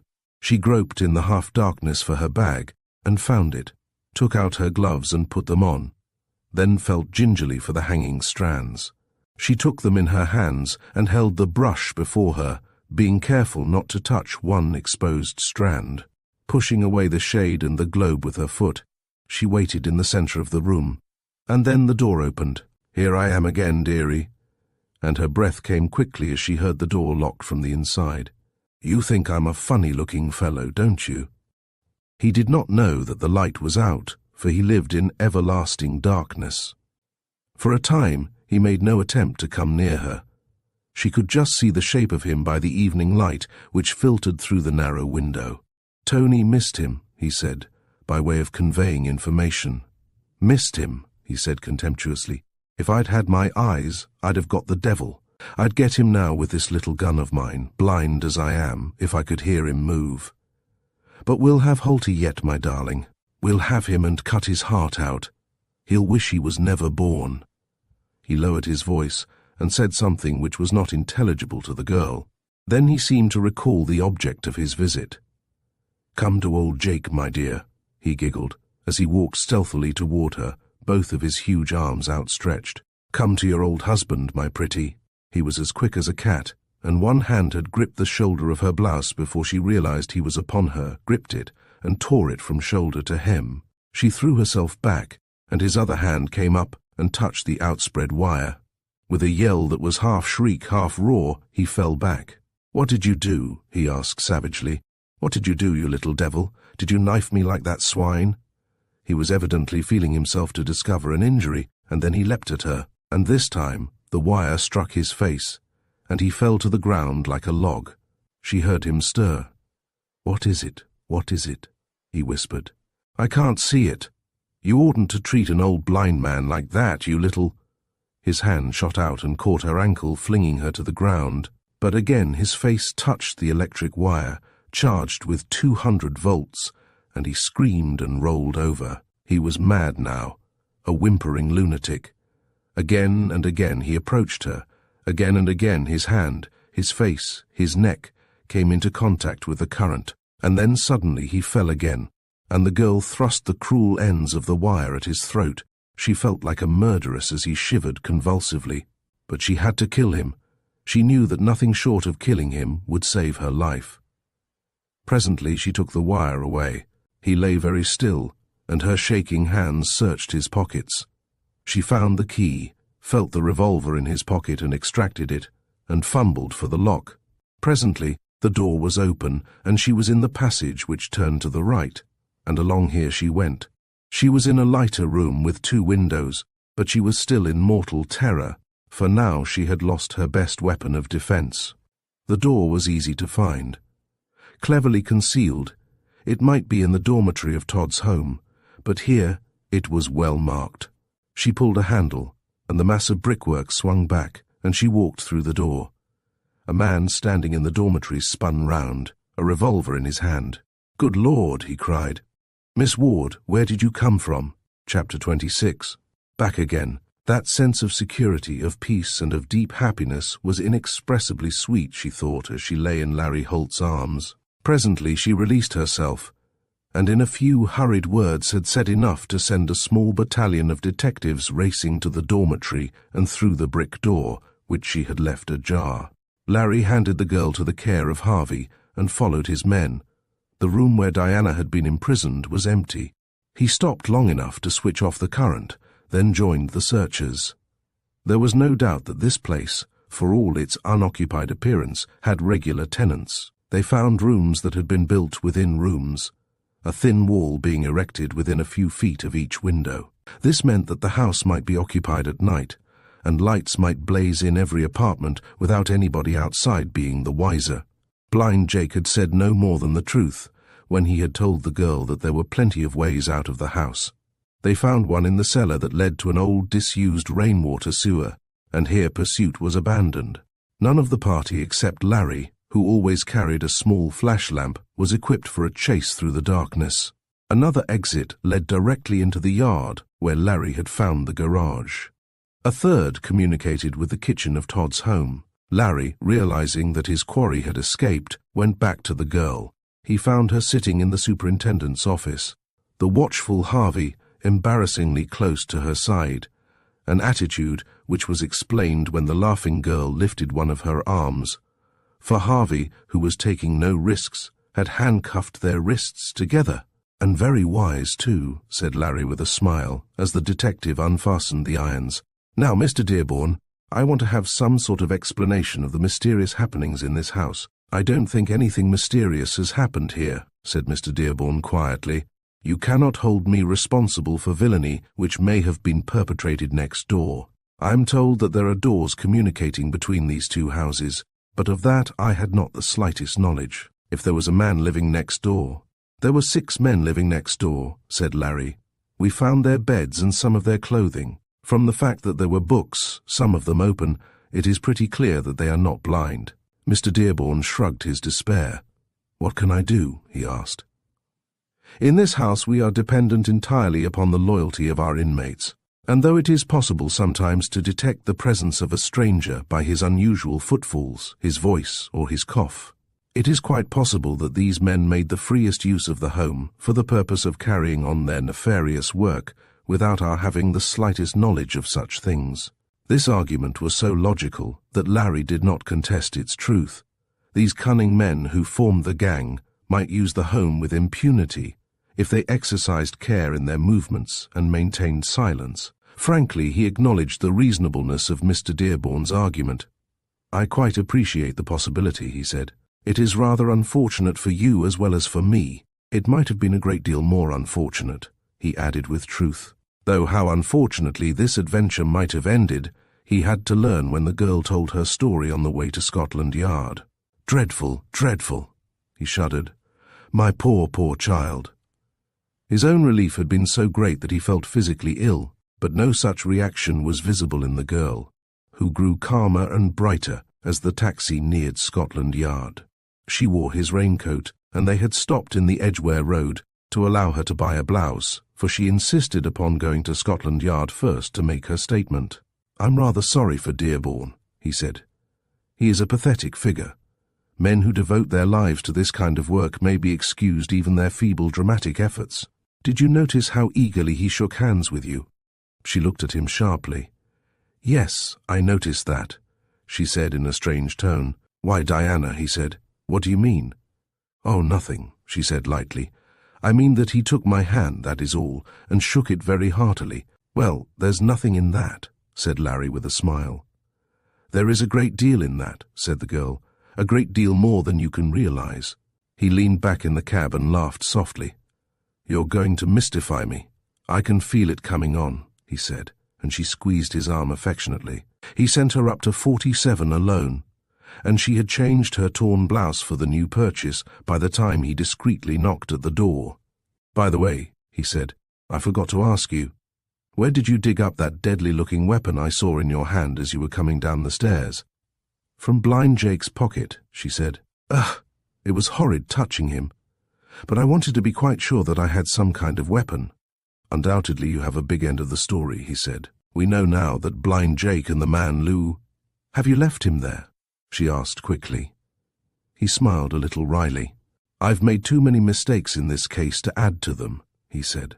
No, I have taken this man to another institution where he is being looked after. Lou and Jake were the two men who were employed either before or after the murder of Gordon Stewart, he went on. The gang has probably got a hold on Lou, and he was anxious to escape from their clutches or to be avenged upon them for some treachery they have committed. And he wrote the message which we found on the strip of paper with the Braille characters. That finds the search down to one man, because we can find means of inducing Lou to understand whose hands he is in. And the greatest discovery of all you haven't touched, she said quietly. Larry got up from his chair, laughing, and paced the room, a favorite occupation of his. You're an extraordinary girl, he said. No sooner do I think I have got the case set than you produce something new, something more important in the shape of clues and something generally, he added pensively. That upsets all my previous theories. I don't think this will, she said. I am referring to the woman upstairs. What woman upstairs? He asked, astounded. Do you remember I told you that Jake pointed with his thumb to the ceiling and said if I had a face like hers? She stopped. I'm sorry, he said gently. I'm a brute, and a forgetful brute, but things have happened today which have driven the Stewart case out of my mind. And that reminds me, he said, I want a telephone. He called a number, and she recognized it as the number of the Trafalgar Hospital. I want the matron's office, please, he said. And whilst she was wondering where his mind had led him, he said, Is that you, matron? It is I, Larry Holt. Yes, how do you do? Are the nurses you send out to cases having a slack time? I mean, are there plenty to go round? There are. Well, will you send a nice motherly lady to my address at Regent's Gate Gardens? You know where I live. No, I'm not ill, he smiled, but I have somebody with me who isn't too well, yes, a lady. He hung up the receiver and turned to meet the girl's astonished eyes. Have you a lady staying with you? She asked. I haven't, but I shall have, said Larry. You're not going back to Charing Cross Road tonight except to get the things you require. You're coming up to my flat, and there you're going to stay, chaperoned by a very nice nurse, and you'll greatly oblige me if you'll pretend that you're a little bit under the weather. I must save my face. But I can't, it's impossible, she said, scarlet of face. I couldn't. Oh, yes, you could, said Larry. Now you're going to do as I tell you. Otherwise, it means that I must sit outside your flat all night, catching my death of cold. Finally, she consented. They dined together, and he took her to see 2 acts of the Dearborn play. They came out at the end of the second act, bewildered. But how could anybody put such awful stuff on the stage? Asked the girl on their way to his flat. It is rather amazing, isn't it? Then Larry began to chuckle. You're easily amused today, she said. I'm very happy tonight, he corrected. It just occurred to me that Sonny will have to meet the nurse when she comes. Whatever will he say? She gasped. Well, drawled Larry, if the nurse insists there's a lady ill in the house, Sonny will say yes, madam, and will do his best to produce one. It was past 11 when they got to the flat. The elevators had stopped running at 10:30, and they had to walk up the stairs. Watch your step, warned Larry. They light these stairways abominably. He went first, and she saw him pause on the top step of the second flight. "Great Scott! Who's that?" he asked. Against his door a man was lying, doubled up and still. Larry leant over him and rang the bell, and Sonny came to the door. In the flood of light thrown by the hall lamp, Larry saw the face of the prostrate figure. He was breathing stertorously, and his face and his head streamed with blood. "Sonny, has the nurse arrived?" "Yes, sir," said Sonny, looking down at the figure. "Then she'll be wanted," said Larry quietly. "Who is it?" asked Diana, peering round behind him. "Flash Fred," said Larry, "and as near to dead as makes no difference." Chapter 27. John Dearborn, once not blind. They carried the injured man into the sitting room and laid him on a couch. There was a doctor living in the flat above, and luckily he had not gone to bed, and was down in a few minutes. "He is badly injured," he reported. "There are 1 or 2 knife wounds, and the wound in the head looks as though there were a fracture of the skull." "The man must have been attacked outside my door," said Larry. "He couldn't have walked far in this condition." "No," said the doctor, shaking his head. "He might have walked 2 or 3 yards, but the chances are, as you found him outside the door, that he was there when the attack was made on him. Do you know him?" "Yes," said Larry. "He is an old acquaintance of mine. Is there any danger of his dying?" "A very big danger," replied the doctor gravely. "That concussion may be anything. I should send him straight away to hospital, where he can be thoroughly examined and, if necessary, operated upon."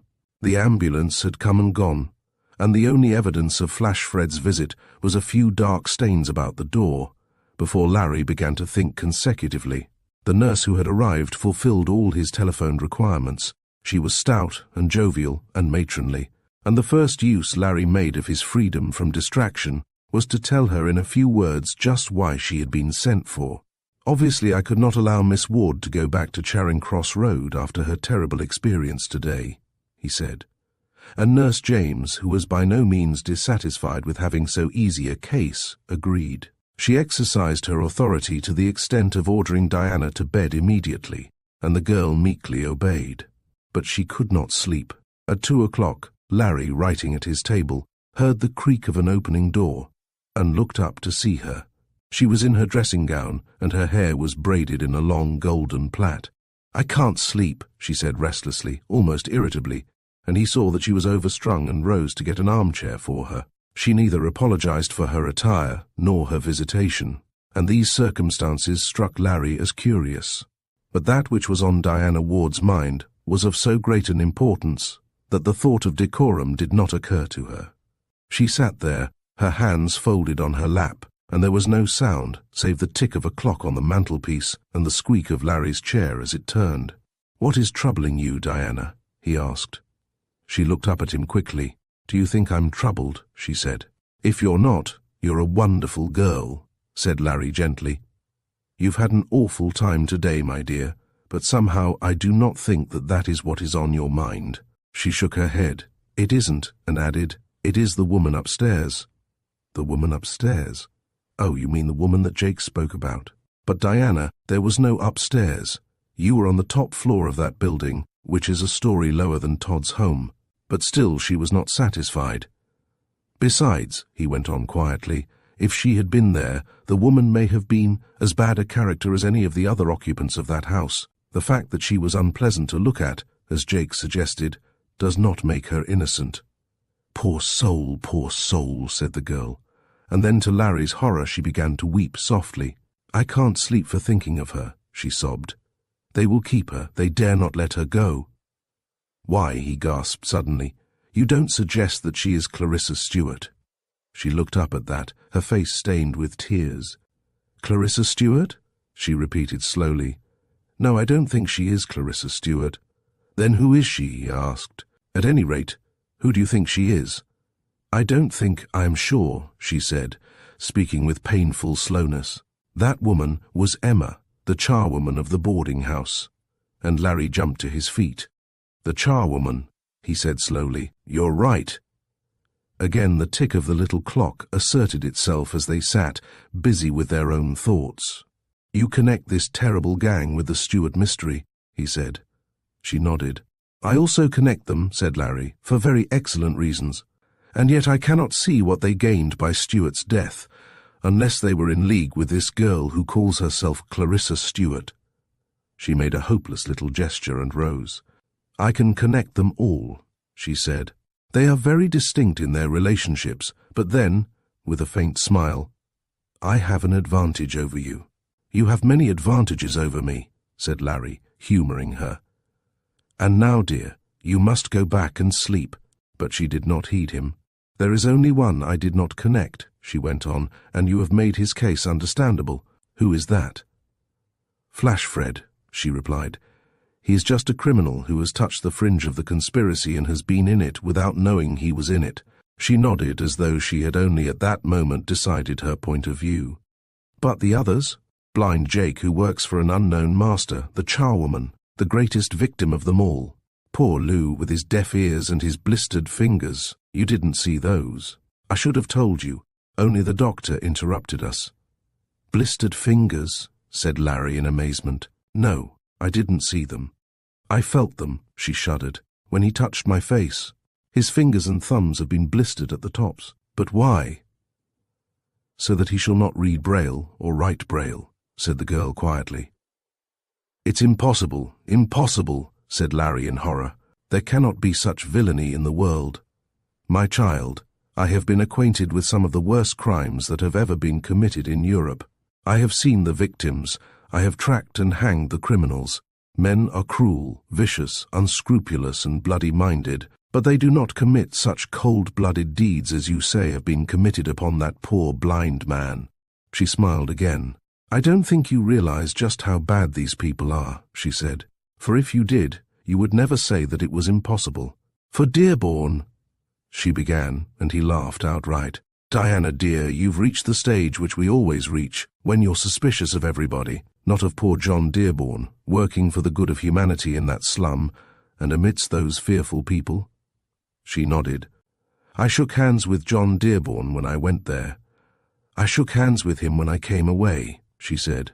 That doesn't make him a criminal, he smiled. And when I offered my hand, he took it, she said. Please remember that I was a nurse in a blind asylum for 2 years. When I offered my hand, he took it. Well, why shouldn't he? Asked Larry in surprise. He shouldn't have seen it, said the girl, if he was blind. And John Dearborn is no more blind than you or I. Chapter 28. Who runs Dearborn? Say that again, said Larry slowly. You offered your hand and he took it. She nodded. Don't you know that when you shake hands with the blind, you always reach out and take their hand, because they cannot see yours offered? But Dearborn raised his just as soon as I raised mine. Larry was staring helplessly at her. If he is not blind, why is he there? He asked. He is a clergyman. There is no John Dearborn in the clergy list, said the girl calmly. I went carefully through the list, and he is not amongst the Congregational, the Baptist, or the Wesleyan ministers. Larry looked at her, lost in admiration. You're a wonder. But don't forget that he came from Australia. The Australian lists are available, said the girl immediately, and the only John Dearborn is an aged gentleman who lives at Tatuma, and is obviously not our John Dearborn. She had come to the table and had drawn a chair up close. She now leant forward, her hands clasped in front of her. Larry, she said, I'm going to call you Larry out of office hours. Has it not struck you as strange that John Dearborn's plays should be produced at a theatre, remembering that he has written a succession of failures? I've always thought that, Larry admitted, and she nodded her head. I wish you would look into the directorate of the Macready, she said. Find out what comprises the syndicate which puts up the money for producing these plays. I don't forget that Mr. Stewart disappeared from that theatre.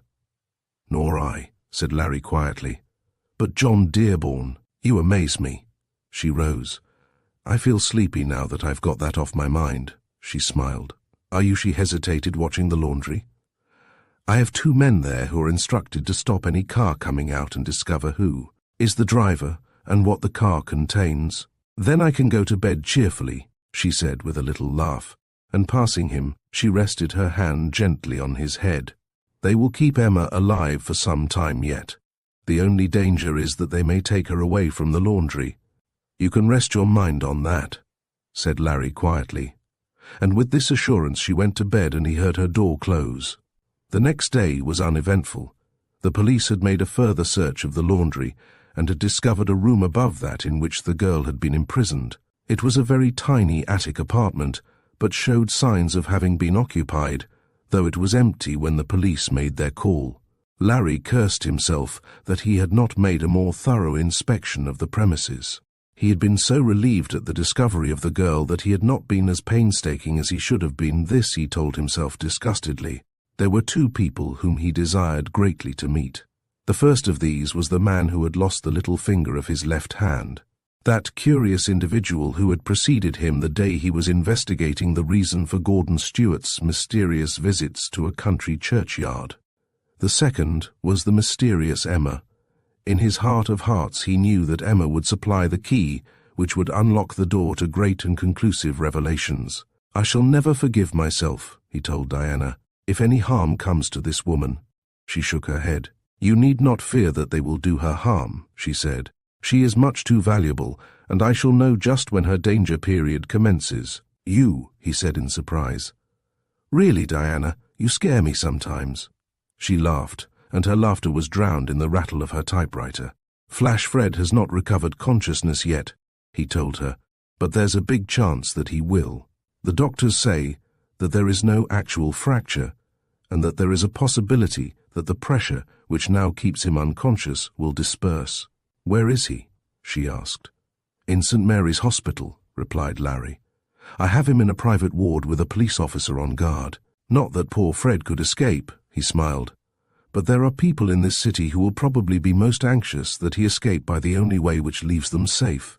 She did not need to ask which way that was. He put down the pen he had been holding, though he had done very little writing. "It wouldn't be a bad idea if we went along to St. Mary's and discovered at first hand how the man is," he said. "Will you come?" As she put on her hat before the 4-inch square of looking-glass which she had imported into the building, she asked, without turning her head, "What are you going to do about John Dearborn?" Larry rubbed his chin. "I hardly know," he said. "It is not an offence for a man to pretend to be blind if he isn't. Besides," he continued, "he might have had sufficient sight to have seen your hand.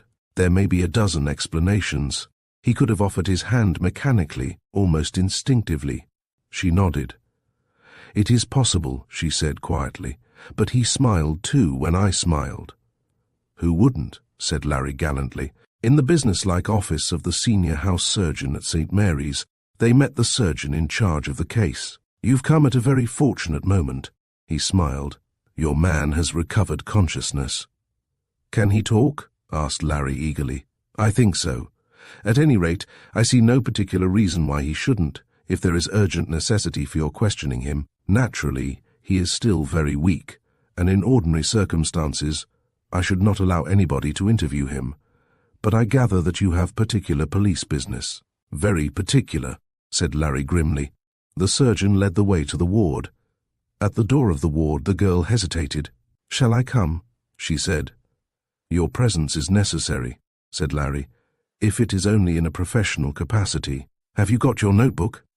She nodded, and they went into the little private ward where Fred Grogan lay. His head was swathed in bandages, and his face was white and drawn, but his eyes lit up at the sight of Larry. "I never expected to look forward to seeing you," he said. "But first of all, Governor," his voice was earnest, "you ought to get hold of that woman in the boiler house." "The woman in the boiler house," repeated Larry quickly. "What do you mean?" "Clarissa's nurse," was the staggering reply, "and who Clarissa is the Lord knows." Chapter 29. Flash Fred's story.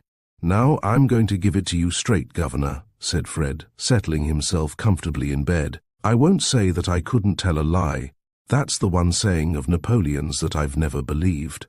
"The same period, but another man," said Larry, concealing a smile.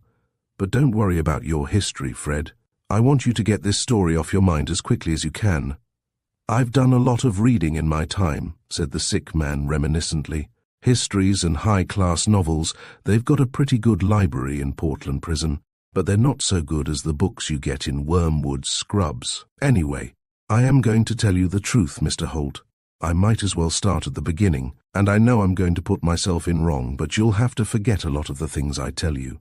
because they make me look as if I was a dishonest person.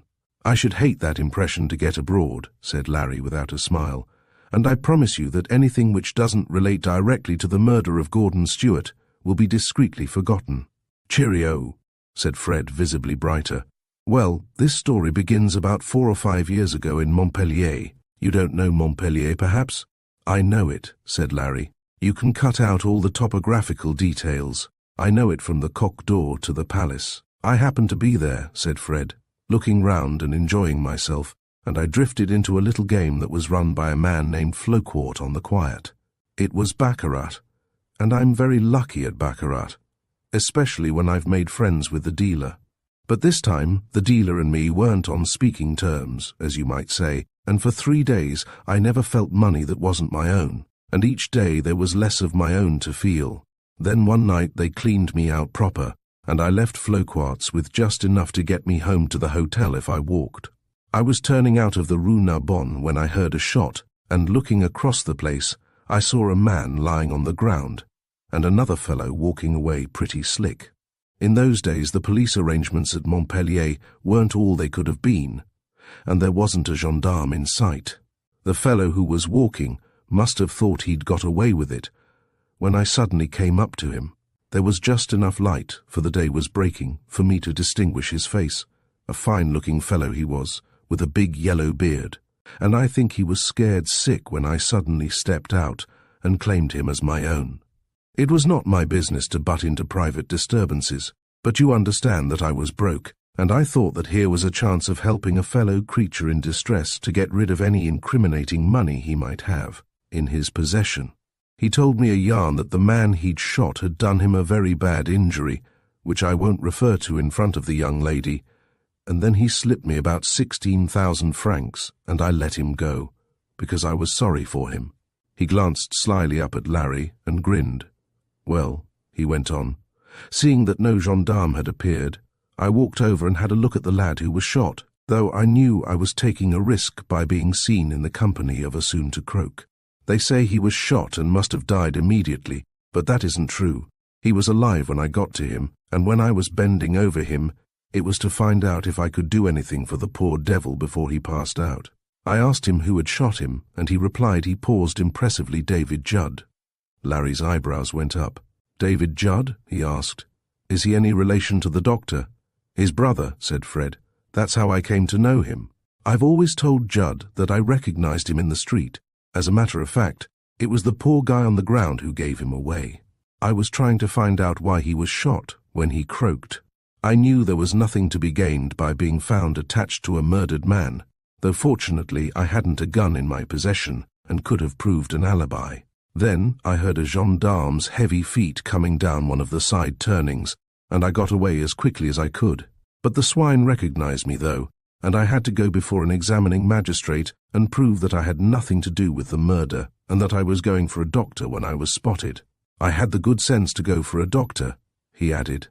The moment I realized that the copper had seen me, he paused, finding it rather difficult to explain subsequent action in language which would be wholly creditable to himself. When I got back to London, I thought it my duty to call on Mr. David Judd, he said. He wasn't in his office. He used to have a room at the Greenwich Insurance, but I saw his brother, and I unloaded my trouble. Your trouble being to discover how much they'd drop for keeping your mouth shut, I suppose, said Larry. You've got it at once, Mr. Holt. What a mind, said the admiring Fred. He was terribly upset, was Dr. Judd, and said he would see his brother as soon as he came back from the country. And then happened an event which looked like spoiling all my beautiful prospects. Dr. David died. He caught a cold coming down from Scotland and died in 24 hours. I went to the funeral, said Fred, as a mourner, and I bet that nobody mourned more than I did. Anyway, I must say that Dr. Judd acted like a gentleman. He sent for me after his brother's funeral and said that he wanted to save his brother's memory from disgrace, and offered me a yearly income if I would keep my mouth shut. The man who was killed was a clerk, was he not? Asked Larry.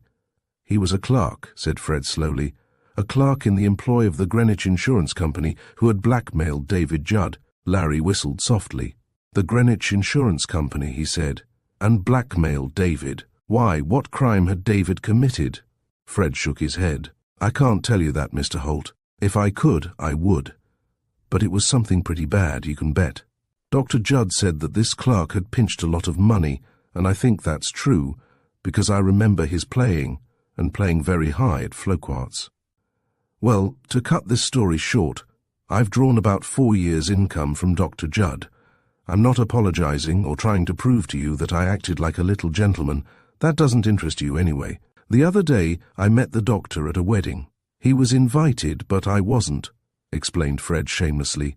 But that didn't make any difference, I went. He asked me if I'd go to dinner with him last night at his house in Chelsea. He's got a real fine house, has Dr. Judd, full of wonderful pictures and sparklers. And as he was going to pay me a lump sum to get rid of me, I decided to go. There is a man at the doctor's, he said after a pause, a valet. I don't want to give him away, Mr. Holt, but he's an old lag and was in the next cell to me at Portland. His name is Strauss, said Larry. He takes drugs and has had 3 convictions. Oh, you know that, do you? Said Fred in surprise. Well, anyway, I know him. I met him in Piccadilly the other day. He was going to fence a few articles that he'd pinched from his boss, and he dropped me a pair of sleeve links. Larry gasped. Oh, that is where they came from. They were Dr. Judd's. I ain't so sure that they were Dr. Judd's, said Fred. From what I have heard, the doctor has people who stay with him over weekends, and Strauss may have pinched them from one of these. Anyway, again, he hesitated, finding it difficult to express his plans in such a manner as would save him from the charge of ingratitude. I had an idea of helping myself to a few souvenirs of Dr. Judd before I went, he explained, and I'd fixed it up with Strauss so that I could just look over the premises and pick a few things that would remind me of my old friend. So when I was asked to dinner, naturally I jumped at the chance. I don't say that I'd have gone alone to dinner, because the doctor and me aren't quite bosom companions, but he told me that there was a lot of people coming, so I went. I was supposed to go at 8, which is well after dark, but to the opposite side of the street, because I was anxious to see Dr. Judd's guests arrive before I got in. I waited till 8 and nobody came.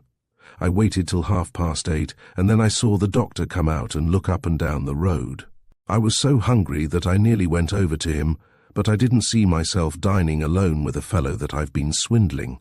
So I waited, and presently a motor car drove up and went straight to the gates at the side of the house. I thought he was going to push them in, but the moment the headlamps touched the gates they opened. That's funny, says I to myself, and I crossed the road and had a look over the top of the gate. It meant a bit of a climb, but I did it without making any noise, and the first fellow that got out of the car was that big stiff who tried to croak me in Jermyn Street. Blind Jake? Said Larry. I've never been introduced, replied the other sardonically. I saw him plain for a minute, because he passed in front of the headlamps, and then the lights went out, and I saw nothing more. At 10 o'clock, the gates opened like magic it was, for there was nobody near them, and a car came out. It passed me, going slow, and I ran behind and jumped onto the luggage carrier, which was down. I got off as it went into the King's Road, Chelsea, because there is a lot of light there, and a copper might have seen me and given me away. But there were plenty of taxis about, and I hired one and told him to keep the car in sight. I wanted to know where Blind Jake, that's his name, is it, was living, and I didn't have much difficulty in keeping the car in sight. We went up past Victoria, along Grosvenor Place, up Park Lane. I was afraid the car would turn into the park, for private cars are allowed there but taxis aren't, and I should have lost him. But luckily or unluckily, it didn't. The car went up Edgware Road, Tyburn Tree, where they hanged them in the old days, used to be there, he said, apropos of nothing. I read that in a book when I was in stir. Cut out those memories of old London, begged Larry. I followed up close behind, and then the machine turned into some side streets, said Fred, and I took the risk of paying off the cabman and following on foot. I know that district pretty well, and I hadn't been searching for 10 minutes before I saw the car pulling up against a gate which was set into a high wall. The driver must have missed the way because I was there almost as soon as the doctor. Dr. Judd, was he there? Asked Larry. Flash Fred nodded, and was very sorry for himself that he had done so. It was some time before he could speak again. If I don't keep my blinking head still, he said good-humouredly, I shall lose it. Yes, the doctor was there. I was close up to them. As a matter of fact, I was standing behind the car when they all three got out. Blind Jake was one, a fellow I didn't recognize was another, and the doctor was the third. He had a bag in his hand and he seemed to be a bit put out. "I protest against being sent for at this hour of the night," he said. The other man, not Blind Jake, said something in a low voice which I didn't catch. "Why couldn't you have got another doctor? Remember that you have forced me to come here, and I come under protest." "Where is this woman?" he asked, and I don't think the reply was intended for my ears, for the big blind man said, "In the boiler house," and laughed, and the other fellow turned to him with a curse and told him to keep quiet. They went through the gates, and presently the car moved on. I think it had to turn, and the street wasn't wide enough. The gate was locked, and it had been painted black, but I saw that the word laundry had been there before the new coat had been put on. "Did you notice the name of the street?" asked Larry. "Revel Street," said the other, to Larry's surprise, and then he remembered. "That is the street behind and running parallel with Lissom Lane," he said. "Go on, Fred." "Well, I had to slip away, otherwise I should have been seen. I went all round the house and came back behind it, just as the doctor came out. And this time there were only two of them. The big blind man had gone. I couldn't hear what they were talking about, but presently I heard the doctor say goodnight and the car drove off. The other man was looking after the tail lights, and I had nothing to do but to slouch past as though I had been coming along, walking all the time. "If there's one bad habit that's worse than another," said Fred reflectively, "it's talking to yourself, whether you talk in your sleep or while you're awake, but there are some men who can't help it. There was a pal of mine in Barcelona. However, I won't talk about him, Mr. Holt. Well, this man that was left standing was one of that kind, a brooder, I should think, and before I got opposite to him, I heard him muttering, as he stood stock still, his hands behind him, looking after the car, and the words that I heard as I passed were these. I remember them, sort of committed them to memory, and the words were, 'Clarissa's nurse.' He said it twice. I walked on, never dreaming that he'd spotted me, and as I walked I thought, now the best thing you can do, Fred, is to go straight to Mr. Holt and tell him what you've seen and what you've heard." Larry nodded. "I was only a few hundred yards from your house, so I made up my mind I'd do it. I hadn't gone very far when I got an uncomfortable feeling that I was being followed. I couldn't see anybody, but I had that creepy sensation that you get when the splits are after you, and I couldn't shake it off. I got into your street and began looking for the block where your flat was. I passed it once and was directed back here, and I think that the people who were following me must have slipped in and got upstairs and were waiting for me when I came up. I remember putting my hand up to the knocker of your flat, and then I don't remember anything more. The girl had been writing rapidly, and now she closed her book." "I think that's about all," said Fred weakly. "I'd like a drink." 10 minutes later, 2 motor cars laden with plainclothes officers were on their way westward, and the inhabitants of the little street upon which the laundry backed were interested spectators of another raid. "What is this wall?" asked Larry of his assistant. "It is the wall of the laundry building proper," said Harvey. "I inspected it very carefully, but there was nothing there." "Did you see the boiler house?" "Yes, sir. It is a very ordinary underground room with one large boiler and a steam engine." "Get that door open," said Larry. "You've got some men in Lissom Lane to watch the other gate?"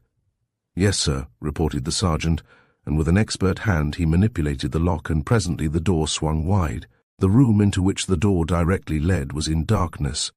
It proved, when lights were obtained, to be a long brick shed, with a concrete floor and 4 rows of trestles down the centre, where, in the days of the laundry, the washerwomen worked. A flight of steps, guarded by a rail, went down to a lower floor, and Larry led the way into the boiler house. Chapter 30, in the tubular room. "You ought to be ashamed of yourself," said Blind Jake, shaking his huge head. He sat huddled up at one side of the tubular room, and his remarks were addressed to a wretched-looking woman who sat on the other side, her arms folded on her knees, her head bent in dejection. She was miserably clad.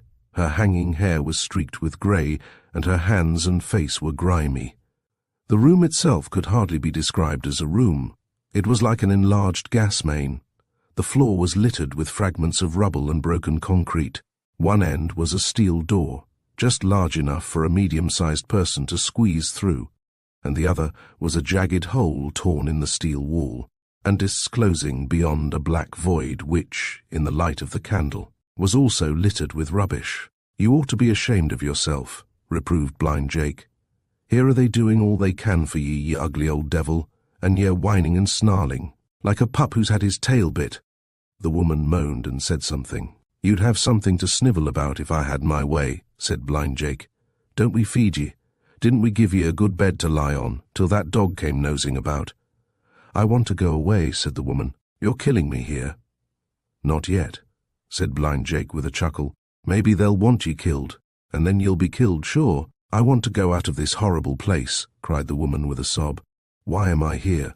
"Do you want to be down with the rats?" growled Blind Jake. "Didn't ye squeak and squeal when I took ye down in the long passage under the street because the little fellows squeaked at you?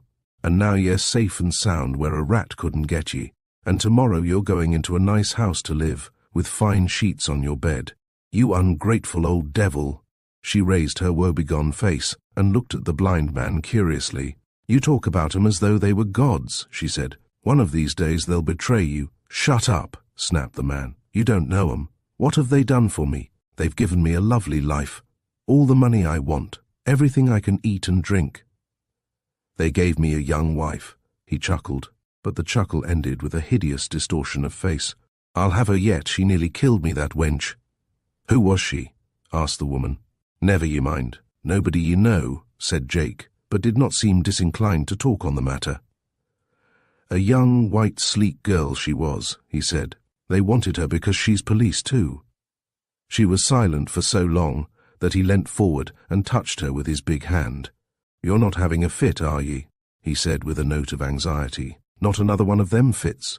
We can't always bring a doctor." "The next time I'll rouse you," he said menacingly. "I'll make you wake." He shook her savagely.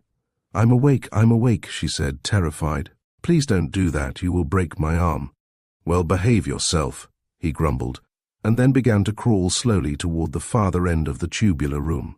Even the woman, though she was far from tall, could not have stood upright in that cramped space.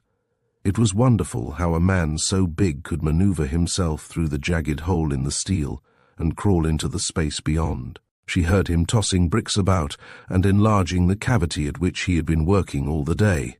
She wondered where she was, for she had been a sick woman when she had been dragged into that terrible chamber, and had no recollection of how she had come in. Only she knew that people were searching for her, and that the awful forces which now held her prisoner were determined that she should not be found. She had been hidden in the depths of the earth, in hideous places alive with terrifying life, and this at least was better. When he came back, she said, "Mr. Stewart would give you a lot of money if you took me to him." He chuckled. "You've told me that 100 times, ye fool," he said, and mimicked her. "If you take me to Mr. Stewart, he'll give ye a lot of money. A lot of money he'll give me. I nursed his children," she wailed, "and his poor wife, and when I got married, he gave me a beautiful wedding ring." "Oh, shut up," snarled the man. "Haven't ye got anything more to talk about? 100 million times you've told me about nursing his babies and your blasted wedding ring. When I told him about Clarissa, he said he'd give me £1,000, whispered the woman. "I was that surprised to see him I nearly fell down." Blind Jake ignored her. He had heard this story before, and it had lost all its novelty. He never knew about the twins, and thought he had no children alive. If he hadn't been a hook or a soak, he could have told him where she was, but don't worry your head, they've found her. A fine lady she is, with plenty of money. I heard 'em say that she was a fine lady with plenty of money, he added simply. His faith in these mysterious employers of his knew no bounds. "I was fond of my drop," confessed the half-witted woman, "and they sent me to prison for nothing at all. And the home was awful." Suddenly Blind Jake lurched forward and dropped his hands upon her shoulders. She opened her mouth to scream, but he put his face close to hers. "If you squeal, you're dead, my lady." "Be quiet." His sensitive ears had caught the sound of footsteps on the floor above, though they were so completely deadened that none but a blind man would have heard them. He crept closer to her side, put one great arm around her shoulder, the other he held just in front of her face. "If you squeal, you're dead," he said again. and then somebody knocked at the little door at the end of the chamber, and the voice of Larry Holt demanded, "Is there anybody here?" Chapter 31. Fred lends his keys. It had been Diana Ward who had called Larry's attention to the great rusty boiler at one end of the house, the boiler which had supplied the steam and the power for the laundry. Larry tried the thick iron door which opened into the furnace, but it was fast. He tugged again, and it did not move. "Nobody could be here," he said, shaking his head. "What do you think, Harvey?" "They would suffocate anyway in there, sir," replied Sergeant Harvey. The girl was looking distressed. "Is there nowhere else?" she asked. I did hope. She did not finish her words. "No, miss, we've searched the whole of the place now," said the sergeant. "Would you like that door forced open, sir?" he asked. "It will take some hours." Larry shook his head. "No, I don't think so," he said. "I am inclined to agree with you that if anybody was concealed in the boiler, supposing there were room enough, which is unlikely, they would die of suffocation." "Do you think," asked the girl as they came away, "that Mr. Grogan was telling the truth?" "I know he was," she added quickly. "I don't know why I ask such stupid questions." "Oh, he was telling the truth, all right," said Larry. "Fred isn't a model of virtue, but in this case I believe him. It's just the luck of the game," he said bitterly. "Sometimes I feel that I'm never going to fathom this mystery." "It will be solved, and solved within a week," she said, and she spoke with such assurance that he could only stare at her. "Then you're going to solve it," he said, "for I have reached the point, and it is the most dangerous point that a detective can arrive at, when I am suspicious of everybody. Suspicious of Dr. Judd, of the innocent Mr. Dearborn, of Flash Fred, the chief commissioner, and you," he added good-humouredly, but she did not smile. "I wondered how long it would be before you suspected me," she said gravely. She went off with Harvey, and he returned to the hospital, for he had a few more questions to ask the injured crook. Flash Fred listened attentively, and when Larry had finished, "God knows I have never trusted a policeman in my life," he said piously, "but I think you're different, Mr. Holt. In one of my pockets you will find the key of my safe deposit. The hospital people have the clothes. It's the deposit in Chancery Lane, and I'm trusting you," he said whimsically. "There are things in that box that I shouldn't like anybody to see, but you will find what you are looking for without disturbing them. There's a bundle of war stock," he said uneasily, "which I bought by the sweat of my brow." "Somebody sweated, I'll bet," said Larry cheerfully. "You needn't be afraid, Fred. I shan't pry into your secrets, nor shall I use anything I find there to jail you." Fred was ill at ease. "I knew I was taking a risk when I told you about this business," he said, "because you were certain to go farther in it, and I was just as certain to help you. If I'd been out and about, it would have been easy because I could have given you the keys." "What are the keys?" asked Larry. "They're duplicates that I had made," said Fred without a blush. "Strauss got them from the doctor's key ring when he was asleep and took the impressions. Strauss ain't a bad fellow, but he dopes. I never did hold with those evil practices," said the virtuous Fred. "You want a clean eye and a clear brain to get on in life, don't you, Mr. Holt?" "And 8 nimble fingers plus 2 nippy thumbs," said Larry. He secured the keys without difficulty, and half an hour later he walked into room 47, humming a tune and jingling Flash Fred's nefarious possessions in his pocket. Diana, after a great deal of persuasion, had been induced to take up her residence under Larry's eye. The motherly nurse had become a permanent institution at Regent's Gate Gardens, a circumstance which was not wholly to the liking of Mr. Patrick Sonny, who found himself forced to sleep on a camp bed in the kitchen. "I'm sorry to inconvenience you, Sonny," said Larry Holt that night. "And it is an inconvenience, I suppose?" "Yes, sir," said Sonny. "It is an inconvenience." "Not a painful one, I hope?"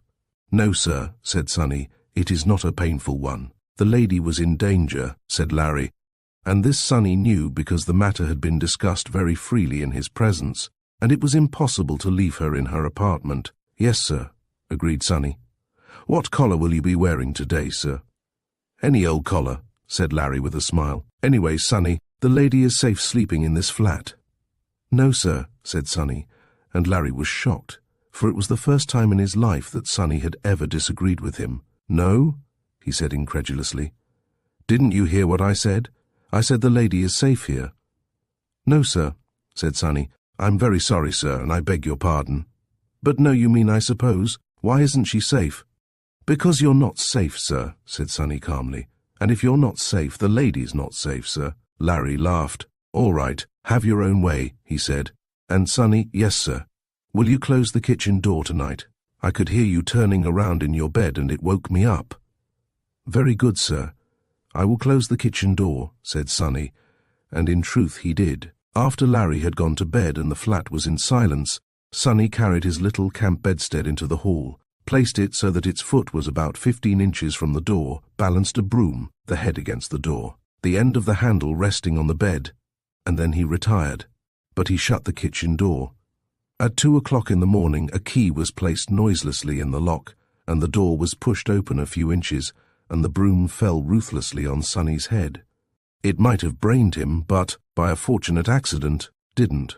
Larry heard 3 shots fired in rapid succession and leapt out of bed and came into the passage, gun in hand. He saw an empty camp bedstead, an open door, but Sonny was gone. He ran down the stairs and met that worthy man returning, leading by the collar a diminutive ruffian upon whose evil face was stamped a twisted grin of pain, for he had a bullet in the fleshy part of his leg. "Bring him in," said Larry, and closed the door. Diana was standing in the passage when the man was marched through and hastily withdrew, to reappear again at the informal inquiry which Larry instituted. It was an inquiry prefaced by a respectful apology on the part of Sonny. "I beg your pardon, sir, for taking the loan of your pistol," he said. "And as to my bed being in the passage and disturbing you—" "Say no more about that, Sonny, my lad," said Larry with a grateful glance at his valet. "We'll talk about that afterwards. Now, my boy, what have you to say for yourself?" He addressed the unpleasant-looking prisoner. "He ain't got no right to use firearms," said the man hoarsely. Larry thought his hoarseness was due to his emotion, but it would seem that it was his natural voice. "I'm shot, I am.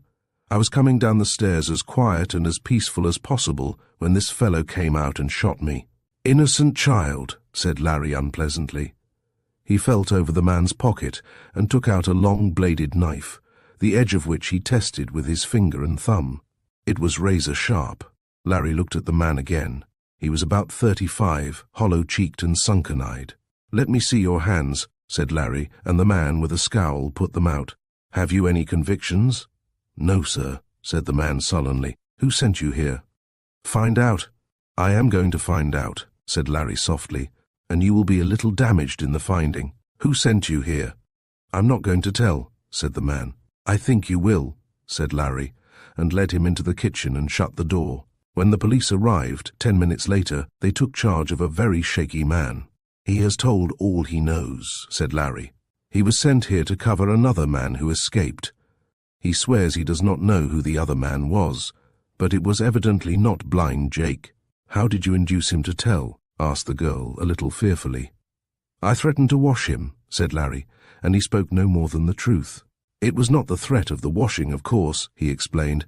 "It was the being in that room alone with me, and the fact that I could strip off his coat without an effort, and the possibility that the washing was merely a preliminary to some form of horrible torture which I had invented, which made him talk. His wound is nothing, by the way. It will probably be healed by the time he sees the divisional surgeon. And now I think we can all go to bed. I want to see you, Sonny, before you retire for the night." What he said to Sonny set that stolid man strutting for the rest of the week. Chapter 32. A Breakfast Proposal. A thin white mist overhung the park and shrouded the deserted stretch of Rotten Row, and the 1 or 2 riders who had come out at this early hour for their constitutional merely served to emphasize the desolation of the place. One of these horsemen was Sir John Hayson, Chief Commissioner of Police, who made it a practice to ride before breakfast, and he neither expected nor invited company.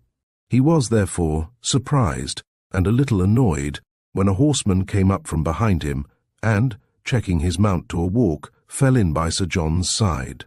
"Hallo, Larry," said John Hayson in surprise. "This is an unexpected apparition. I thought you were a ghost." "I shall be that too one of these fine mornings," said Larry, "unless I'm jolly careful. I knew you would be riding, so I hired a hack from the local livery stable and came out. Besides," he said, "I want a change of air, and I want to talk outside the stultifying atmosphere of your office." Anything new? Asked Sir John. There was an attempt at assassination last night, but that's so usual that I hate reporting it as a novelty, said Larry, and told the story of the 2 o'clock visitation. It's the queerest case I've ever heard about, said Sir John Hasten thoughtfully. Not a day passes but somebody new comes in. You still attach importance to the charwoman? Larry nodded. You know London better than I, John, he said, for between him and his old schoolmate there was no formality on such occasions as this. Who is Judd? Oh, Judd, laughed the Commissioner. I don't think you need worry your head about him. He is a man of some standing in the city, though I seem to have heard that his brother was rather a waster. The Judds practically own all the shares in the Greenwich Insurance Company. It is not a very big concern, but it has successfully resisted every attempt on the part of the insurance trusts and the big companies to absorb it. That shows character which I admire. They inherited the shares from their father and built up what looked to be a very shaky concern into a fairly prosperous business. I was looking at the board of directors last night, said Larry. It is in the Stock Exchange yearbook. I sat up after everybody had gone to bed and tried to puzzle things out. Do you know that John Dearborn is a director of that company? Dearborn the dramatist? Asked Hasten quickly. No, I did not know. Of course, the directors in a company like that, he smiled, are merely the nominees of Judd. Judd is a very good fellow, I am told, and spends a lot of money in charity. He practically supports the home which Dearborn is running. He may have been given an ornamental directorship in order to bring in a little money to his institute. I thought of that too, nodded Larry. Who is Walters? Never heard of him, said John Hasten. He's another director of the company and also an ornamental person, I should imagine. And Cremley, Ernest John Cremley of Wimbledon. He is most certainly an ornamental person, said the Commissioner. I know him slightly, a man with very little brains and an insatiable appetite for cards. Why do you ask? Because these two men are also directors of the Macready Theatre Syndicate, said Larry quietly. Judd's name does not appear, but there is another strange name, which is probably a nominee of his. Where are we getting to? Asked the Commissioner. We're getting here, said Larry, reining in his horse and bringing it round so that he stood side by side and facing his chief, that Judd controls the theatre where Dearborn's plays are produced. So there is some association between Judd and the superintendent of the blind mission in Paddington. Sir John digested this fact before he spoke. I don't see that there is anything particularly blameworthy about that, he said. After all, Dearborn is only the victim of Blind Jake, and from what you told me in your report last night, Judd is the victim of nobody except our friend Flash Fred. I can well understand why the doctor wanted to save his brother's name, he went on. Judd adored that younger brother of his, thought he was the finest fellow in the world. I have never seen a case where brothers entertained such affection one for the other. The week David Judd died, the doctor shut himself up and would not see anybody. What the Commissioner's note of startled surprise was justified, for Larry had suddenly brought round his horse and was riding furiously across the park, taking no small risk from the low railings he leapt. He had seen a figure, unmistakably tall, muffled to the chin in a pea-jacket, slouching along the path that led to one of the gates of the park.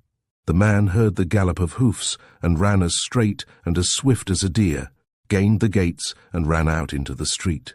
The gate was too small for Larry to ride his horse through, and he flung himself off, and leaving his mount to his own devices, he ran out into the street. He saw no more than a car pull away from the curb and move rapidly eastward. He looked around for a cab, but there was none in sight, and with a shrug he came back, found his horse, mounted, and trotted slowly back to where Sir John was sitting. "Where the devil did you go?" asked Sir John. "I saw a gentleman I am most anxious to meet," said Larry a little breathlessly. "One Blind Jake, who was taking his morning constitutional in the park, with his car waiting to pick him up like a perfect gentleman. If I had had a gun, I would have given Tarling another daffodil mystery to solve. I should have been glad to find flowers for Blind Jake." Chapter 33. Lou. When he got back to the house, Diana was dressed and sitting down to breakfast. "I thought you weren't coming back," she said with a little sigh. "Why the sigh?" asked Larry. "Because I thought you weren't coming back to breakfast," she said. He told her of the chase in the park, That rather upsets my theory that Blind Jake is still at the home or at the laundry, she said, because the house is being watched, isn't it? On both sides, said Larry, but there are a dozen ways this fellow could get out, and the fact that he goes for an early morning constitutional, and the people who are behind him consider that his health is of sufficient importance to put a car at his disposal, rather proves that he is confined during the day. They were alone, for the nurse chaperone had not finished dressing. I don't know how this case is going to end, Diana, said Larry after a little silence, and this is a most prosaic moment to say what I want to say, but after this case is ended, I don't want you to remain at the yard. She went a little pale. You mean I am not satisfactory? She said. As a secretary? You're very satisfactory, both as a secretary and an individual, said Larry, trying hard to maintain command of his voice. I don't like your working. There was another silence. I don't think I shall work after this case, she said quietly. I thought of leaving too. This was an unexpected reply, and it filled him with a sense of panic. You're not going away? He asked, and she laughed. You're really a most inconsistent person. You dismiss me in one breath and hope I'm not leaving you in another, she said, and she was treading on dangerous ground, and was well aware of the fact. After all, she went on, solemnly mischievous, there are so many jobs where competent girls are wanted. I know a job where a competent girl is wanted, said Larry, swallowing something, and her job is to look after a flat and share the modest fortune of a detective inspector who may be something better one of these fine days. She was helping herself to a triangular piece of toast when he spoke, and she let the toast drop. I don't quite know what you mean, she faltered. I mean, said Larry, I want to marry you, go to the devil. She looked up, open-mouthed, in time to see the door shut upon the outraged Sonny. I'm awfully sorry, stammered Larry. I didn't mean that last remark for you, dear. I really mean, I know what you mean, she said, and laid her hand on his. You mean you want me? I want you so much, said Larry, that I can't find words to make my want plain. She did not speak. She suffered her hand to stay under his, and her eyes catching the distorted reflection of her face in the polished coffee pot, she laughed. Larry drew his hand away quickly, for he was a sensitive man. I'm rather a fool, I'm afraid, he said quietly. She had not moved. Put your hand back. Her voice was no higher than a whisper, but he obeyed. Now tell me what you were saying. I was laughing at myself in the coffee pot. I don't look like a person that anybody could propose to at 8:30 in the morning. Then you know that you are being proposed to, he said huskily. She nodded, and her shining eyes turned to meet his. And will you? He asked, finding it difficult to frame the words. Will I what be proposed to? She answered innocently. I think I will, Larry dear. I rather like it. And then she was in his arms, and he was holding her tightly. And then Sonny came in, and they did not see him. He stole forth silently, and made his way to the landing outside the door and rang the elevator bell. The girl who worked the elevator was a great friend of his, and supplied him with much information which was of value. Louis, he said, and he was more than usually sober, can you tell me where I can get lodgings near at hand? I think I shall soon be sleeping out. Sleeping out, Pat, said the wondering Louis. She called him Pat because it was his name, but more because he had graciously permitted her that liberty. Is your master getting a housekeeper? I think so, said Sonny, very gravely indeed. I think so, Louis. Larry may have walked to the office that morning, or he may have ridden or floated. He had no distinct recollection of what happened or how he got there, except that he knew that Diana Ward was by his side, and that he was hopelessly, ridiculously, overwhelmingly happy in his love. It had been the most extraordinary courting, and the proposal had been as amazingly unconventional. He had pictured such a scene, but it had been set in a quiet drawing-room under shaded lights, or in some bosky dell, or in the shade of an old tree along some backwater of the ancient river. Not at breakfast, he said aloud. Oh dear, no. Not at breakfast, repeated the girl. Oh, you are thinking, yes, it was funny. It was wonderful, said Larry. I feel all puffed up. Then I'm going to take some of the puffed-up feeling out of you, she said calmly. I want you to make me a promise. I'll promise you anything in the world, Diana, he said extravagantly. Ask me for the top brick off the chimney pots, or a slice of the moon. Nothing so difficult as that. I merely want to, and yet perhaps it will be more difficult, she said seriously. Will you promise me that under no circumstances you will ask to be released from your engagement? He turned round to her, and almost stopped in his walk. That's an easy one, he said. Whatever makes you think I should want to break off this wonderful— I know, she interrupted. It's very wonderful to me.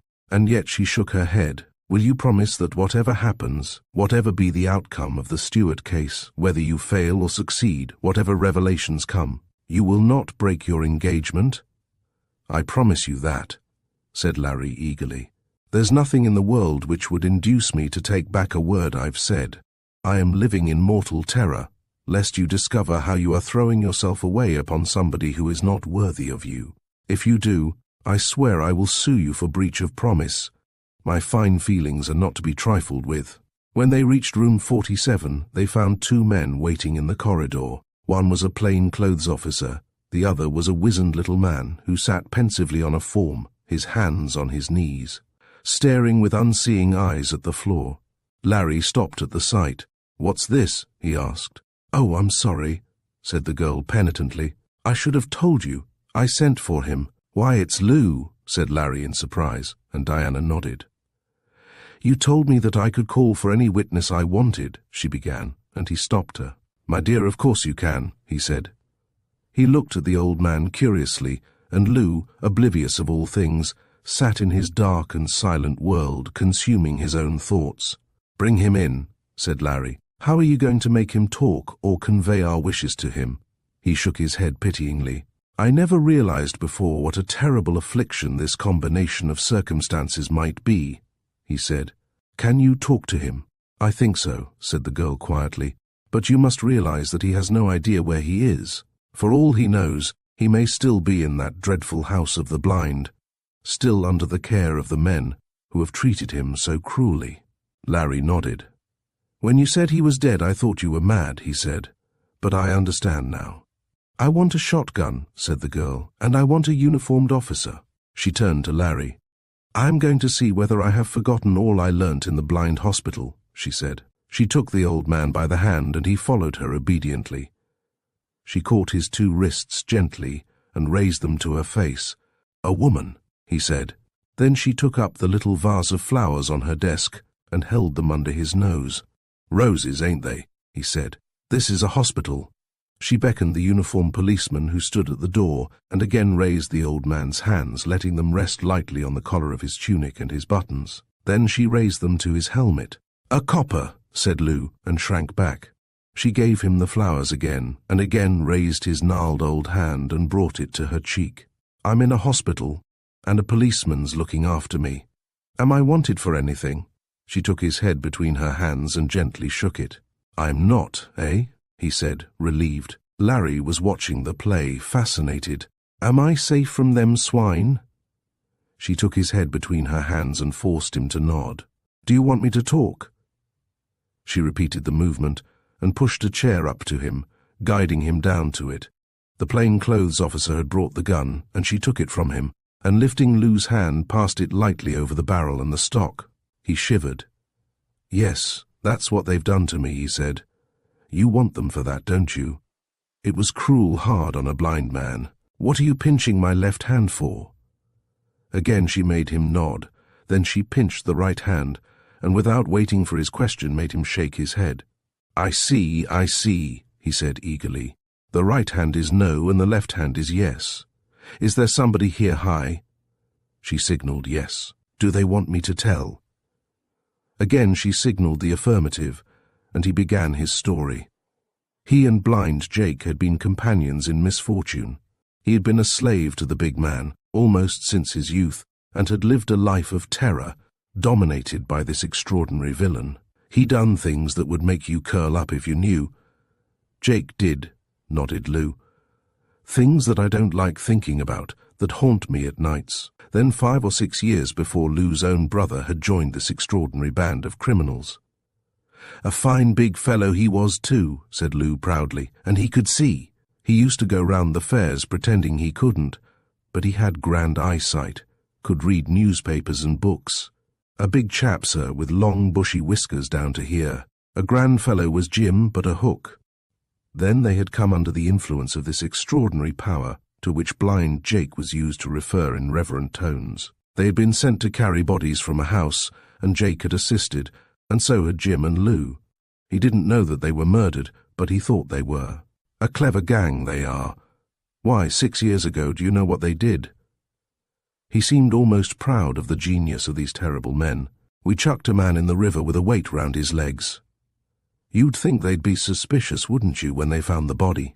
Not they. What do you think the weight was attached to, Governor? A big block of salt that fitted just round the cove's legs, and as soon as the salt dissolved, up he came. Was he alive when you put him in? Asked Larry, and the girl shivered. The man could not hear, but he answered almost as though he could. He may have been dead, I forget, Lou went on. He didn't holler or anything. God's truth, I didn't know they was going to put him in the water. How was I to know? But in the water he went. And then Jim disappeared. I don't know what happened to him. He just went away, and we never saw him again. That was 4 years ago in May, as far as I can remember. Lou had got frightened after a while, and began to suspect the danger to himself, if he did not know it already, and was fearful of Jake and his threats, more fearful of the mysterious vanishing of his brother. He could not write Braille, but he had got a man in Todd's home, a straight-un, to write the message that he intended putting in the pocket of the next victim. Possibly he had heard from Jake that there was a job at hand. I think I will go now, said the girl, suddenly white. Larry took her out into the corridor and brought her a glass of water. I'm quite all right, she smiled bravely. Go back and listen. Lou was talking when Larry returned, and when he had finished, Larry knew almost all there was to be known about the murder of Gordon Stewart. That evening there was a conference of all heads of departments, presided over by the Chief Commissioner. We may not be able to convict on the evidence of this man, said Sir John gravely. We will get the warrants if you like, but I think with a little more rope, and the knowledge we have, we could catch them red-handed. Larry came back to his office. The girl had gone home in time to hear his telephone bell ringing. Is that Mr. Holt? Said a strange voice. Now it is unusual to receive a call at Scotland Yard from anybody but police or public officials, because the numbers of the various departments do not appear in the telephone book. I am Inspector Holt, replied Larry. Dr. Judd asks you whether you can come to his office at once. He has something important to communicate. Larry thought a moment. Yes, I will come immediately, he said. He picked up Harvey, and a cab deposited them at Bloomsbury Pavement. At this hour, Larry expected the building to be deserted, but there was a light showing in one of the upstairs windows. The long, narrow vestibule was also illuminated. Larry walked quickly through the vestibule. The porter's little recess was empty. At the far end were the doors of 2 automatic lifts, one of which was in position. Shall I come up with you? Asked the sergeant. There was no reason why he shouldn't, and yet— No, stay here, said Larry. He stepped into the lift and pushed the ivory button marked 4th floor, and the elevator jerked upward. At the 4th floor it stopped, and Larry, pushing open the grille, stepped out onto the landing. Immediately opposite him was a glass door, behind which a light shone. The words Dr. Judd were written legibly enough, and he turned the handle of the door and stepped into an empty room. He called, but nobody answered him, and puzzled, he came back to the landing. Every sense in Larry Holt's system was alert. Dr. Judd was not the kind of individual who would indulge in a silly practical joke or attempt to hoax him. Then he had a mild surprise. He had come by the left-hand elevator, which had now disappeared, and in its place was the right-hand lift, which must have been on a higher floor when he had reached the landing. What was more remarkable, the lift door was wide open. Who had come up? He looked along the corridor, but there was nobody in sight. Is everything all right? It was the hollow voice of Harvey coming up the elevator shaft. I'm coming down, said Larry, and stepped through the open grille into the waiting elevator. His foot was poised. He was in the very act of bringing it down upon the floor of the lift, when he realized in a flash that what he had thought was solid wood flooring was no more than paint and paper. There was no possibility of drawing back. His balance had shifted, and the full weight of his body was thrown forward.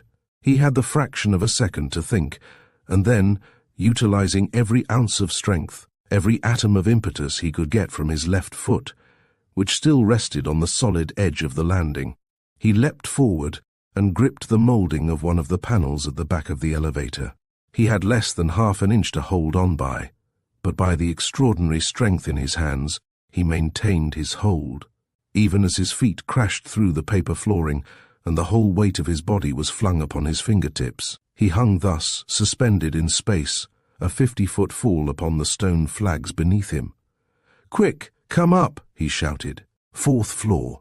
I'm trapped." He heard the rattle of the other lift and the whine of the motor, and at the same time he heard another sound above him and, glancing up, saw a face looking down from the opening on the 5th floor. Then something whizzed past him and struck the paneling of the elevator with a crash. For a second he nearly released his hold. He felt the lift shaking unaccountably, and then, to his horror, the ascending lift passed him. "Here, here," he shouted. The face above seemed to be growing dimmer, but again he saw the hand poised. Something struck him on the shoulder. He released his hold and fell. Chapter 34. Larry inspects a house. Larry jerked open the gates on the ground floor and staggered from the lift shaft to meet the dumbfounded Dr. Judd standing in an attitude of surprise and incredulity expressed on every line of his countenance. "Whatever has happened?" he demanded anxiously. "A miracle," said Larry with a touch of grimness. "I seem to have fallen about 4 feet. You sent for me, Dr. Judd." Dr. Judd shook his head.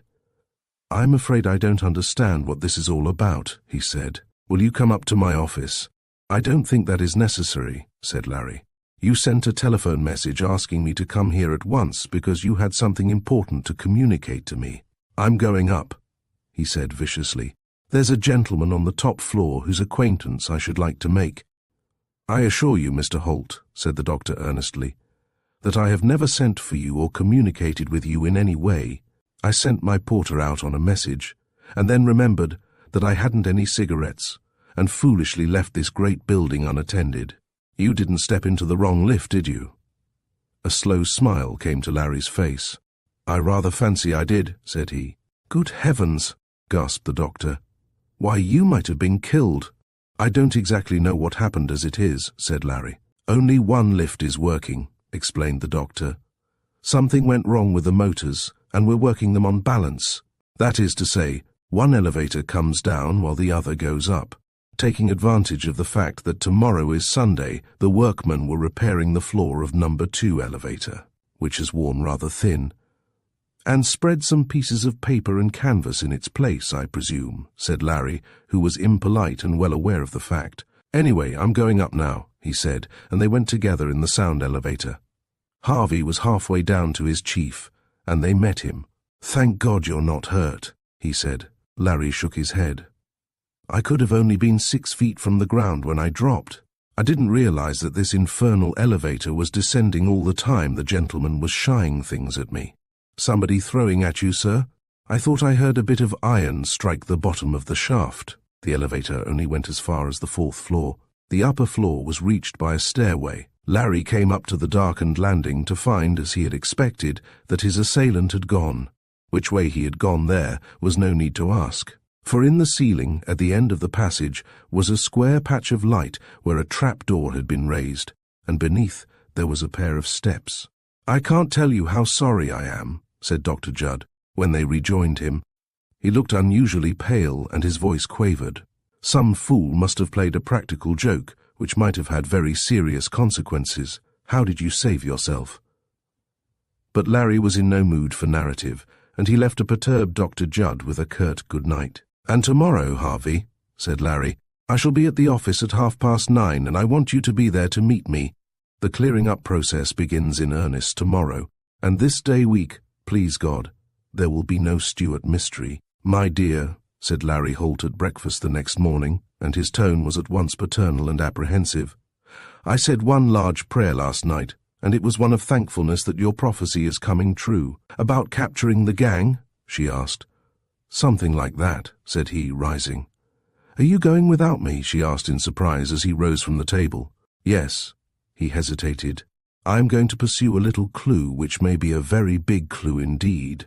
She looked at him doubtfully. "I couldn't come with you, I suppose?" she asked. He shook his head. "No, this is a job which I must do entirely on my own," he said. "Anyway, it is necessary that I should break the law to make my investigations, and I cannot be responsible for leading you from the straight path. I don't think it would worry me very much." She smiled. "But you don't want to tell me, that's it, isn't it?" "You've guessed it first time," said Larry. "The noble Sonny will look after you and escort you to Scotland Yard, and he will be bulging with weapons of a lethal character." Sonny blushed but recovered immediately. "Yes, sir," said he. "I'm thinking of sending your overcoat to be cleaned for the winter." "What on earth has that to do with escorting Miss Ward to Scotland Yard?" asked Larry in astonishment. "Nothing, sir," said Sonny, "except it will be very cold round about November, and they take a long time to clean overcoats. In fact," said the girl with a smile, "Sonny is being nicely domestic and is taking a very optimistic view of the outcome of this case." "Where will this clue lead you?" she asked. "I'd rather like to know because—" She stopped. "Well, in case you are ever missing, it is leading me to Hampstead," said Larry. She drew a deep sigh. "I was dreadfully afraid it was somewhere else," she said. He wondered why she was afraid, but it was not a subject that he wished to pursue, because he had lied outrageously. Half an hour after he reached the yard, two slightly soiled men in the shabby uniform of the North Metropolitan Gas Company walked out the Whitehall end of Scotland Yard, one carrying a bag of tools, and boarded a bus. They were set down within a quarter of a mile of their destination and walked the remainder of the journey, stopping to survey the house wherein Larry had decided would be found the solution of Gordon Stewart's death. It was an unusual-looking house, bare and grim, with few windows, and those heavily barred. "The man who planned that must have thought he was designing a prison, sir," said Harvey. "Maybe he was," replied Larry. "Harvey, if what Lou the blind man told us is true, then we have come to the end of the chase." Harvey was shocked. "But this is only a look over, sir," he said. "You don't really expect to finish the case on this one inspection?" Larry nodded. "When I enter that house I am pulling into material shape every dream I have dreamt, every theory I have evolved. I stand or fall by the result." "Does Miss Ward know?" began Harvey boldly. "This is the one thing that Miss Ward doesn't know," smiled Larry. Crossing the road, he mounted the steps and rang the bell. The door was opened by a manservant, and to him Larry Holt spoke shortly and with authority, and they were ushered into the hall. "Remember, you are to keep our visit a secret," said Larry. "You can depend on me, Mr. Holt," said the man, who had turned a sickly green at the detective's appearance. The hall was wide and lofty, panelled in oak from the tessellated marble floor to the ceiling. The only furniture was a table and a chair, Larry noted. There were no lights visible, and he gathered that illumination was furnished by lamps concealed in the cornices. Other illuminations were furnished by a long, narrow window of frosted glass, through which the shadow of the bars could be seen. There was no stairway leading from the hall, but there was a doorway immediately facing the street door, which Larry guessed concealed the staircase. On the other side of the hall was a second door, and these were the only apparent means of egress from the passage. He opened the door on the right and found himself in a large and beautifully furnished salon. The walls were hung about with pictures and tapestries, and on the polished floor were half a dozen Persian rugs, which Larry could see were worth a fortune. There were 6 stained glass windows in this room, and each was a masterpiece. By their side hung heavy velvet curtains which could be so drawn that the window excluded all light. One silver electrolier hung in the middle of the apartment, and there were no other lights, though here again Larry supposed that the main illumination came from concealed lamps. He walked across to the big fireplace with its silver grate and fixtures, and examined 2 letters which lay open upon a table by the side of the big armchair. They were of no importance, and he continued his search. From the main apartment another door opened onto a flight of stairs, which led to a suite of bedrooms, a little drawing room, and a large study, which was over the salon and covered practically the same area. His search upstairs was more or less perfunctory, though his examination of the corridor from whence the bedrooms gave was of a more careful and exacting character. But he came down again to the salon, satisfied in his mind that what had to be discovered was to be looked for on the lower floor. He found the servant in the room when he came down and dismissed him sharply. "Go back to the hall," he said, and sulkily the man obeyed. And now Larry gave every minute to an examination of the panelled walls of the room, particularly that wall which was opposite the door through which he and Harvey had entered. So cunningly had the panelling been arranged that it was a long time before he found the concealed door, and then it was not where he had been looking, but on a level with the stained glass window. He remembered then having seen from the outside a small semicircular obtrusion from the main wall of the building. "Here we are, Harvey," he said exultantly, as he pulled up a carved wreath, which seemed to be part of the wall's decorations, and disclosed a tiny keyhole. He took the packet of keys from his pocket and tried first one and then the other. At the fourth trial, a lock slipped back and the door opened inwards. He was right. He knew it at that moment. The joy of accomplishment set his heart beating faster, the knowledge that he had at last a tangible something to show, not to the commissioner, not to his superiors, but to the girl who was more to him than career or life, brought a new colour to his cheeks and a brighter light to his eyes.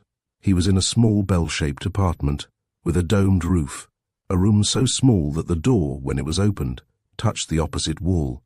It was made of concrete, and a flight of steps leading down to the cellar were also of this material. The first thing that caught his eye was an electric switch, and this he snapped down, illuminating a lower landing. There was another door to the left, and a further flight of steps which disappeared in darkness. No effort had been made to conceal the keyhole of the door, and one of his keys opened it. He found himself in a low-roofed concrete chamber, about 5'6" in height, and, as near as he could judge, about 10 feet square. He searched for and found the electric switch, and illuminated the apartment. "What do you think of this, Harvey?" "What are they running?" asked Harvey in surprise. "An electric light plant." Larry shook his head. "No," he said, "this isn't a light plant. I know very little about machinery, but I have an idea that this gadget is a pump." He examined the machinery more carefully. "Yes, it is a pump," he said. "One of the type which is used in ships to trim the ballast tanks." A thick cable was suspended on brackets along the wall, and he felt this gingerly. "Electric," he said. "This is where he gets his power." On the wall was a switchboard, and what seemed an independent lever. He examined this closely, and before he went on to yet another machine. "And this is the ventilating plant," he said, pointing to a barrel-shaped instrument. "You notice the bad air exhaust?" "He's a thorough gentleman, this," said Sergeant Harvey. "Very," agreed Larry, and they walked out of the room, locking the door behind them. "A door over there leading to the yard," said Larry, pointing to the wall opposite the machine room. Harvey saw no door, but followed his leader down a further flight of stairs. 10 steps, Larry warned, and then he came against a door. A heavy door of ferro-concrete hung upon hinges of toughened bronze. This Larry confirmed before he went any farther. He expected to find bronze, and would have been surprised if the hinges had been made of any other material. He had 2 fears, one that the doors would be fitted with bolts, and the other that they were impossible to open from the inside. This latter fear, he saw, was groundless, for the keyhole was covered from the outside by a screw cap. He twisted the cover off and opened the door. It swung back heavily, and he measured the edge. 4 inches thick, he said grimly. He takes no chances. Behind the first door was another of steel, and this too he unlocked. And now he paused, and he felt his breath grow laboured. "Take note of this room to which we are coming," said Larry Holt, "for it was here that Gordon Stewart died." Chapter 35. The Death Room. He carried a flash lamp in his hand, but it was some time before he discovered the switch, which was set high in the wall, near the sloping roof of the stairs on the farthermost side of the door. A click, and the void before them was illuminated. He could see nothing from where he stood save a brass bedstead destitute of clothing. Down 2 steps and 3 paces along a narrow passage, and he was in the room. Floor, roof, and walls were of cement work, and he saw that what he had thought was one was really 2 rooms, the second being fitted up roughly as a bathroom. There were no windows of any kind, and he had not expected them. The air was heavy and stale, and evidently the two ventilators near the ceiling were not in working order. But it was not the bathroom nor the bedstead to which his eyes strayed. It was to a great block of granite in the center of the room. In the stone, which was a cube 2 feet in each direction, was a large steel bolt, and from this bolt ran a thin, rusted chain, also of steel. Each yard of the chain ran through a block of lead, which Larry judged to be 10 pounds in weight, and there were 3 of these. The chain terminated in a brass leg ring. "Yes," said Larry, "I think so."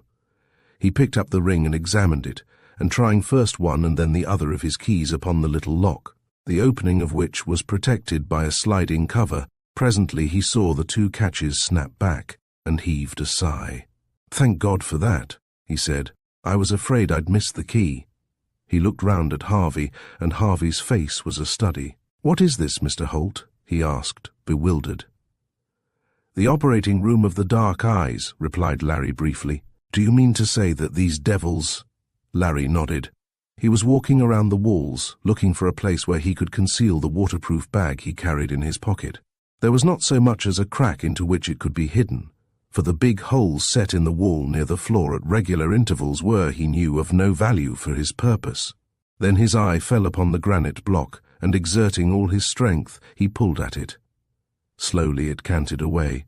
There had been no necessity to cement to the floor a block of that weight.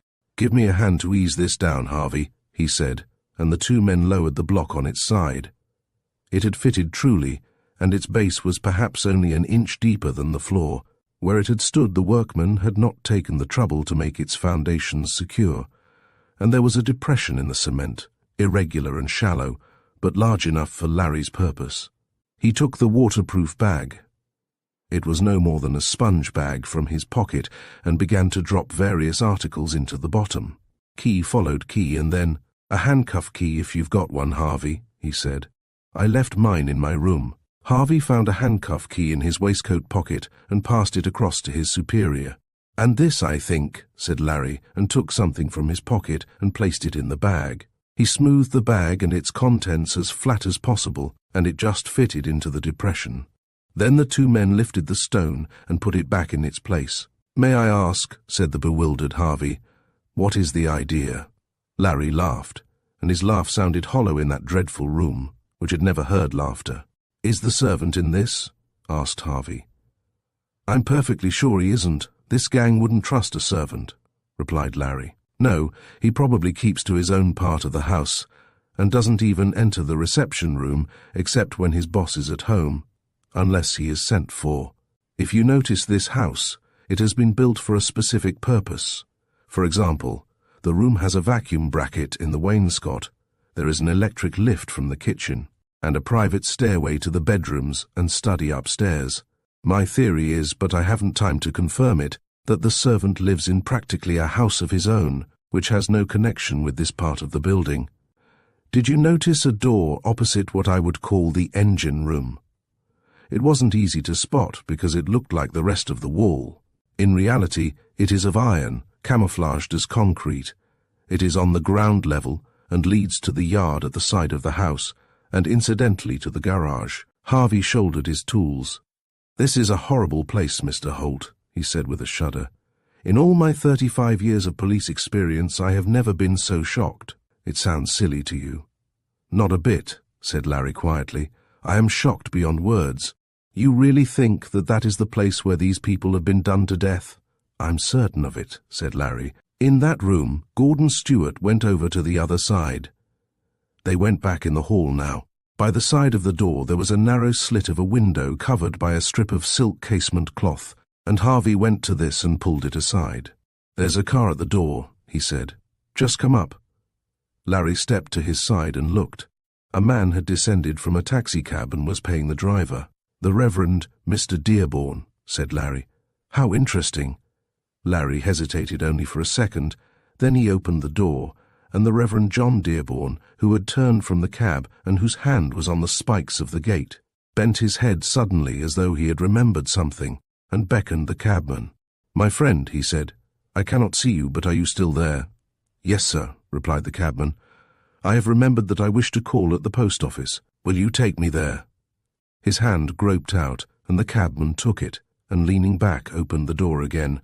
Before Larry could get down the steps, the cab was on the move. The detective turned back with a little smile. "David Judd can wait," he said softly. "David Judd?" said Harvey. "David Judd," repeated Larry Holt. "Who said this is not an age of miracles, when the blind can see as John Dearborn sees, and David Judd, dead and buried, is rollicking round London in a taxicab? Harvey, there's a great detective in this city." "There is, sir," said Sergeant Harvey heartily. "And the name of the same is Holt." "It isn't, but it will be," said Larry softly. Chapter 36. The Woman in the Garage. "Wait," said Larry. He was on the point of leaving the house of death. "We may not get another opportunity of making a leisurely examination of these premises. I am curious about the side door." He led the way to the secret door in the salon, closing it behind him. Then down the steps he passed and paused opposite the engine room. "Here is the door to the yard, I think," he said, and switched his flash lamp over the wall. The keyhole was difficult to find, but he discovered it after a while near the floor in the bottom right-hand corner. As he had expected, it opened onto a covered passageway from the road. "Clever work," he said in honest admiration. He was in the yard looking at the wall through which he had come. Nothing like a door was visible. Instead, he looked upon something which had the appearance of a window made up of 4 opaque panes. It stood out from the wall in the most natural fashion, a trim window box filled with flowers on its ledge. "Not much like a door," said Larry, and added, "Clever work." He walked back to the gate and examined it closely. Then he returned to Harvey. "The mystery of the automatic gate is solved," he said.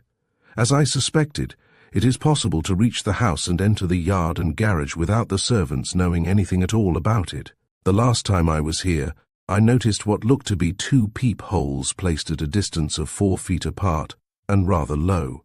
They couldn't have been intended for purposes of observation because they were backed with iron. Did you notice anything about that car we saw in the laundry garage?" "Yes, sir," said Harvey. "There were 2 bars sticking out in front under the headlamps," and Larry nodded. "I thought at first," he said, "that it was some new kind of motor car invention, but it is clear now just what they are intended for. A car is driven up to the gate, and those 2 bars fit in what I called the peepholes. A lock is pressed back and the door opens, and presumably closes behind them, thus dispensing with the attendance of any servants and avoiding the inconvenience of their coming and going being noted by the people in the house. I think we will look at the garage, and then we will go," he said. The door of the garage was at the far end of the drive and extended across its whole width. Larry searched amongst his keys, and presently he found what he was looking for. "I wondered what door this tumbler lock was on," he said. He slipped the key in the hole and turned it, and as he did so, he heard a slight movement within the garage. "Did you hear that?" he said in a whisper. Harvey nodded and drew his truncheon. Then suddenly Larry threw open the gates wide. He saw a car, but apparently the garage was empty of people. The wheels of the car were wet.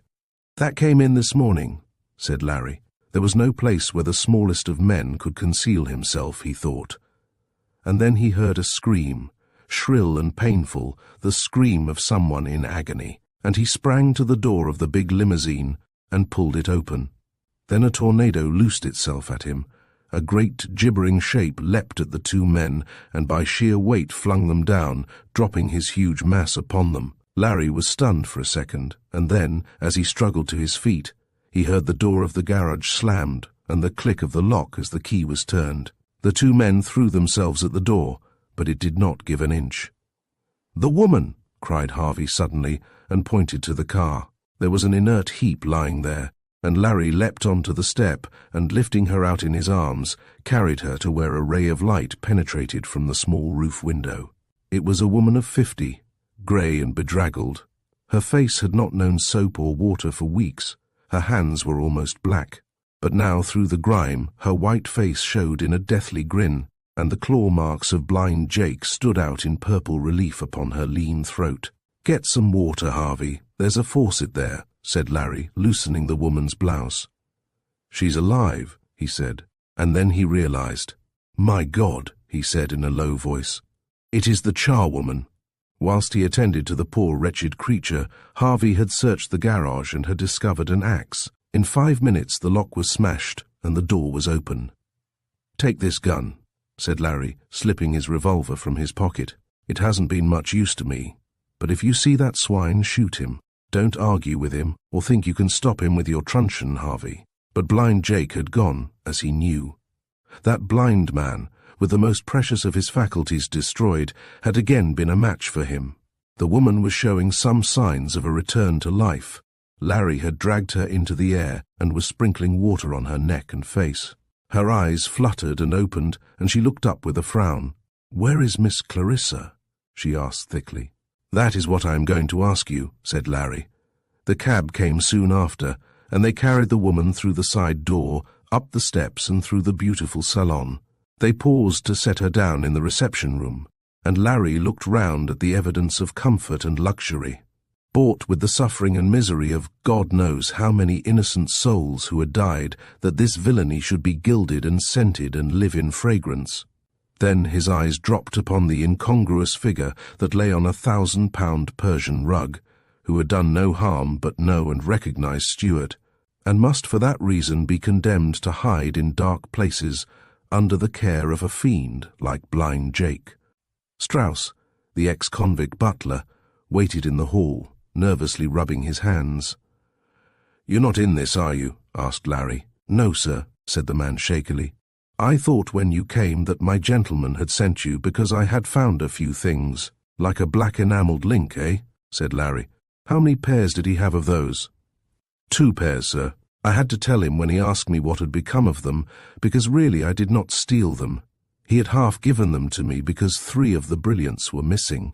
"Don't worry, Strauss," said Larry. "He has got them back now, though he had to burgle a pawnbroker's to get them." A knot of idlers gathered on the pavement to watch the spectacle of 2, apparently officials of a gas company, carry an unsavoury woman who looked 70 down the steps into the cab. She had recovered consciousness before the cab had gone far, and was trembling violently, looking from one to the other of the men. "You're all right now, Emma," said Larry kindly. "Emma?" she repeated. "Do you know me, sir?" "Yes, I know you," said Larry. "Then I'm safe?" she said eagerly. "Oh, thank God for that. You don't know what I've been through. You don't know what I've been through." "I can guess," said Larry. "Where are you taking her?" asked Harvey in a low voice. "I didn't hear what you told the cabman." "I'm taking her to my flat," said Larry, and Sergeant Harvey looked his surprise. "I can't afford to fill the hospitals with the witnesses for the crime," said Larry with a faint smile. "And besides, this woman is not ill, she's just tired and hungry." "That's right," said Emma eagerly. "I know I must look terrible, but they never gave me a chance of washing myself. They dragged me from one hole to another. I'm not a common woman, sir, although I've done charwoman's work. I was nursemaid and brought up a little girl, sir, the daughter of my missus. Brought her up like a lady, sir. Little Clarissa Stuart." "Clarissa Stuart? I called her Clarissa, sir," said Emma. "If I could only see her again." "You called her Clarissa?" said Larry slowly. "Was not that her name?" "Yes, sir," said the woman. "Clarissa Diana, but I used to call her Diana." Larry started back as though he had been shot. "What is your name?" he asked in a husky voice. "Emma Ward, sir." "Diana Ward?" "I called the young lady, but Diana Stuart is her real name, and her father is in London." "Diana Stuart," repeated Larry slowly. "Then Diana Stuart is the heiress to whom Stuart left his money." "Diana Stuart," he repeated in a tone of wonder. "My Diana." Chapter 37. The Heiress. Mrs. Emma Ward had told him practically all there was to tell about herself before the cab had drawn up at the entrance of the flat. It was she who had failed to register the birth of Diana and her twin sister, and this failure had, curiously enough, saved her life. For when the gang had discovered, as they did a few hours earlier than Larry, that Gordon Stuart had left an enormous fortune to the daughter whose existence he had discovered through an accidental meeting with the charwoman. At Nottingham Place, they lost no time in securing the one witness who could prove the legality and the circumstances of Diana's birth. Never had Larry so congratulated himself upon any event as he did upon the fact that he had engaged a chaperone for Diana. Once before had that nurse been useful, and now she took charge of the unhappy woman who, to the scandal of the neighbourhood, He brought to his flat, and it was a presentable and tidy lady of middle age who came into his sitting room an hour after her arrival, within reach of hot water and clean towels. "I am going now to see Missy." Balked at the word Miss Stewart, he said. The woman started. "Do you know where she is?" "Oh yes," said Larry. "I know. She has been with me for—" He was on the point of saying years, and honestly believing the word he framed. And then, with a queer sense of surprise, he realized that weeks, and very few weeks at that, would most accurately describe the length of his friendship with Miss Diana Ward. He had thought of telephoning the news to her, but somehow he wanted to tell her himself, and there were other things he had to say, things which were hard to think about. He thought it all over on the way to the yard. Diana Ward, poor and dependent, was a different girl from Clarissa Stewart, an heiress to millions of dollars. He could ask Diana Ward to marry him and look forward with happiness to a union where each brought to the other only the treasure of love. Diana Stewart was a rich woman. He did not doubt that she would be sweet and generous and desirous that the marriage should go through. But after a time, she would realize how enormous were the possibilities which great possessions offer. And then she would regret in a nice way, he told himself, for he defended her even as he accused her. And that was the end of the case, he thought. Kudos would come to him, though he could take no credit for that. And the long-deferred promotion that also would come, and he would sit in the office, an assistant commissioner, and exercise his function. But all the success he had secured was Diana's. Hers was the brain that had disentangled the knottiest of the problems and had made the tangle of clues into one straight case. It was curious that he did not also credit her with having discovered even more.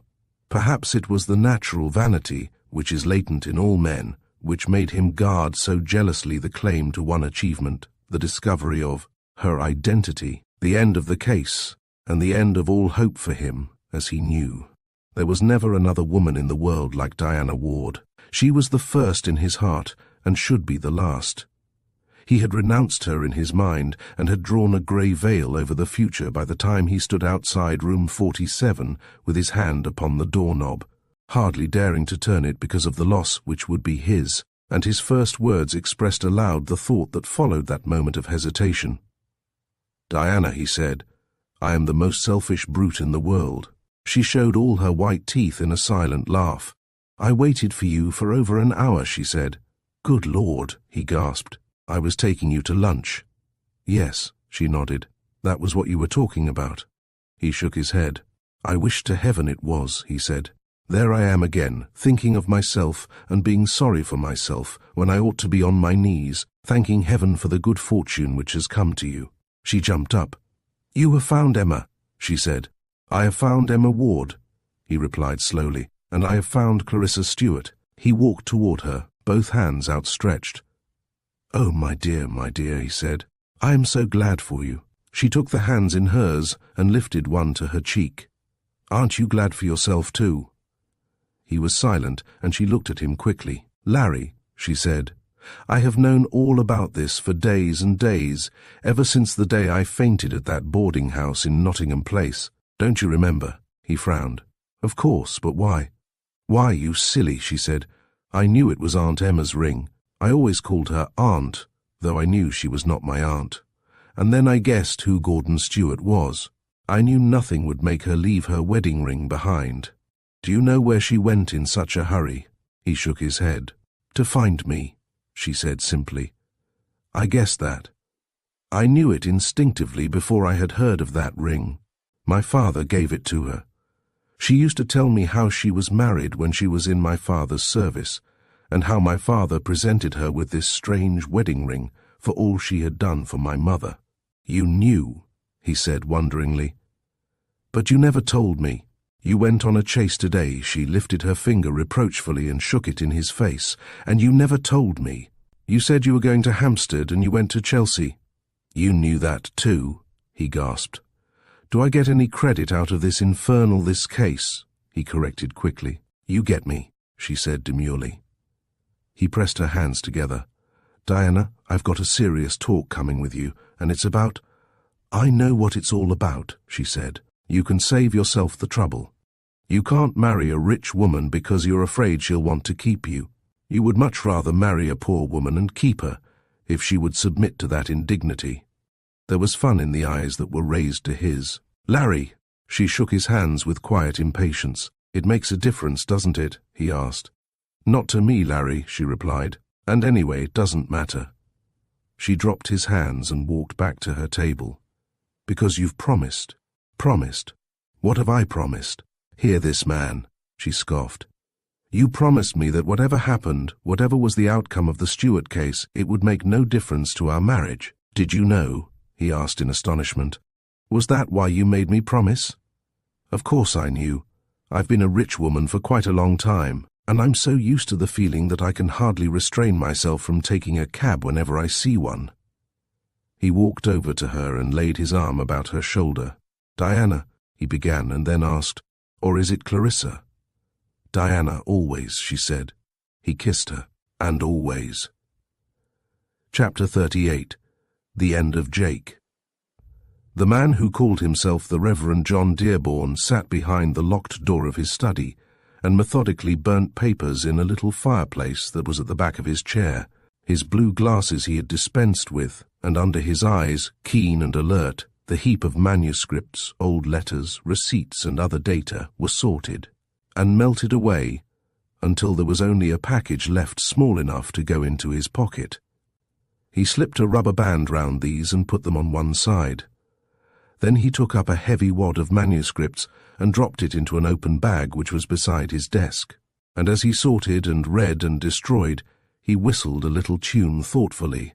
From one of the drawers in the desk, he took out a thicker package of manuscript bound in a stiff cover.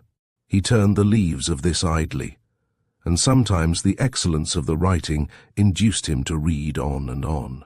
That's damned good, he said, not once but many times, for John Dearborn was a great admirer of the genius of John Dearborn.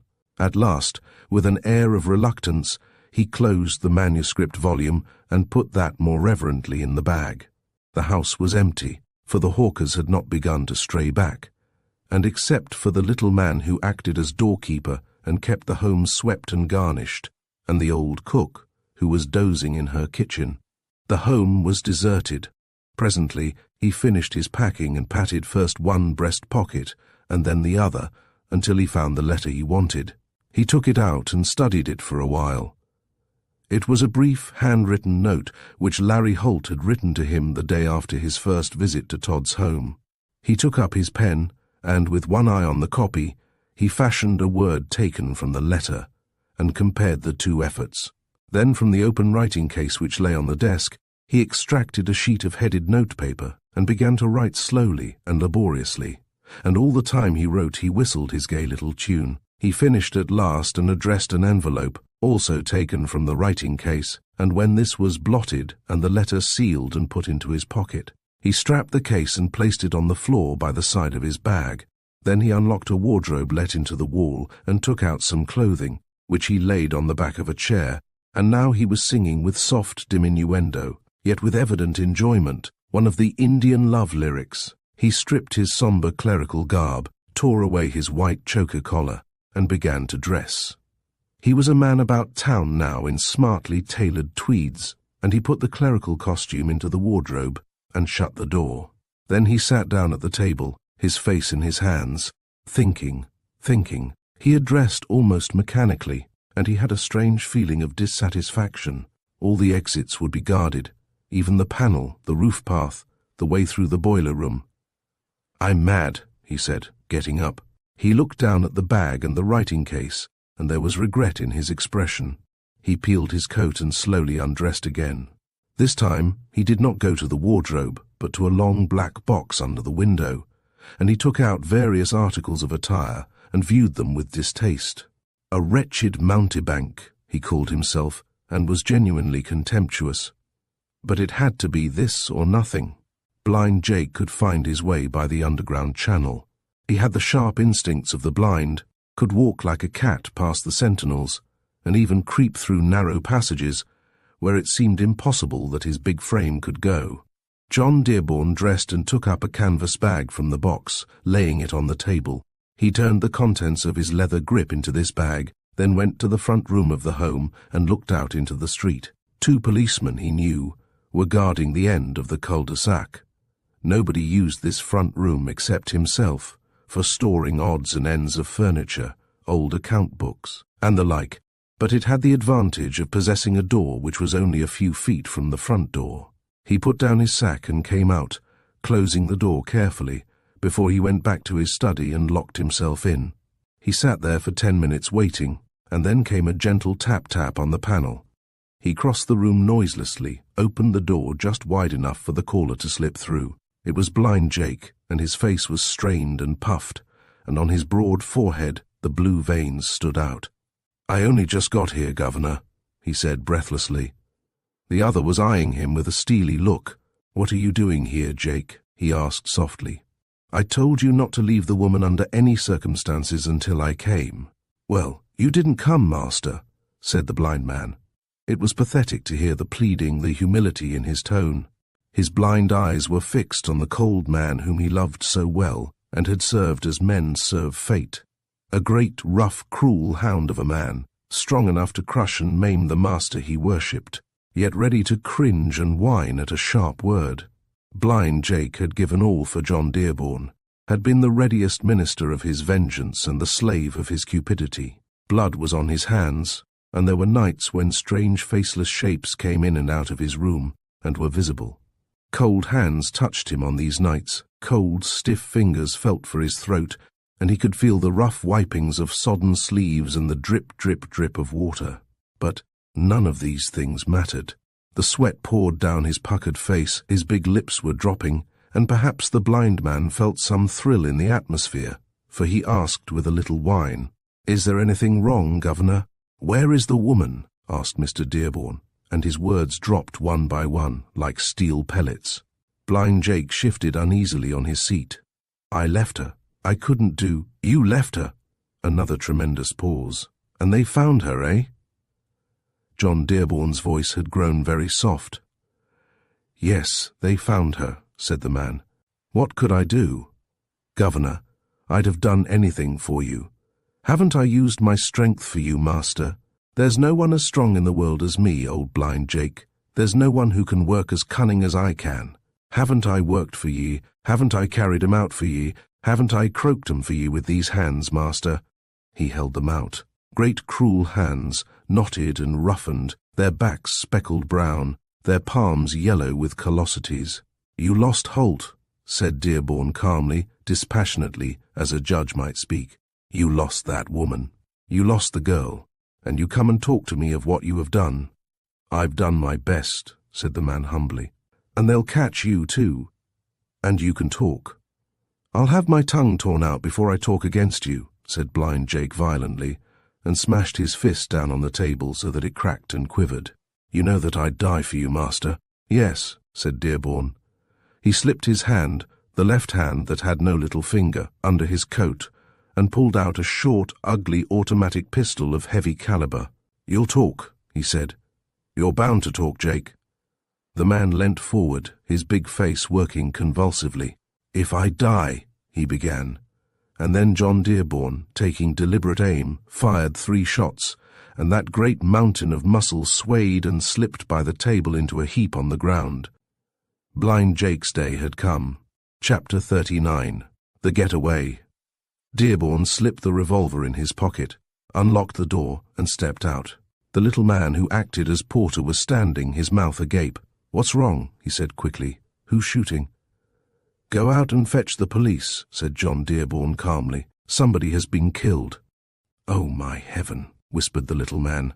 "There are 2 policemen at the end of the road." "Hurry," said John Dearborn sharply, and listened to the flip-flap of the messenger's slippers as he shuffled up the street. Dearborn waited a while, then entered the front room and closed the door, standing against it listening. He heard the rush of feet, distinguished the policemen, heard them clump through the passage, and the chatter of an idle bystander or 2 behind them. Then he opened the door. A policeman was bending over Blind Jake. "That's him, all right," he said. "Jim, clear these people out and stand on duty at the door until the inspector comes. You'd better blow your whistle."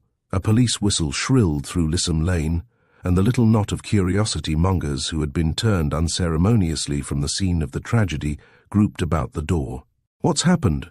asked Mr. Dearborn, and the policeman smiled good-naturedly. "Now, postman," he said, "you go along and deliver your letters." And John Dearborn flung his bag over his shoulder, for he had chosen the uniform of a letter-carrier, and it had proved a most effective cloak. He got away within a few minutes of Larry's arrival. The detective was on his way to interview Mr. John Dearborn, and the handcuffs he had in his pocket were expressly intended for that gentleman. Larry saw the little crowd about the door and knew that something unusual had happened. He came to the study and looked silently upon the massive body of his enemy. Blind Jake had died immediately. He had never known what had struck him or guessed the vile treachery of the employer he had served so well. "The man must be in the house somewhere, sir," said the policeman. "This little fellow heard the shots, and the superintendent sent him out to get a policeman. We both came down together, me and my mate." "Was the front door left unguarded at all?" asked Larry. "Only for a second, sir," said the policeman. "We both came in together." "That was the second our friend got away," said Larry. "I don't think it's any use searching the house." He was accompanied by the officers who had been charged to effect the arrest of Dearborn, and their inspection and examination of the room produced nothing of importance. Larry drove back to the yard and interviewed the chief commissioner. Then he went to the girl. "I've heard the news," she said quietly. "Sergeant Harvey has just been in. Do you think Dearborn's killed him?" "Dearborn is David Judd," said Larry. "Dr. Judd's brother," she said in surprise. "But he's dead." He shook his head. "That elaborate funeral was well staged, and I am perfectly certain that David even went to the length of providing the body. He is a very thorough gentleman. You remember Lou telling us of his brother who disappeared, a fine-looking fellow with a beard?" She nodded. "That is the man we shall find in David Judd's grave," he said. "Is Dr. Judd," she began, and there was no need to finish the sentence. "Dr. Judd is in it up to the neck," said Larry. "The story of Dearborn is explained very easily. Dearborn was a partner of Judd's, and something that happened at the office, either some crime or some murder perhaps, which David had maneuvered in order to draw insurance, had come to the knowledge of one of the clerks. This man stole a large sum of money and went to Montpellier, and from there began to blackmail David. David went after him and shot him. Probably the murder was unpremeditated, because David is not the sort of man who would shoot in the open square. But at any rate he did shoot, and he was seen by Flash Fred, who reached the body in time to learn from the dying man the name of his murderer. To a man of Fred's caliber, that meant that he had an income for life, and he hastened back to London, saw Dr. Judd, and probably stated the terms on which he would keep his mouth shut. Judd decided that David should conveniently die. And David, you remember, was a fine-looking man with a beard. Of their hirelings or acquaintances, they chose Lou's brother as being the nearest in physical appearance to David, and he was unceremoniously destroyed and buried as David. Incidentally, a very large sum of money was drawn from the underwriters on the heavy insurance policy which had been issued to David. They must have had this scheme in mind for some time, for a month before David's death, Dr. Judd had completed the purchase of Todd's home. It was not so much a charitable institution as a business proposition, for Todd's home had deteriorated into a kind of superior doss house, frequented by the lowest of the low amongst the blind mendicants of London. It was there that the famous Dark Eyes had their headquarters, and it was from them that David must have learnt of Todd's. The home was bought, and the day after David's death, the Reverend John Dearborn appeared as the new superintendent. It is perfectly true that he cleared out all the bad characters and had certain structural alterations made, but he only did this because he wanted to clear the taint from Todd's home, to give it a good character, and to employ the house as his headquarters without fear of police visitations. When the laundry company went broke, it was Judd who bought the premises, and the alterations were carried out by David himself with the assistance of his gang. David, I might remark, is an architect, and built the house in which his brother lives. We know they employed foreign workmen, and that house was built for one specific purpose, he said gravely. With the laundry premises in their possession, the Dark Eyes came back to Lissam Lane, and came and went amongst the blind, who could not see them, and who were ignorant of their presence. "What about Dr. Judd?" she asked. "I am arresting him," said Larry. "And I am arresting him in the very place from whence your father disappeared in that famous Box A at the Macready Theatre. Will he be there?" she asked in surprise. He nodded. "He is there almost every evening," he said quietly. "But why not take him now?" she asked, puzzled. "Because Box A and its mystery have yet to be cleared up," said Larry, "and I have an idea that I shall clear it." At 8 o'clock that night, he walked into the vestibule of the Macready Theatre. "Dr. Judd, sir," said the attendant. "Yes, he's in Box A. Is he expecting you?" Larry nodded. Harvey was for accompanying him, but the other shook his head. "I'll go alone," said Larry. He went swiftly down the passage, and, stopping only for a second outside Box A, he turned the knob of the door and stepped in. Dr. Judd's eyes were fixed on the stage, and the detective had stopped to speak to him when something dropped on his head, something fleecy and warm. It felt like a bag lined with wool. It had been saturated with a chemical which took his breath away and momentarily paralyzed him. Then he felt a string pulled tightly round his neck and whipped out his pistol. Before he could use it, it was gripped. Something sharp hit the hand that held it, and he let go with a cry of pain, muffled in the bag. Every breath he took choked him. He struck out, but his arms were seized from behind, and he was flung forward on the floor. Dimly he heard the voice of Dearborn. "The atomizer, Peter!" A nozzle was pressed under his chin into the bag, and something pungent was sprayed under his nostrils. He tried to fight his way out of their grip, but a knee was in the middle of his back, and then he lost consciousness. "You're really a genius, David," said Dr. Judd, almost ecstatically. "So perfectly timed, so beautifully done. Wonderful, dear fellow, wonderful." "Open the door and look out, Peter," said David, and the doctor obeyed. The passage was empty. Immediately opposite the door of Box A, a curtain was draped on the wall, and through this he disappeared, and there came a rush of cold air as he opened the fire exit door which led to the side street, where a car was waiting. A minute later, David Judd had picked up the detective as easily as though he were a child, had lifted him into the interior of the limousine, and had taken the place at the wheel. He came to the house in Chelsea, and brought the car with a sweep straight to the closed gates of the covered driveway. In that solid gate were the two big circles, and before David Judd's car were two steel bars that projected beyond the line of the lamps and just beneath. Slowly and skillfully he brought the car up the inclined slope from the roadway, so that the ends of the two bars rested in the peepholes. Then he drove the machine forward. There was a click, and the gates swung open. The car rolled in, and as the wheels passed over a narrow transverse platform that gave slightly under its weight, the doors closed again. David Judd stopped opposite the door that looked like a window, opened it, and, lifting Larry in his arms, passed inside. The lights were burning on the stairs leading to the cell, the doors of which were wide open. He threw the detective on the bed, picked up the bronze anklet and snapped it about one of Larry's ankles. And then, and only then, did he pull off the heavy leather bag which covered Larry Holt's head. It stank of formal iodine, and he threw it into the bathroom. Larry's face was purple. He had all the symptoms of one who had been strangled, but as the night air reached him he gasped. David leant over and felt his pulse, opened his eyelids and smiled. He went out softly, locking the two doors, and paused at the first landing to enter what Sergeant Harvey had called the machinery room. He turned over a switch, and the electric ventilating apparatus hummed drowsily. David went again into the yard, stopping only to lock the doors behind him. He had no time to lose. The engines of his car were still running, and he jumped into his seat and began to go slowly backward. As the wheels reached the narrow weighbridge, the gates opened again. They would remain open 20 seconds, and would then close of themselves, and the car had hardly backed onto the road before they came together noiselessly. Swiftly the car sped back. This time it turned northward and jolted to a standstill opposite Larry Holt's flat. Chapter 40. A letter from Larry. Diana had gone home. It was queer how in a few days she had come to regard Larry's flat as her home before dinner.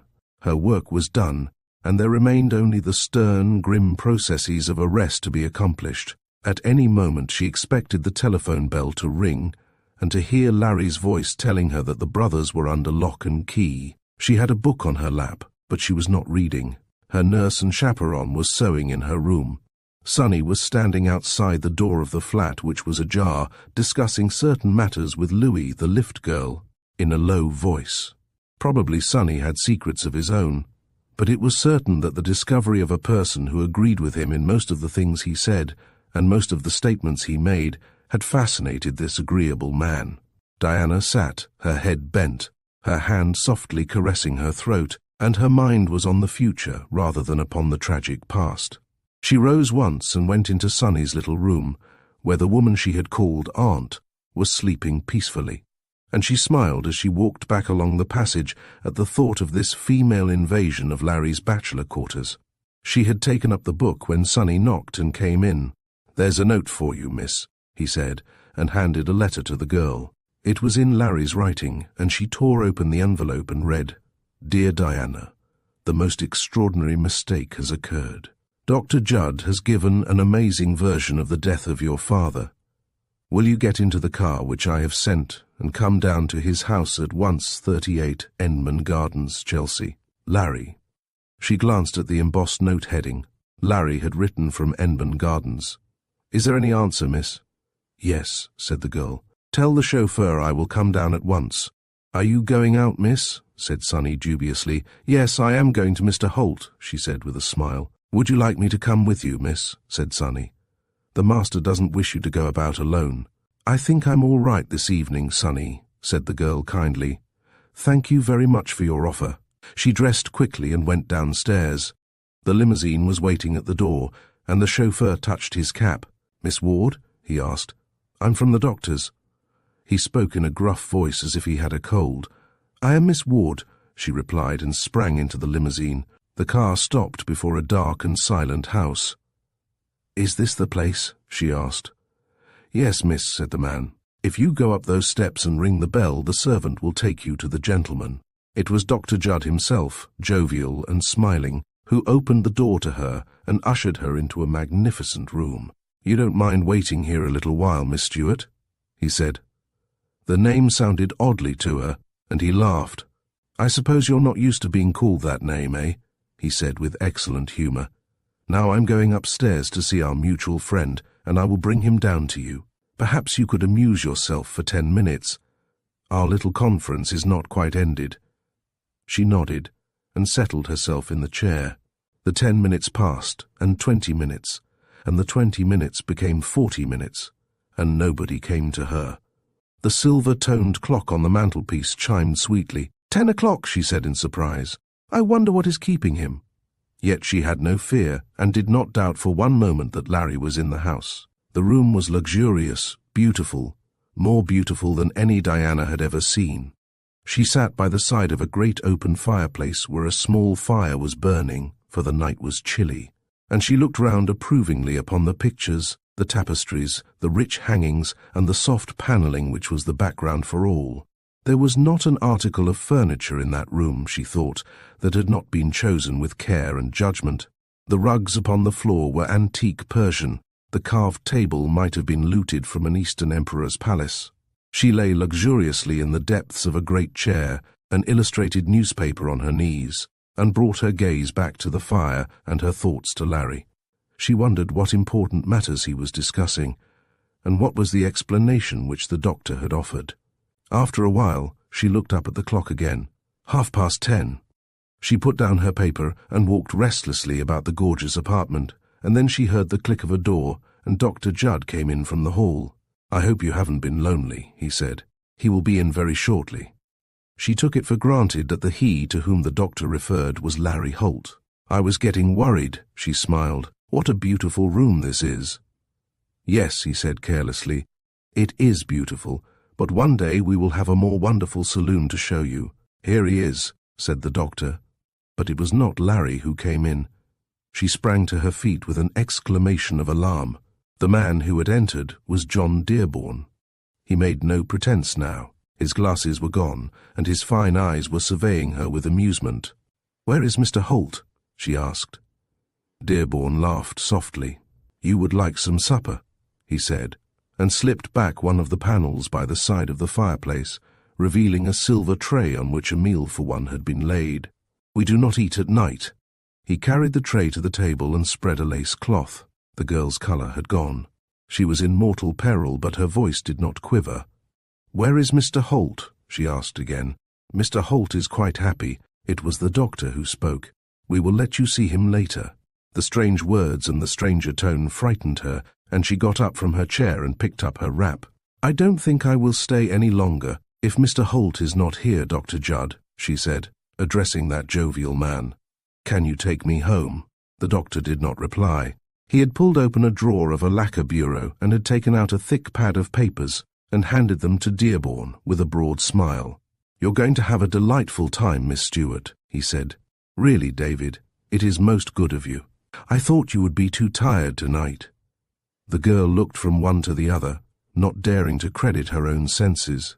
Dr. Judd, who had hitherto been polite to a point of obsequiousness, was ignoring her.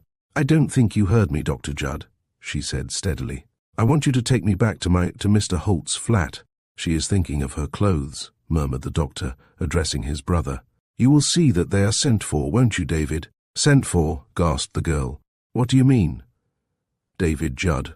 Already she had ceased to think of him as Dearborn had settled himself in the chair which she had lately occupied, and was turning the leaves of his manuscript book. "I think you had better eat first. You must be very hungry." "I will eat nothing in this house until I know what you mean by saying that my clothes will be brought here," she said hotly. "I am going back alone." "Dear young lady," it was the doctor who laid his big hand on her arm, "please do not distract David. He is going to read one of his beautiful plays to you. Do you know that David is the greatest dramatist in the world, the supreme force in modern drama, rivaling, and indeed excelling, the so-called genius of Shakespeare?"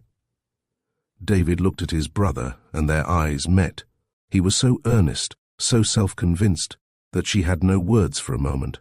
Then, "I am not in a mood to hear plays read, however beautiful they are," she said. She had to keep a tight hold on herself, for instinct warned her that her plight was desperate. "I don't think she will go back tonight," said the doctor, almost regretfully. "Perhaps tomorrow, when you are married to her." He spoke timidly, pleadingly, and there was a question in his statement. "I shall not marry her," said the man called Dearborn sharply. "I thought we had arranged that, brother. Jake is dead, but there are others.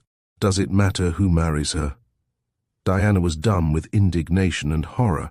They were discussing her marriage with one of them, each trying to induce the other to wed her with a calmness and an assurance which left her speechless.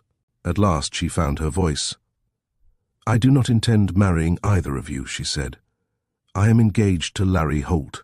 Both men were looking at her, and in the doctor's rubicund face there was an expression of distress.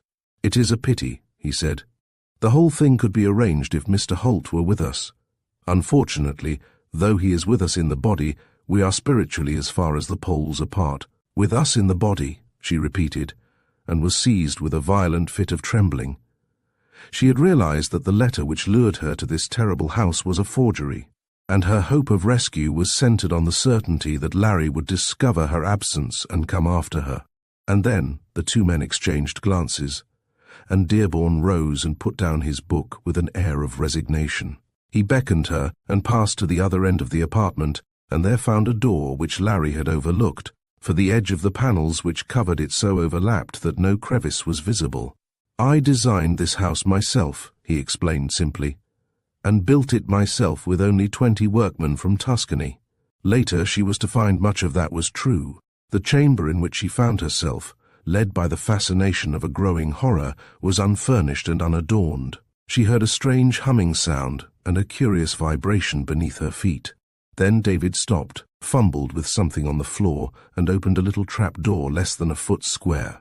It revealed a pane of glass, and when her eyes had become accustomed to the unexpected perspective, she saw beneath her a small room, evidently lighted from the ceiling. She had no time to take in the details of the room. Her eyes were focused upon the figure that sat on the edge of the bed. With his handkerchief he was binding a wound in his hand, and at first she did not recognize him. Then he looked up, for though he could not see the occupants of the room above, he had heard the sound of the trap opening. She stared and screamed, for it was Larry Holt who sat there, and he was chained by the ankle. Chapter 41. Diana pulls a lever. Dearborn put his arm about her waist and dragged her from the room into the saloon. When he released her, her knees gave way under her, and she dropped to the floor. "Everything must be seemly," said Dr. Judd gravely. "We cannot countenance a vulgar scene. Do I speak your mind, brother?" "Exactly, my dear," answered David Judd. Diana stared up at him from the floor, resting her shaking body upon her arms. "What are you going to do with him?" she asked wildly. Again the brothers looked at one another. "You tell her, Doctor," said David gently. Dr. Judd shook his head. "I think you should tell her, my dear David," he answered. "You are so very delicate in these matters, bless you. And remember," he added, "that she is your wife." David had seated himself and was leaning over the arm of the chair, his immobile face fixed upon Diana's. "When I have finished with him," he said, "I shall drown him." She started up, her hand to her mouth. "My God," she breathed. The dreadful truth came upon the girl with a rush. These men were madmen who preserved all the outward appearance of sanity, who, day by day and for years, had conducted a business with sane men, and never once betrayed the kink in their unwholesome minds. She shrank back from them, farther and farther back, until she was against the paneling of the opposite wall. They were her father's murderers. She thought she was going to faint, but dug her nails into her palms in a tremendous effort to keep her senses. Mad, and the world rubbed shoulders with them and never suspected. "Shall I read?" asked David quietly. "Yes, yes, read," she said eagerly. They were to kill Larry when he had finished reading. That was the thought which obsessed her as she turned her drawn face to the man. The vanity of this monomaniac was flattered, and he betrayed his agitation in his stumbling speech as he read the first 2 pages of his manuscript. Then his voice grew calmer, and the girl understood in a wondering way that he was imparting into these dead and lifeless words a beauty which only his mind could see, but which, in some extraordinary way, he was conveying also to her. Dr. Judd had slipped from his chair to the big bearskin rug before the fire and sat with his legs crossed, his hands clasped before him, his large eager face turned to his brother. And here was another curious circumstance which the girl noted numbly. Those lines which seemed brilliant to David were brilliant also to the other, and when he paused self-consciously, as if for applause, it was always the doctor who anticipated his desire. "Wonderful, wonderful. Is he not a genius, Miss Stewart?" asked Stephen. She glanced quickly at the other, expecting to find him embarrassed, but he sat bolt upright, a complacent smile upon his heavy face, a benevolence in his eyes. And they were planning murder. They had murdered many men in this terrible house, she thought, and wondered. Had they sat here whilst their victims fought their last fight in that horrible dungeon, the one reading and the other listening to these trite sentences? These age-worn situations which both believed were the work of a supreme genius? "This is not my best work," said David, as though reading her thoughts. "You like it, of course?" "Yes," said the girl in a low voice. "Go on, please." She hoped to keep them occupied throughout the whole of the night. She knew that the police would be searching for Larry, and perhaps one of them knew this house in Chelsea. But those hopes were to be shattered, and her heart gave a wild leap as she saw David close the manuscript book and put it tenderly on the table beside him. "Brother," he said, "I think—" The doctor nodded. "And it would be a gracious thing, and a picturesque beginning for all the happiness which lies ahead of us. If this fair hand—" He took the unresisting hand of Diana in his, and again he did not complete his sentence. He took his keys from his pocket, the keys that Flash Fred had so carefully duplicated, and Larry had duplicated again, and walked to the door through which the girl had entered the room. He smiled to himself as he inserted the key and the door swung open. "Will you come this way, dear girl?" he asked. She hesitated, then, summoning her courage, followed him down a flight of steps. Again there was a door at the end, a little room filled with machinery she saw when he put on the light. He walked to a switch. "You shall have the honor of releasing our friend. We bear him no malice, Mr. Holt." "Release him?" she asked huskily. "Do you mean that?" She hesitated, her hand upon the black lever in the wall. "Why do you not open the door and let him out?" she asked suspiciously. "That will open the door and release him. Believe me, my dear, I would not in this hour deceive you." It was the doctor who spoke in his softest tone, and she hesitated no longer. Her brain was in a whirl. She could not analyze either their motives or their sincerity, nor could she appreciate the fact that to these men deception was a habit of thought. She swung the lever back, and it came more easily than she had expected. Then she looked at the door.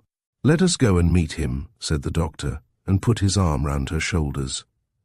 She shivered, but did not attempt to escape, and so he led her up the stairs and back into the salon, closing and locking the door behind him. Then, before she could guess or anticipate his intentions, the arm about her shoulders had become a grip as firm as a vice, and she found herself pressed closely to the big man. "My wife, I think, brother," he said. "Undoubtedly your wife," said the doctor, "for the world is yours to pick and take from, my dear." "My wife," repeated Dearborn without emotion, and brought his lips to hers. She was frozen with terror, incapable of movement. Why did not Larry come? Then, as suddenly as he had seized her, the doctor released his hold and took her cold hand in his. "Come back to the fire, wife," he said. "I will finish the third act of this great work of mine, and by that time Mr. Holt will be dead." Chapter 42. In the Trap. Larry sat on the iron bedstead of the cell, his aching head between his hands. He had anticipated many ends to that night's adventure, but never did he imagine that he would be trapped like a rat, and that the mystery of Box A would be solved in so startling a fashion. So that was the explanation of Gordon Stewart's death. He had accepted the invitation of Dr. Judd to go with him in his box, and there had met the sinister figure of Dearborn. He had either been drugged or clubbed to insensibility, and had been carried in John Dearborn's strong arms through the emergency door in the passage, and whisked away to the house of death. If he had not anticipated such an end to the evening, he thought, he had at least made some preparations. Instinctively he had known that of all places on the face of the earth where his quarry would be run down and "Finis" might be written to the Stewart case, no other spot was so likely as in this terrible mansion which the Judds had built for themselves, and the object of his visit that morning had been twofold. He desired to know and to see with his own eyes the evidence of the men's wickedness, but he had also a wish to understand the ultimate danger to himself and to the girl. He smiled as he thought of Diana, sitting snugly at home, and wondered what she would feel if she knew his position. His captor had taken from him every weapon he carried, but that did not worry Larry overmuch. He got up from the bed and walked about the room, but the weight of chain at his ankle made it necessary that he should gather a yard of it slack in his hand. He gave one glance at the black holes in the wall near the floor, for it was from these that danger would come. Well and truly had these men planned their execution room. No cry for help, no sound he might make, would penetrate through these concrete walls. The light in the ceiling was protected by a thick and heavy globe of glass. It reminded him of a bulkhead light. He wanted to test the length of the chain, for he had ample time, he thought. Dearborn would be in the house by now. He heard the click of the trap-door above and looked up, but saw nothing. He waited for another half-hour, then pushed over the big block of stone to which the chain was fastened. Before his eyes could fall upon the bag he had left there in his earlier visit, the light went out. Curiously enough, he had not provided for that contingency, and he drew a sharp breath. The bag was there, his fingers touched and pulled it out, and he groped inside for the keys. Had there been light, there would have been no difficulty in selecting that which unlocked the anklet, but now he tested 3, and none of them fitted the bronze clamp about his ankle. He heard a sound, a low gurgling sound, such as water makes when it is poured from a bottle, and then about his feet came an eddy of cold air. He tried another key, and that too failed him. Worse still, it remained fixed in the lock, and he could not pull it out. He heard the rush of the water coming through the small holes in the wall, and the dull throb of a pump. He tugged at the key, great beads of sweat running down his cheeks, and then, with a sigh of relief, it came out. The water was over his boots now and rising rapidly. There was only one more key to try. The rest were too big for the purpose. He drew that out, but the ward caught in the string of the bag in which he had put them, and the key fell into the water. He groped down. It had gone. Again and again he flung his hand through the swirling water, and his fingers groped along the rough concrete floor. Presently, with a cry, he felt it, and, lifting his ankle with an effort, he inserted the key. It turned, the anklet opened, and he was free. There were still the two doors, and he knew that with the pressure of water it would require his utmost efforts to open them. The water was up to his waist now, and he waded along the passage and up the 2 steps, holding the waterproof bag between his teeth. The key turned easily enough, but there was no handle to pull, and every second increased the pressure of the water. He set his teeth and, gripping the key in both hands, he pulled steadily, steadily. Chapter 43, The Passing of David. Diana had heard the dread words without understanding them at first. "By that time Mr. Holt will be dead." She opened her mouth to scream, but no sound came. She had killed Larry. Her hand had pulled the lever which drowned him. That was the word Judd had used. Drowned him? But how? As the thought took more definite shape, she swayed toward the doctor and gripped his shoulder for support. She would not faint, she told herself. She would not faint. There must be a way of saving Larry. She looked around for some weapon, but there was none, and then she grew calmer. They were madmen and must be humored. But the time was short. Again she assumed an attitude of attention, but her mind and eyes were busy. And, as David Judd leaned forward, she saw something that brought a thrill of hope to her heart. His jacket was open and showed just a glimpse of white shirt where his arm passed through the waistcoat, and against that strip of white was a sharp black line. She looked again and saw it was an automatic pistol, worn in a holster under the armpit. She remembered reading of desperados who carried their guns that way so that they might be ready to hand, and possibly David had read too. He was in the midst of an impassioned love scene when her hand darted forward and closed over the butt. With a jerk, she pulled it free and stepped back, overturning the little table on which her supper tray had been laid. "If you move, I'll kill you," she said breathlessly. "Open that door and release him." The 2 men were on their feet, staring at her. You interrupted my reading," cried David, in the tremulous voice of a hurt child. He did not seem to be conscious of any danger. "Open the door," she breathed, "and release Larry Holt, or I'll kill you." David frowned and put his hand on the mantelpiece. She saw his fingers touch a button, and as the lights went out, she fired. The explosion deafened her. A second later, his strong arms were around her, and he had flung her into the chair and stood glaring down at her. "You interrupted my reading," he almost sobbed. And Dr. Judd, a frowning figure, looked anxiously from her to his brother. "And now," said David petulantly, "I will not marry you." His big hand gripped the edge of her bodice and dragged her to her feet. His eyes were wet with tears, the tears of pride, of humiliation. Then, with the sudden caprice of a madman, he released her. "He is dead now, I should think, brother," he said, turning to the doctor, and Dr. Judd drew a sigh of relief and nodded. "Yes, he is dead now," he said. "The water rises at the rate of 1 foot in 2 minutes, I think." 1 foot in 1 minute and 50 seconds, said David. "Spare him, for God's sake," cried the girl hoarsely. "I will give you anything in the world you want. If it is money, you shall have it." "I think she ought to see him," said David, ignoring her frenzied appeal. "There is no light," said the doctor, and shook his head. "Of course not. How stupid of me. We always put the light out," said David, whose fit of anger seemed to have passed. "Then the water comes up through the little holes at the bottom of the cell very, very quickly. It is pumped from the roof of the house. We have a large tank there, you know," he went on, "and the person we drown cannot rise because of the weight of his feet. Once a man got on the bed. Do you remember?" "I remember," said the doctor in a conversational tone. "We had to put 9 feet of water into the cell before he died." She listened numbly. It was a nightmare, she told herself, and presently she would wake, and that takes a long time to pump out. It was very thoughtless of him. "So much had to be done," David continued, and his brother was looking at him for the first time anxiously. "We had to dry the bed," David went on. "And did you notice the chain was rusty, brother? That isn't right. It is an eyesore to me." He turned and looked at Diana thoughtfully.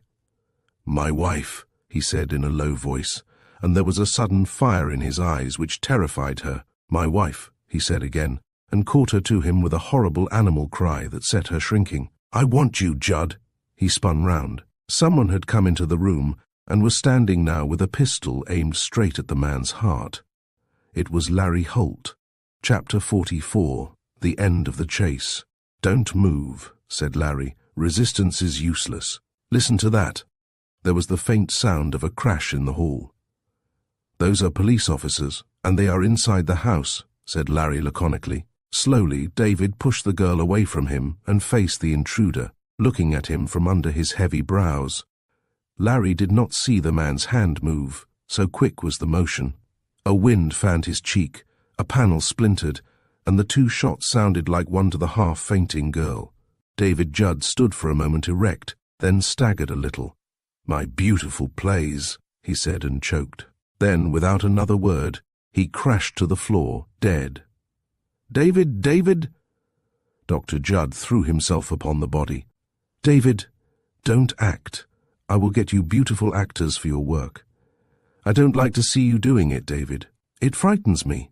Tell him not to." The big man, his florid face gone white, looked up appealingly at Larry Holt, who stood with his smoking pistol in his hand, his eyes fixed upon the two. "Mr. Holt, you have influence with him," whined the doctor, his face streaming with tears. "Tell him, please, not to do this. It frightens me when he acts. Sometimes he acts for hours in this room, little pieces from his own wonderful plays. You must ask him to read you some, Mr. Holt. David—" He shook the body, but David was beyond the voice of his brother. Then the doctor stood up. He came across to Larry, laying his large hand on the other's like a frightened child. Larry was so overwhelmed by the tragedy of it all that he could not speak. This grown man, whose brilliant brain had conceived and dared so much, was for a moment like a little child. Suddenly the doctor's head came up. "I am sorry," he said huskily. "Poor boy." He looked at Larry Holt long and steadily. "Mr. Holt," he said, "I have been behaving childishly, but I am perfectly sane. I accept full responsibility for all my acts and all the acts of my brother. I know quite well what I have done." Harvey had burst into the room and stopped dead at the scene, until Larry beckoned him forward. "Take him," he said. "I wish we had finished you," said Dr. Judd as they led him away. The girl was in Larry's arms now, her face hidden against his shoulder. "This is the end of the bad road," he whispered, and she nodded. As they came into the vestibule, one of the police officers who filled the hall saluted him. "We've taken the servant, sir. He was locked up in another part of the house." "He knows nothing about it," said Larry. "You can safely release him. And anyway, I haven't taken the trouble to get a warrant for him." A tall man came out of the broken doorway, which Larry discovered led to the servants' quarters, and took the girl's hand in his. "You've had a terrible experience, Miss Stewart," he said, and she recognized the police commissioner and tried to smile. "I have my car here. You had better come along, Larry. Harvey can charge Dr. Judd." They drove back to Scotland Yard, and Larry said very little on the journey. He sat by the girl's side, her hand in his, and answered the questions the commissioner put to him briefly and without elaboration. It was when they were back in the commissioner's office that Larry spoke. "John," he said, "I hope you're not going to report this matter to the government as an achievement on my part." Sir John looked at him with an inquiring frown. "Of course I shall," he said. "Who else takes credit?" Larry put his hand on the girl's shoulder. "Here is the best detective we have had in Scotland Yard for many years," he said simply. Diana laughed. "You silly man," she scoffed. "Of course I am not. Who was the best detective you could have had to deal with this case?" "You," he said. She shook her head. "The best detective was Dr. Judd, if you could have secured his services, and he was best because he knew most of this matter, knew all the secrets which we were trying to discover. I was in very much the same position. I was inside the game. Once I knew, as I did, that Clarissa Stewart was myself, I was able to mystify you. For when it was clear that poor Emma, I nearly called her aunt. Poor Emma Ward was the charwoman who had seen my father and had left in such a state of great agitation. There was no doubt whatever in my mind that it was my father, and when that was clear, the rest was rather easy. I knew then that I was the objective of the gang. No, Larry, you are, and you have been wonderful. Larry shook his head with a smile. Anyway, said the Commissioner dryly, does it matter who gets the credit? Why? Asked Larry in surprise. I mean, so long as it goes into the family, said Sir John, and the colour came to the girl's face. There's a great deal in that, Sir John, she said, and now I'm going to take him home. That night, after she had gone to bed, and Larry sat before his little fire, his bright briar between his teeth and his mind at peace, Sonny came in to him, bearing an armful of laundry. 2 of your collars are missing, sir. And the man who wears the collars was nearly missing, Sonny, chuckled Larry. Do you know, one of the first things I thought about in that infernal place was whether you'd get the news in time to stop the papers. I could have always sent them back, sir, said Sonny gravely. You're a cheerful soul, said Larry. Well, were you named Sonny? And Sonny, he said, I want to tell you that I'm going to be married. Yes, sir, said Sonny, and his brows knit in thought. Well, said Larry. Well, sir, said Sonny slowly, I think you'll want some new socks. They dress very smartly at Monte Carlo. By Jove, said Larry, and then his face fell. We can't go to Monte Carlo in the summer, you silly ass. It would be too hot. No, I'm going to Scotland for after I'm married. Sonny was interested. Then you'll be wanting a kilt, sir, he said. Chapter 45. 3 cigarettes. 2 months later, Dr. Judd sat on the edge of a very small bed and smoked 3 cigarettes, one after the other. It was a rainy morning, and the square of glass which gave light to the cell seemed to collect all the greyness and drabness of the day and transmute the faded light of heaven into a lead. The doctor smoked luxuriously, for he had not tasted a cigarette for the greater part of 2 months. Presently the door of the cell opened, and Larry came in. Judd jumped up to his feet and greeted the visitor with a smile. It's awfully good of you to come, Holt, he said. I intended saying nothing, but in the circumstances it seems to me only fair to a man of your position, who has put in such a large amount of earnest and excellent work, that you should know the truth. He was altogether sincere, Larry knew that. My brother David and I, and this you will understand, were on the most affectionate terms from our early childhood. David was my care and my responsibility, and he was also my joy. We had both been left by our mother at a very early age, and our father was an eccentric gentleman who had very little use for children. So we grew up, and went to the same public school and to the university together, and I think I am right in saying that we were wholly sufficient for one another. I had an admiration and a love for David beyond anything that is human, said the doctor, lowering his voice and looking down. Larry nodded. He had recognized this quality in the 2 men. I hope you will not think that I owe you a grudge because you killed David, he said. Far from it. I recognize the inevitability, and in my heart I know that nothing could have saved David. He died as he would have wished, and in some respects I am very glad for all that has happened. At the trial I made every effort to prove to the judge and the jury that I was perfectly sane, and your evidence helped to secure the conviction which I knew was inevitable.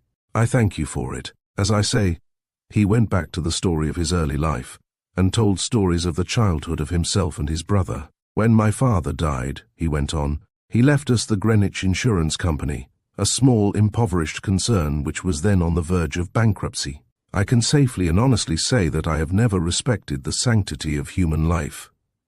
To me, a human being is like any other animal, a kind of dumb Lou, he explained easily, and Larry could hardly restrain a shudder at the light-hearted way he referred to this human wreck. I tell you that before I go any further, lest you expect anything in the shape of an apologetic attitude on my part. If you do, you will be disappointed. The business to which my brother and I succeeded was bankrupt, and I think we got our first idea for the subsequent operations when we had to pay out a risk which had been taken by my eccentric father, and a risk which he should never have undertaken. The idea of the scheme was partly mine and partly David's. We began our experiments 3 months later, when we drowned a man whose name I need not tell you, since it would serve no useful purpose, and no person is under suspicion for his death. We had insured him in our own office, a very simple process, without his being any the wiser. I myself had signed the medical report, and David, who was a clever draftsman, in addition to being a brilliant engineer, the career for which he was trained, signed all the necessary forms in his name. We chose the man carefully. He was one who had no friends and was regarded as being something of a recluse. The policy was made payable in favour of a fictitious name which my brother had taken in Scotland, where he had furnished a small house and where he lived for the purposes of collection. We made a large sum of money by this death, for we had reinsured the life, and there was little to do but to collect from the underwriters. My brother was always something of a poet, and when he was at Oxford he wrote 2 or 3 plays, which the managers of the London theatres rejected. I need hardly tell you, he said with the utmost gravity, that they were wonderful plays, though not, of course, as good as those I produced later at the Macready Theatre. The Macready was your property, was it not? Said Larry, and the doctor inclined his head. I bought it some time ago for the purpose of producing dear David's dramas, he said. It was the one thing for which I lived, to establish David's name. He had very early on taken the name of Dearborn, and it is curious that you had not compared the name that appeared on the playbills 6 years ago with the Reverend John Dearborn. They were compared, said Larry, and our conclusions were drawn, but not until a late stage in the investigations.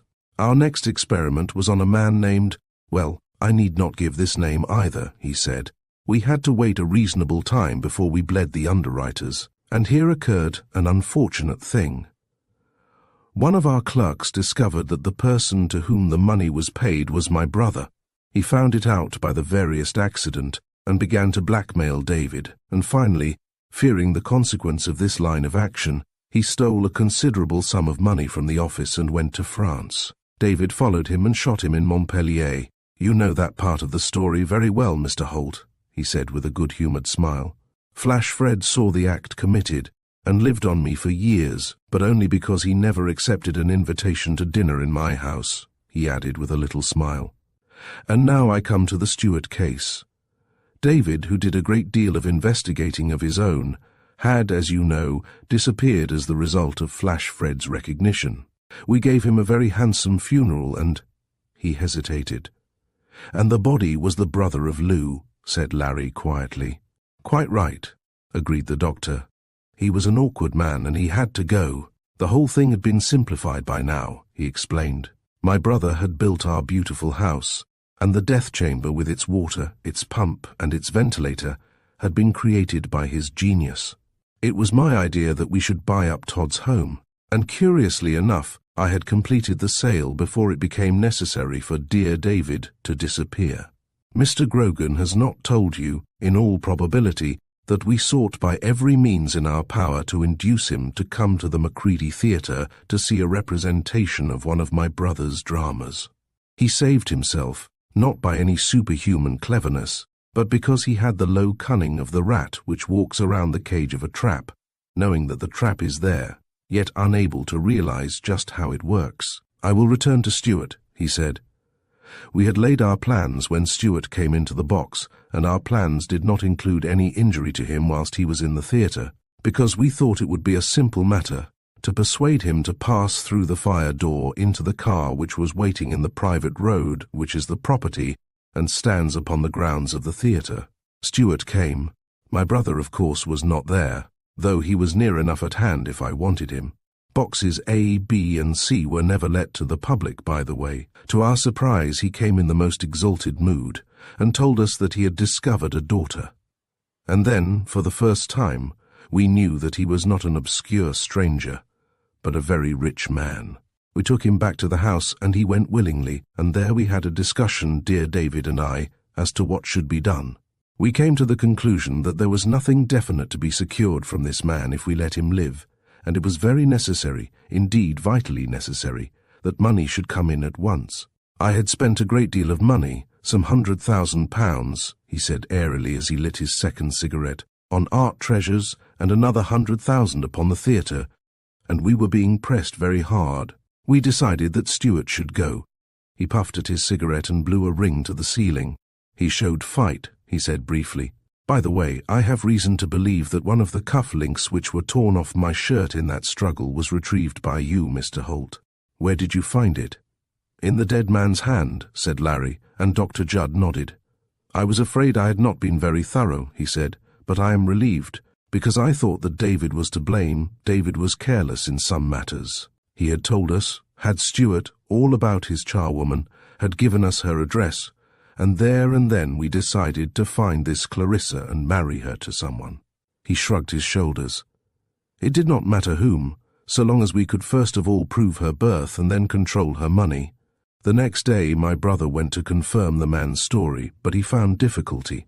The woman in charge of the nursing home, it was a converted farm if you remember, where Mrs. Stuart died, had disappeared, and even the offer of a reward did not produce any results. We had no difficulty in finding and capturing the charwoman. Blind Jake, who was a faithful servant of ours, and nobody regrets his death more than myself, but I also realized that it was necessary, or had the appearance of necessity. Blind Jake, I say, hurried her away.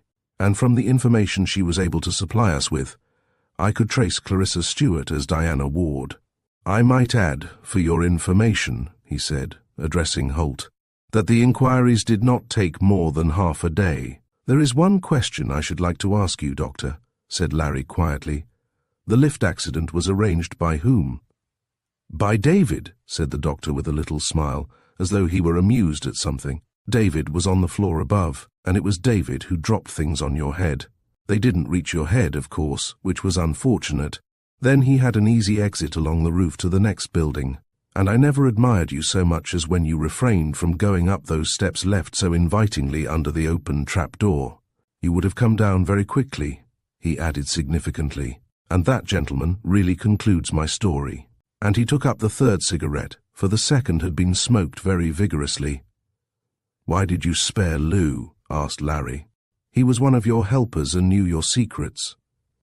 "I was prepared to spare almost anybody unless my life was endangered," said Dr. Judd. "Certainly I did not want to find all my good plans tumbling to the ground through the death of some wretched beggar who was quite harmless. I only killed when it was necessary or profitable," he said. "Blind Jake had his own vendettas, and his attempt upon Fanny Weldon was a purely private affair in which we were not interested. A man came in through the door of the cell, a short, stocky man who was bareheaded, and Dr. Judd took one long whiff of his cigarette, dropped it on the floor of the cell, and put his foot upon it. 'The executioner, I presume?' he said pleasantly, and turned round, putting his hands behind him.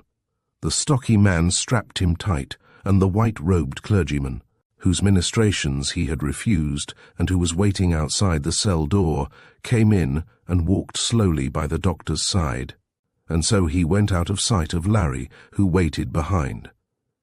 He saw the broad shoulders for the last time as they passed through the narrow door leading from the prison hall to the exercise yard, and he waited, feeling inexpressibly and unaccountably sad. A minute passed, and then there was a crash that came like thunder to his ears and made him start. It was the crash of the falling death trap. Dr. Judd had met his brother.